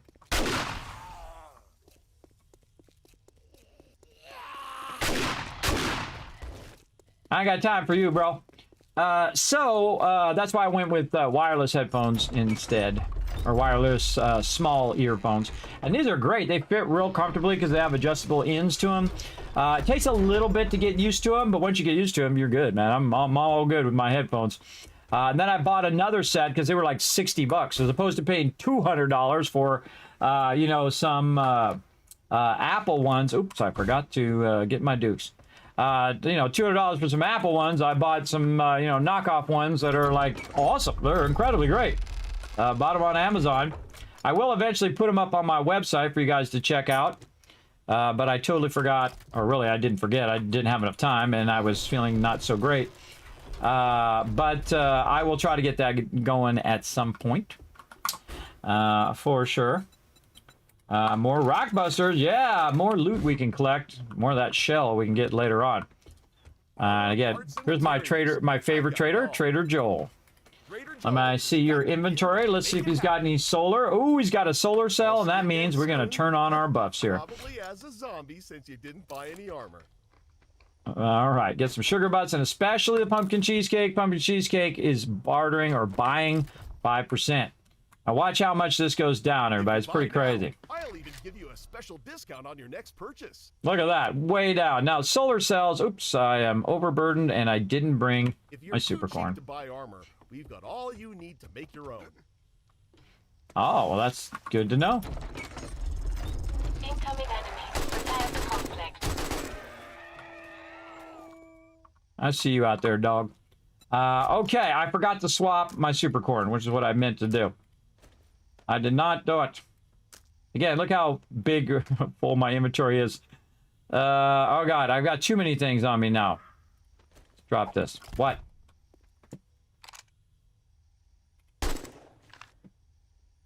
Sometimes I'm a dead shot, and sometimes I suck. The hard part is knowing when what is what. All right, let's put all that up there because we were scrapping a bunch of stuff. We'll get all this random stuff that we're dropping. All right, it happens. Then again over here. All right, we got to scrap some more stuff or sell it, one or the other. Let's put bones in here. Bullets in here. Right here. I'm going to show you how to watch how I reduce this massively. Engines. This. Now, again, I could scrap them. But what I really want to do is just sell them off at this point, since I have my buff on as well. More batteries here. It doesn't matter. It's not going to let me sell more than 3 of any item. Don't need the stone. My nitrate in there. There we go. Anything else we can throw in? Okay, no, that's good. All right, so another great way to clean your inventory, of course, and the most cash-efficient way is to, make sure I have an empty slot, is to just sell your stuff. What's it going to be today? Get my weapon out so I get that extra bonus. Feel like a boss? Okay, I did not bring enough of that. And then sell our batteries, sell our engines. And sometimes it doesn't sell it. You got to click it again, and then we'll sell it. We can sell this mod over here. Frankly, we can sell some of this oil. I probably have 10,000 tons of that already. I can sell all these parts, sell them feathers. Don't need those. So again, extra stuff, and especially stuff like all that little stuff where you have seeds and stuff like that. You can just sell those and whatnot. And that, of course, gets me some room to buy this solar cell. All right, there. And again, we're going to do a quick run. Oh, we need more. Fine choice you just made. More of our super corn. Now, again, I don't want to sell that small stack. I want to make sure it's a full stack. Otherwise, I'm not getting the full value out of selling it. And again, if I bring another one, you'll see that I can't do 4 stacks. I can only do 3 maximum per item. And sometimes he won't even do that. And the vendors also have a maximum amount of loot on them as well. Okay, so 125 here. We'll try to sell that. I'll say, oh, I want to sell this next one. Nope. Again, it's usually about 3 stacks that it hits that max limit. Okay, so we did that. Now we want to go ahead, again, do all of our things. Large rations, can of pasta. Oh, he's actually got one. Nice. Schematics. Eggs. Yeah, this just keeps me from collecting this elsewhere, and it just builds up over time. Brass, bullet tips, and I actually want to go ahead and do bullet tips or bullet casings. Rotten flesh, which I've never seen. I should probably just take that off of there now. And cloth. Yeah, I'm just going to take rotten flesh off. I think we've tested that long enough. I don't know. It might be on some odd time I might get it, but... Remember, Trader Joel's is where you got that great deal. This is true. All right, put all that stuff away in there. Tag our next trader, which is another Joel right over here, because we found 2 Joels now. And he's not too far away, so we're just going to go up into the air and then take a left. Again, I just want to go and do all this. Now, if you missed it over the weekend, everybody, we took down the largest POI in the game, Deshawn Tower. Me and my team, we went crazy with some dynamite, almost killed myself and my team as well. That's why it's always dangerous to give Kismet dynamite. Active noise canceling feature for loud areas. Honestly, I don't know. I don't know if it's on, but I'm going to make a note over here to check it. But my headphones last a long time, though, and that's why I have 2 sets. Active noise canceling. I should have known that. I should have known that.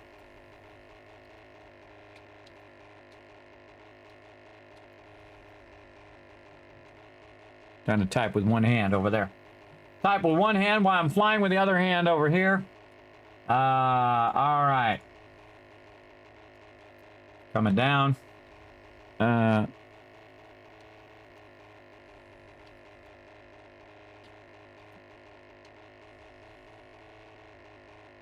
Coming in for a landing.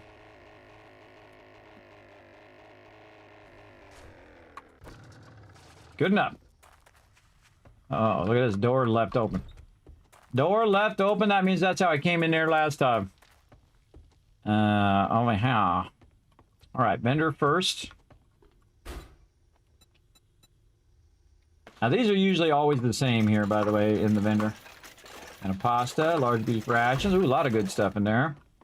Again, anything else we want to sell down here? Not really.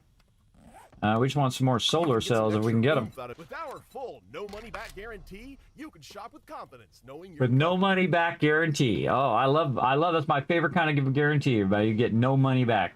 All right, sell my super corn, which I yet again forgot to put on my character. I'd reconsider your options, pal. At this point, I would this way.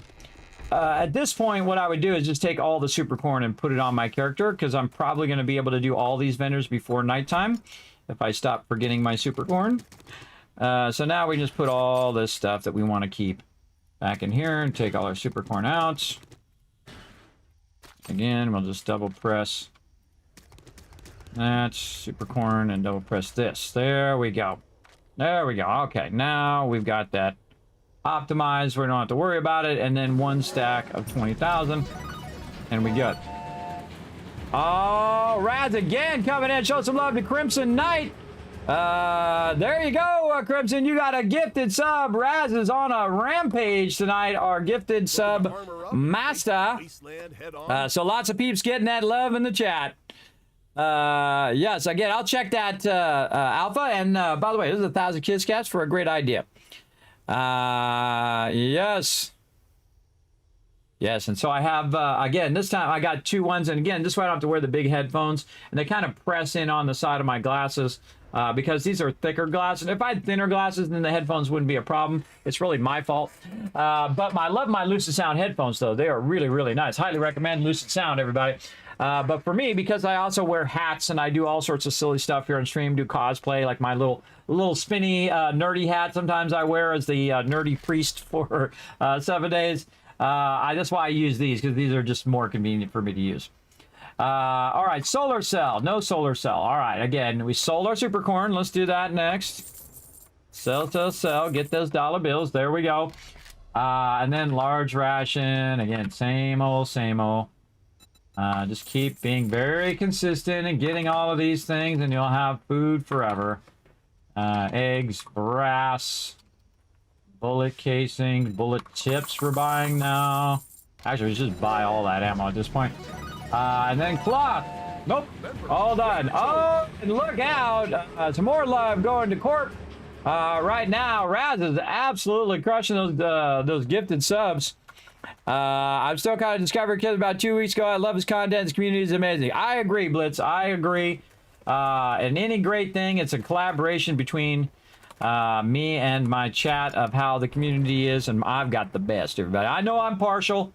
That's just the way it is. But my community is amazing. You see how chill it is in here, everybody? Great place to just come in and hang out. Very chill, very nice just to hang out and have a good time, for sure. All right, now you can see I've kind of misnumbered some of those, but, you know, that's how it goes sometimes. Doesn't matter as long as it takes me in order to where I want to go. Oh, look out for cars. Look out for posts. Whee! All right, well, whatever gets us up in the air is what's important. All right, off we go. Turn our lights on and off. Not that it's going to help us. All right, we're getting out of the wasteland. It's getting dark and stormy out here.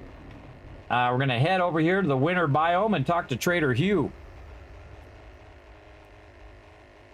There you go. Oh, and we're ready for a dance party up in here as well. We'll get that going in a bit. Oh, I still didn't take my break, everybody. All right, we better take a break. Bad Kismet. How long have we been going? Oh, God, 3.5 hours. Should have took a break about an hour ago. Yeah, I just forget about it, and I just go on to the next thing. And that's the way it is, too. Like, I'll be going to the store, everybody, and I'm trying to remember the 3 things I got to buy from the store. But here's the problem. I forget the 3 things, and I forget I'm going to the store. That's called getting older. And then also sleep apnea as well does that to you. So that's really scary. Like, you forget where you're going. Like, sometimes I'll be driving and then I'll just automatically go like I'm, you know, picking up or dropping off my kids, and then realize that my kids aren't even in school and it's like a weekend. And I'm like, why am I driving this way? I'm supposed to be going this way. That's really scary, everybody. That's the state I'm in right now. I'm in that older, forgetting what I'm doing state. So that's why I try to do it. I try to do it in the moment, or I try to write it down. It does help a lot. Again, if you have like medical conditions like I do, everybody, find a way to work around it. Find a way to do it anyway, and use all the help you can get. If you have to write it down, write it down. If you have to, you know, tell somebody so they can tell you later, have them tell you later. Whatever you got to do. Yes. No, see, what the problem is, I've been sitting so much and streaming so much and working so much that I had to go to the doctor because my feet were starting to have red around all my toes, because I do sit here barefoot because I'm just that guy. And because why not? I'm in my house. Well, why should I have to wear shoes in my house? I don't know. I'm from the beach generation, everybody. We ran around with no shoes, and Gen X, where we ran out in the streets with no shoes. Very crazy. One of my daughters does that too. Very much reminds me when I was young. I did the same thing, run around with no shoes, and then I learned the hard way. That's a dumb idea to do that outside, because you cut your feet, you're stepping on bees, you know, you're stepping on glass, you're hitting rocks, which hurts your feet, doing all that. And so now at least I wear flip-flops when I go outside, or sandals, some people calls them.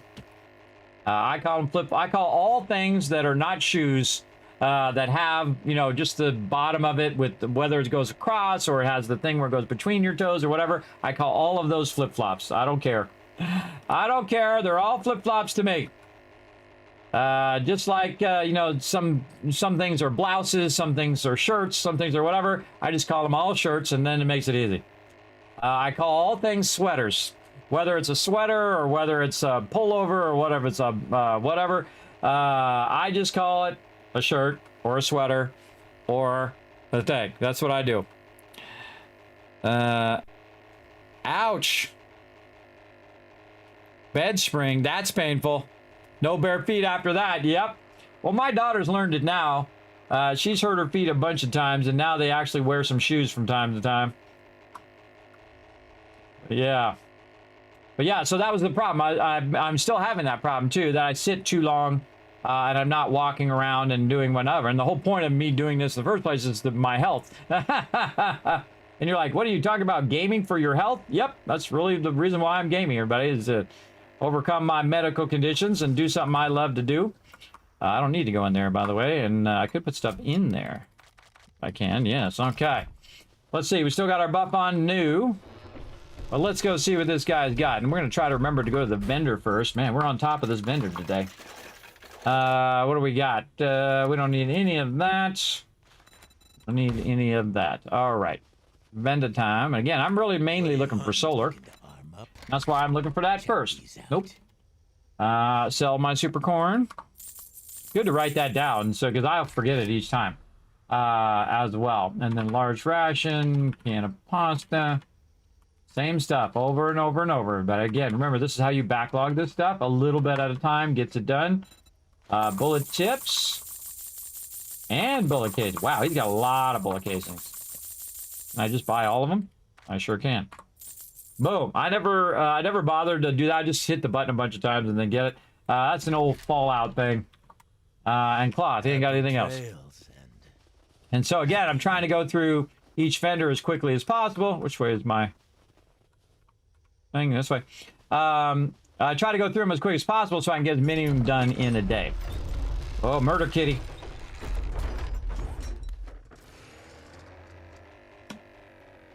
My senses have picked up something. I love to taunt the zombies and the murder kitties. I'm out of here. Later, murder kitty. We're on to the next trader. Let's do it. My goodness. It's fun getting old, isn't it, Crimson Knight? It sure is. It's always something every day. Like, I hurt my face. I don't know what I did. I just slept on it wrong or something. And I thought I was getting a toothache, right? It hurts right there.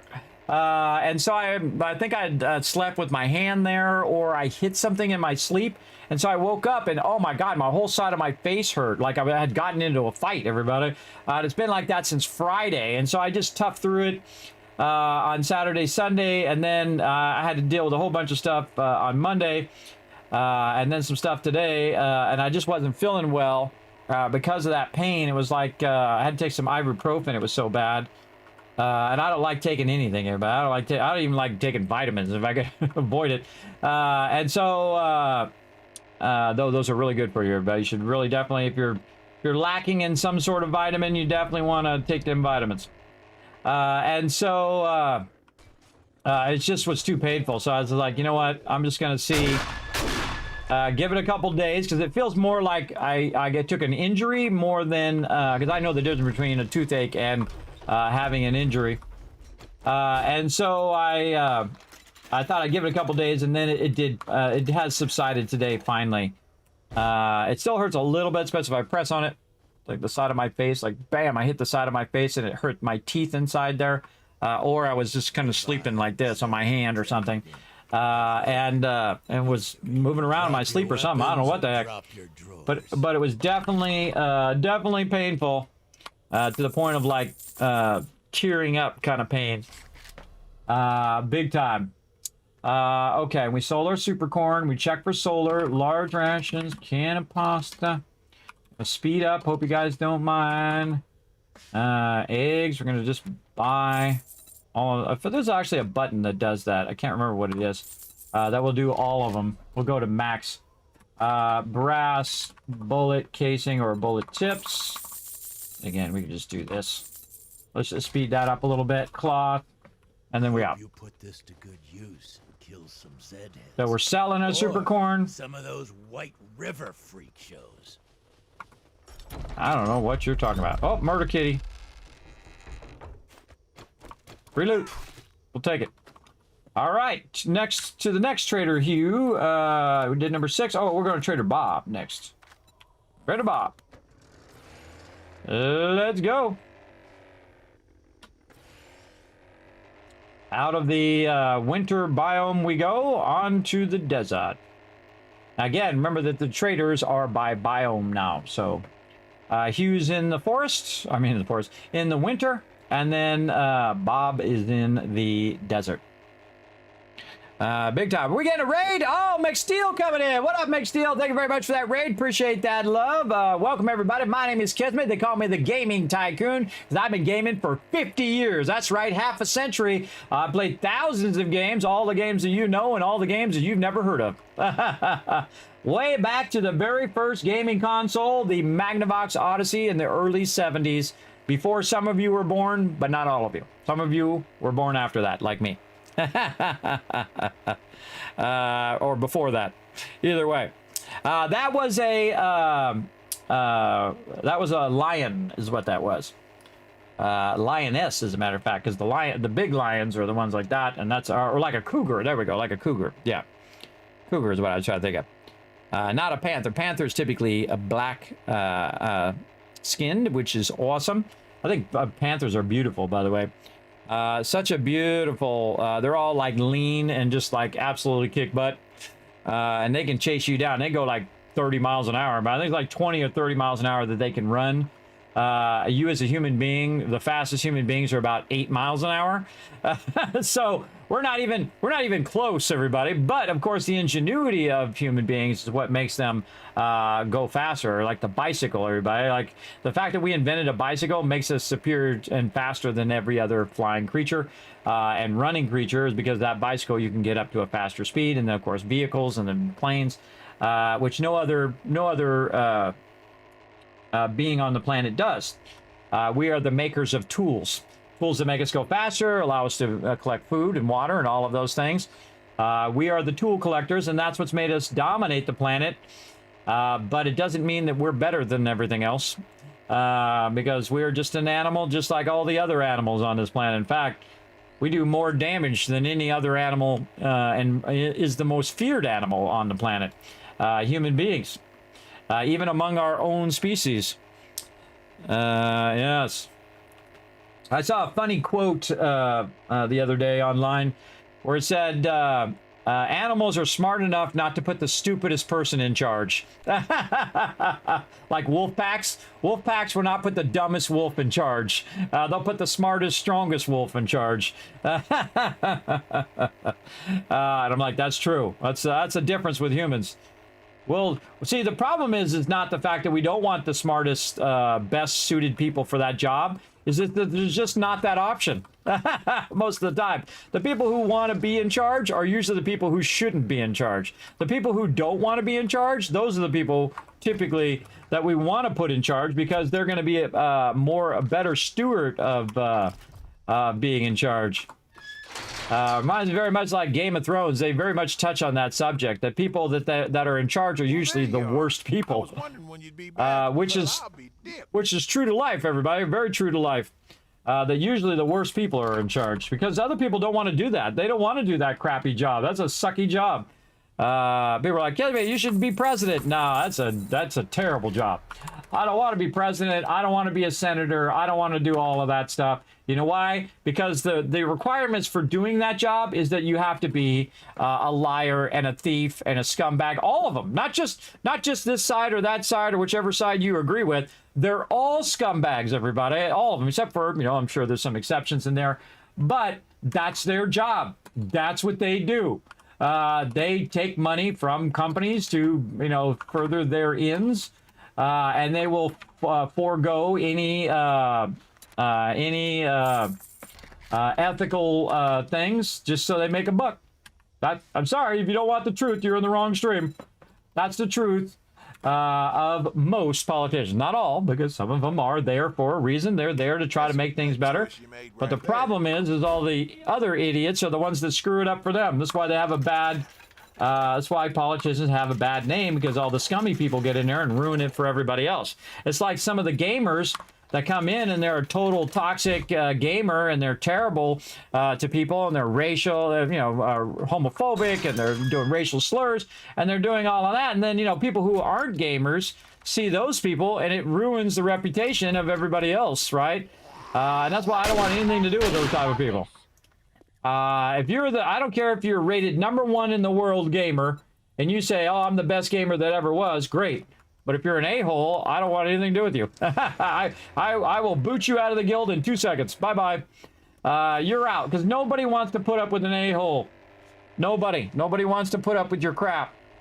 Again, and that's very important to me, everybody, is the stability of my chat, the stability of my team, and how they feel and how they are working together and enjoying themselves, right? That's the thing.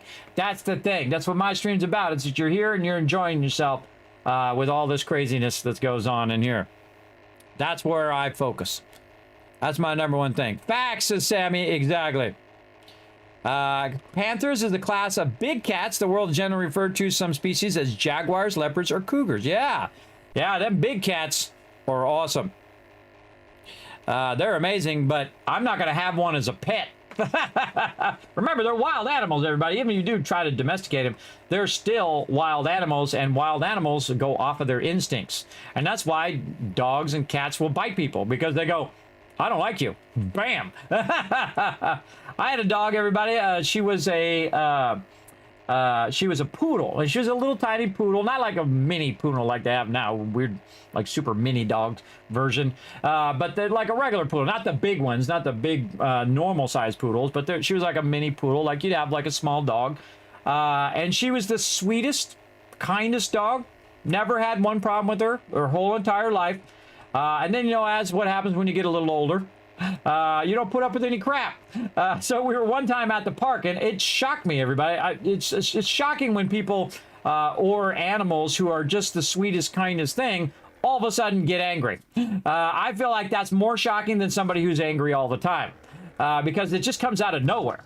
So we're at the park and we're walking the dog, and some guy who apparently was the worst human being alive, because the dog did not like that guy, and literally bit that guy. Bit that guy out of nowhere. She was just chilling, just having a good time, and bit that guy. And I think he deserved it, because if my dog bit you, and that's a super sweet, nice dog, you probably deserved it in the long run. Because dogs have instincts, everybody. They know if you're a scumbag. You can't hide it from dogs and animals. Animals can just pick up that vibe right off of you. For sure. Now, of course, you're also irritating the dog and doing that kind of stuff. That's going to get you too. But sometimes, they're just afraid, or they're scared, or they've been mistreated as well. So sometimes that's why dogs bite you as well. They don't know you. You're up in their business. Don't be up in their business. Go in nice and slow. Put your hand out like this. Let them sniff your hand. And then if the owner says, okay, so can I pet your dog? Yeah, oh, hey, good doggy. That's a good doggy. That kind of thing. Dogs mostly are just so incredibly lovable. And whoa. Something that's more expensive than the Solo. The gyrocopter for $60,000 right there. I could buy that, by the way. I could buy that right now. Don't need solar banks right now. All right, what do we need? Sell our super corn. We only got a little bit left. Look at that. We cleared our super corn. Awesome. Large rats. Now, we want to get to a point where we are selling all of our super corn and schematics, can of pasta. I think we already did those. Eggs. Let's do this first so I can concentrate. Bullets. No bullet casings, no bullet tips. And then cloth. Oh, yes, we have some cloth. Let's buy all of that. Okay, bam, we're out. And we already got this. Look at this, man. We're on a roll today. Now, I don't have any more super corn to sell. So that tells us, though, that we got to almost the last trader, which is Trader Bob here. Now, this is number 9, but it's actually like number 12 because I have to renumber all of them because I found a bunch of more of them while I was doing it, and so the numbering is not perfect. But that's okay. That's okay. So we're going to fly. Oh, I did it again. Whoa, saved myself again. Oh, my goodness. Close one. Again, see, I put my finger over that E expecting to get there eventually. I better keep my finger off that E. You see that recovery? Come on, that was pretty good. Yeah, those are very smart dogs. Poodles are very smart and whatnot, and they have instincts. If you're some sort of worse, terrible human being, they're going to know. They're going to know, and I always approach dogs just assuming that, you know, they don't know me and I don't know them. And the same thing with people, everybody. I approach them the same way. You don't go up and just randomly hug some stranger at TwitchCon or something like that. Even if you've known them on stream or whatnot, you don't go up and do that, everybody. You go in, you introduce yourself. Hi, I'm so-and-so. Is it okay if I, you know, shake your hand or whatever, right? Don't be creepy, is what I'm saying. Don't be creepy. Don't camp out at people's house. I don't care how famous they are. Don't go to their house. That's really weird and creepy. It's also like a security thing. Like I was talking about Henry Cavill earlier. Don't go to his house. Don't stalk him at the gym. Don't go track him down when he's at the store or hanging out with his kids. Let the poor guy, you know, go around and be a normal human being as well. And you're like, well, he's a celebrity. He should just come. No. That's not how you do it, everybody. I'm old school. If I see a celebrity, you know what I do is I say, hey, what's going on? And then they say, hey, and then I walk on. That's what I do. I don't need a selfie. I don't need all of that, especially if they're like with their family and doing, you know, hanging out with their kids or whatnot. Just treat them as a regular human being. You know, people don't want you up in their face all the time. Celebrities, dogs, people you don't know, and maybe even your family. Depends on how much your family likes you and you like them. They don't want you up in their business all the time. Meaning that, you know, you're bothering them, you're real close to them, you know, you're doing stuff that is irritating them. Like I've had the problem in the past where people try to get me to do stuff for them because I'm a nice guy. So they'll try this whole like guilt trip thing on me and they'll tell me how terrible I am by not helping them all the time. And I'm like, how is that my fault? That I'm not helping you all the time? Why don't you help yourself? Why don't you do it yourself? Why do I gotta help you? Why is it my role to do stuff for you? I don't exist to do stuff for you. And your parents are usually the ones that do that the most, but also friends and people that you know who are, you know, like that, who just want to manipulate you into doing things for them, which is too bad. It's too bad that they don't get it, that that's not cool. And some people don't. They don't understand. They just don't realize that they're doing that. And you try to explain it to them, but it doesn't matter. It doesn't matter. If they don't get it, they don't get it. They don't see anything wrong with doing that. It's to just like guilt trip you into stuff all the time. Oh, well, you should do this for me, and you should spend endless hours helping me do this and that and the other thing. No, I don't have to do that at all. And if I don't do it, I'm not a horrible person. It just means that I have other things to do, and I don't exist solely to do stuff for you. Now, I don't mind doing it if they appreciate it. But if they're treating me like crap, then I don't want to do stuff for people, everybody. I'm to that age now where if you can't at least treat me with respect, then forget about it. I don't exist solely to do stuff for you. I have enough trouble just getting out of the bed, everybody. I have a lot of really bad medical conditions, so you know, these kind of people that just want me to do stuff for them all the time, and then turn around and just keep that kind of thing going. I'm over it. I've already done that for way too long in my life. Try to be the nice guy. Try to help out when all I can. I still help people out. Like I was helping out my family when the whole cell phone thing went crazy there. And I help other people out. But I try not to let them guilt trip me into stuff. And tell me, oh, well, you're a terrible person because you're not calling me on the phone all the time. Or you're a terrible person because you're not doing this for me or doing this. They expect you to do stuff for them. But then they treat you like crap by telling you how terrible you are all the time. And they think that's an okay thing to do to you. They think it's okay to be disrespectful and rude and talk about you behind your back and all of that stuff. They think that's perfectly okay. And then when you call them out on it, they're like, well, what's the problem? I don't know. There's no problem. Yeah, there's a problem.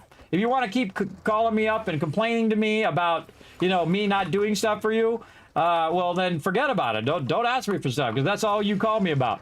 All you call me about is you want something, right? A lot of you in the chat know what I'm talking about. Put a 1 in the chat if you know what I'm talking about. People who just call you up, whether it's your kids or family or friends or whatever, the only reason they call you is they want something. They want something for you. They don't call you to see how you're doing. They don't call you just to shoot the breeze or whatever. They're always calling you because they want something. It's the only reason they call you. They don't care about your well-being. They don't empathize with your troubles that you're going through in your life. And I try to be that other person, that I check on my kids and see how they're doing. I don't ask them to do stuff. I especially don't ask them to do anything for me. I have asked them to clean their room before because their mom has asked them to clean their room. I don't care if their room is clean, everybody, just so you know. I don't care. Because that's their job. That's on them. It's not really my job to go clean their room. That's how I feel. But my wife doesn't like it. And also when they leave a bunch of stuff on the floor, including food and clothes and all of that other stuff, it attracts pests like rats and mice and bugs and all of that into the house. And she don't like that. And I agree. And also, you're a slob if you can't manage yourself and whatnot. Now, I don't consider myself a very clean person, everybody. Not like, as in I don't wash or take a shower. I take a shower every day. I like taking a shower, everybody. I feel like it re-energizes you in your day. And that's just the way I am. But I wouldn't consider myself a clean freak. Right, like a good friend of mine, he had a girlfriend, and she's like, "Do you want a glass of milk?" And I was like, "Oh, sure, I'll have a glass of milk." So she's literally doing the dishes. So she brought me that glass of milk, and she expected me just to drink the whole thing, so she could then rinse it out and put it in because she don't want to leave a dirty dish on the thing. And I'm like, okay, that's really weird. Because, you know, when I'm drinking a glass of milk, I sip it. I drink a little bit, and then I put it down, and I drink a little bit more. So I just chugged that whole thing, and I gave it right back to her. It's like, okay, that was weird. I'm never asking for any drinks here ever again, because that's weird. That's just weird, right? Is it just me, or is that weird to anybody else in the chat? Put the word weird in the chat if you think that's weird. And some people are clean freaks. Like, I can't name it. I forget what the name of that show is. But there's that lady, she has like a bazillion kids, and the poor dad, she treats him like a dog. She's always barking orders at him all the time. Poor guy. And then they're like cutting up pumpkins for like Halloween or whatever, and she has to keep cleaning it up all the time. She has that compulsion, and I feel bad for people who have that compulsion, who can't just like let it be for a minute while the kids are, you know, cutting up the pumpkins and doing all of that. Let them enjoy the moment and then clean it up after. Remember, you can always clean it up. No big deal. If they spill the milk or they drop soda in your car, it's no big deal. It's okay. They made a mistake. Don't beat them up over it, everybody. Don't bash them, because they're going to remember that. And they're going to feel bad about it, and they're going to feel like they can't make a mistake in life. And everybody makes mistakes. And the worst thing you can do is make them feel worse than they already feel, because they're going to feel bad from the beginning. If I'm sitting here and someone comes along and accidentally, you know, we're playing games together and it accidentally knocks down the whole entire base, am I going to sit there and yell at them? They're already going to feel bad, everybody. So I never do that. It took me a long time to learn that too, is to not jump on people when they make mistakes. And it's like an instinct of humans to do that. It's like the worst. It's like the worst version of a human being that goes in and kicks people when they're down. A great expression, by the way. They kick people when they're down or when they make a mistake. They just go in and treat them poorly, which I think is never excusable, ever. There's never an excuse to treat people poorly unless they're an a-hole. And then I still don't treat them poorly. I just don't deal with them. I just say, I don't want to deal with you. I'm not going to talk to you. I'm going to instantly ban you from my channel. Bam, you're gone. Because nobody wants to put up with your crap, everybody. Nobody wants to put up with your crap. If you're an a-hole and you treat people poorly, I'm too old. I'm too old to play that little high school game that you're playing. You should have grown out of it by now. Unless you're in high school, well, then hopefully eventually you grow out of it. Some people never do. Some people who are older than me, who are in their 60s and 70s, still playing that high school game where you treat other people like crap. Because, I don't know, maybe you felt like crap, or somebody made you feel bad, and now you make other people feel bad so you can feel better about yourself, or whatever. I don't care about the excuse. I can tell you, it's a scummy thing to do. Look at all this cash, everybody. Holy mackerel, that was quite the run. Look at this. That's some serious dollar bills in there right now. That was a good run. Okay, so now I'm going to take everything out of my bike, and I'm going to pick it up. And then I put everything into the Dropbox here so I can do a little bit of organizing. Wow, look at them dollar bills, everybody. Remember, this is a solo game. I just made a ton A ton of cash right there. Oh, mama, we got bullet casings for days. Speaking of, watch this, everybody, as I go ahead and take 2 stacks per thing. So 4 total stacks and put them directly into the forge. That's right, I'm burning up my dollar bills right now. That's how rich I am in game, everybody. I'm burning them up. And that's for bullet casings, as you can see there. And we are styling on bullet casings. We got to get more bullet tips, though. Let's get our bullet tips running out. Right over there. And we'll put some of these back. Again, when we come back, we definitely want to get this queued up straight away. So we can keep that going. Right over here. And we'll run that out. And then over here, same thing. Let's get them bullet case running out. And then over here, oh, we don't have that much because we got thing, but we maxed out our clay while we're gone. That's good. Oh, this is very nice. More bulletproof glass blocks, more lead in there. I thought we had a little bit of extra lead. Man, we got to collect a lot of lead. We got to really go to town on that at some point. How are we doing? Our sand ran out again right there. Now, look, we used up 15,000 sand because it uses a lot of sand per bulletproof glass block. They actually increased the heck out of that, too. So keep that in mind when you're doing stuff. And then parts in there. Oh, and I was keeping all the level 5 stuff. Oh, I forgot about that. That's right. We were keeping a whole bunch of various output stuff. Oh, and look out. More love. All right. Now, again, Mixed Steel, thank you very much for that thing. And thank you to Raz giving love to Panda Bear. Panda Bear getting that love. That's some nice ammo supplies. You think that's nice? Remember, this is a solo game, too. That's a lot of ammo there, but check this out. Ba-boom. These are packaged boxes of ammo right here. This is like 3 or 4 Horde Nights worth. And guess what I'm doing right up here? That's right. I got more of it running. Look at that. Bam. More there. Boom. More there. And still more. 6 more boxes running right there in the thing. Yeah, a lot. Actually, we could do something really cool with that. We could stop it here. Say boxes of ammo. We could put 3 over here. And then turn around and go to this one and say 3 more. And then that'll be done in about 4 minutes instead of 8 minutes. Easy. And again, just backlogging an obscene amount of ammo right now. And again, I'm showing you how to crush this game here. But I already won this game like 15 times. Like 15 times in this playthrough, I already knew I was going to win.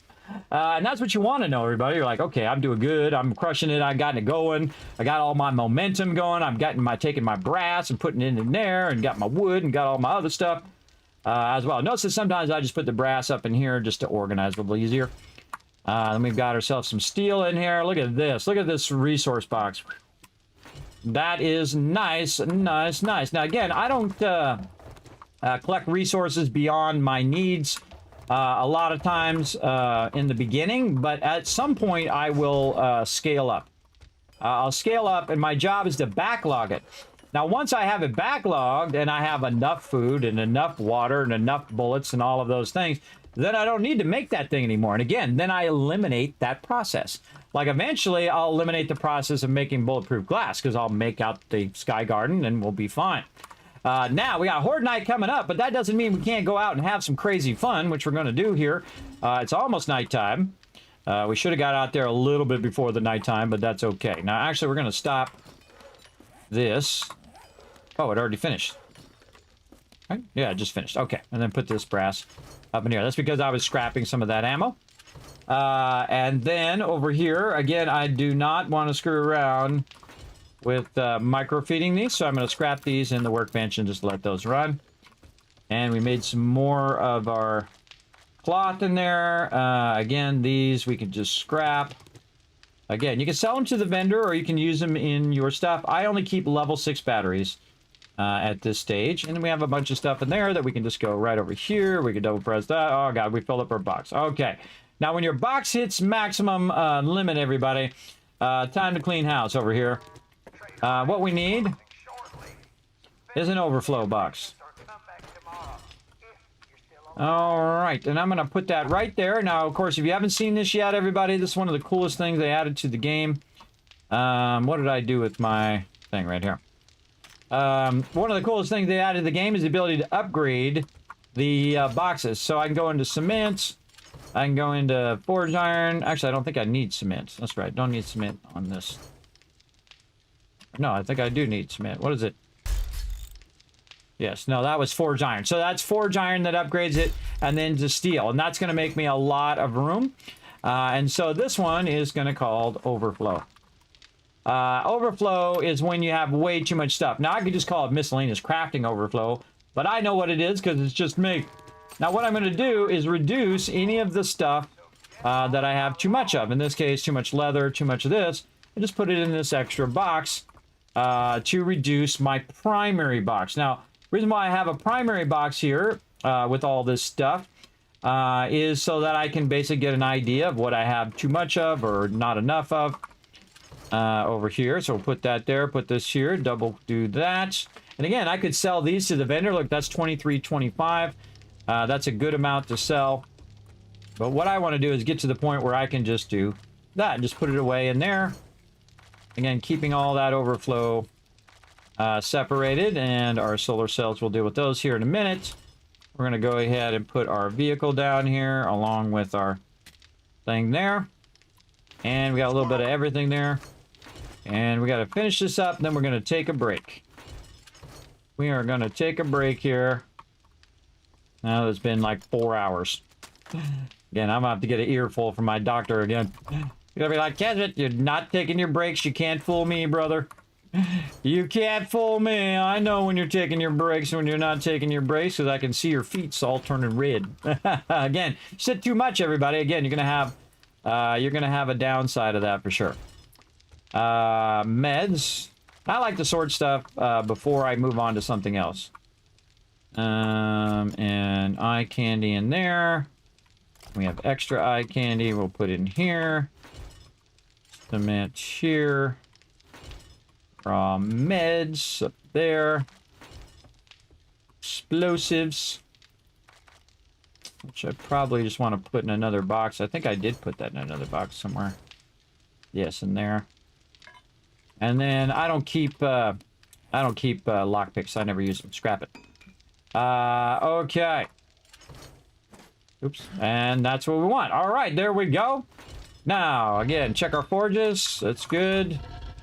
That's very good. How about over here? This is all good. That's good. One more forge up above. And we got all of our stuff squared away. Oh my goodness, look at that. Max iron, everybody. Let's do some more forged iron. Over there. Oh, actually, we need to go back and do our clay. Oh, wow. I don't think I've ever maxed the iron without any clay in there. That's wild. Again, I don't need to save this clay for a rainy day. I do need to put a lot of clay in there, so we're just going to do this, cut that in half, then equalize these by cutting the other one in half, and we will let that run. Now, that's going to run for a really long time. This is something I like to do, by the way, everybody, is max the iron and then max the clay and then just run it all at the same time. And then I'll do iron again, 2 rounds iron again, run all that out, and then clay, iron, and then sometimes I'll just do a stack of clay and a stack of iron to keep it running. But again, it doesn't matter because I don't need it right now. It's all about need and how quickly you need that thing.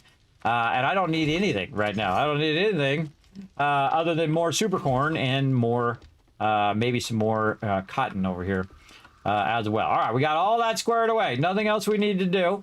We're coming up on Horde Night, day 47, so we're going to pause. And I'm going to go ahead and pull up the thing here to actually take a break. Again, how many hours have been? 4 hours and 13 minutes. Supposed to take a break every couple hours. My bad. Okay. I gotta get more diligent on it. Otherwise, I'm gonna start having trouble with my feet, and then I'm an old man, and I wouldn't like to do that. No, thank you. No, thank you.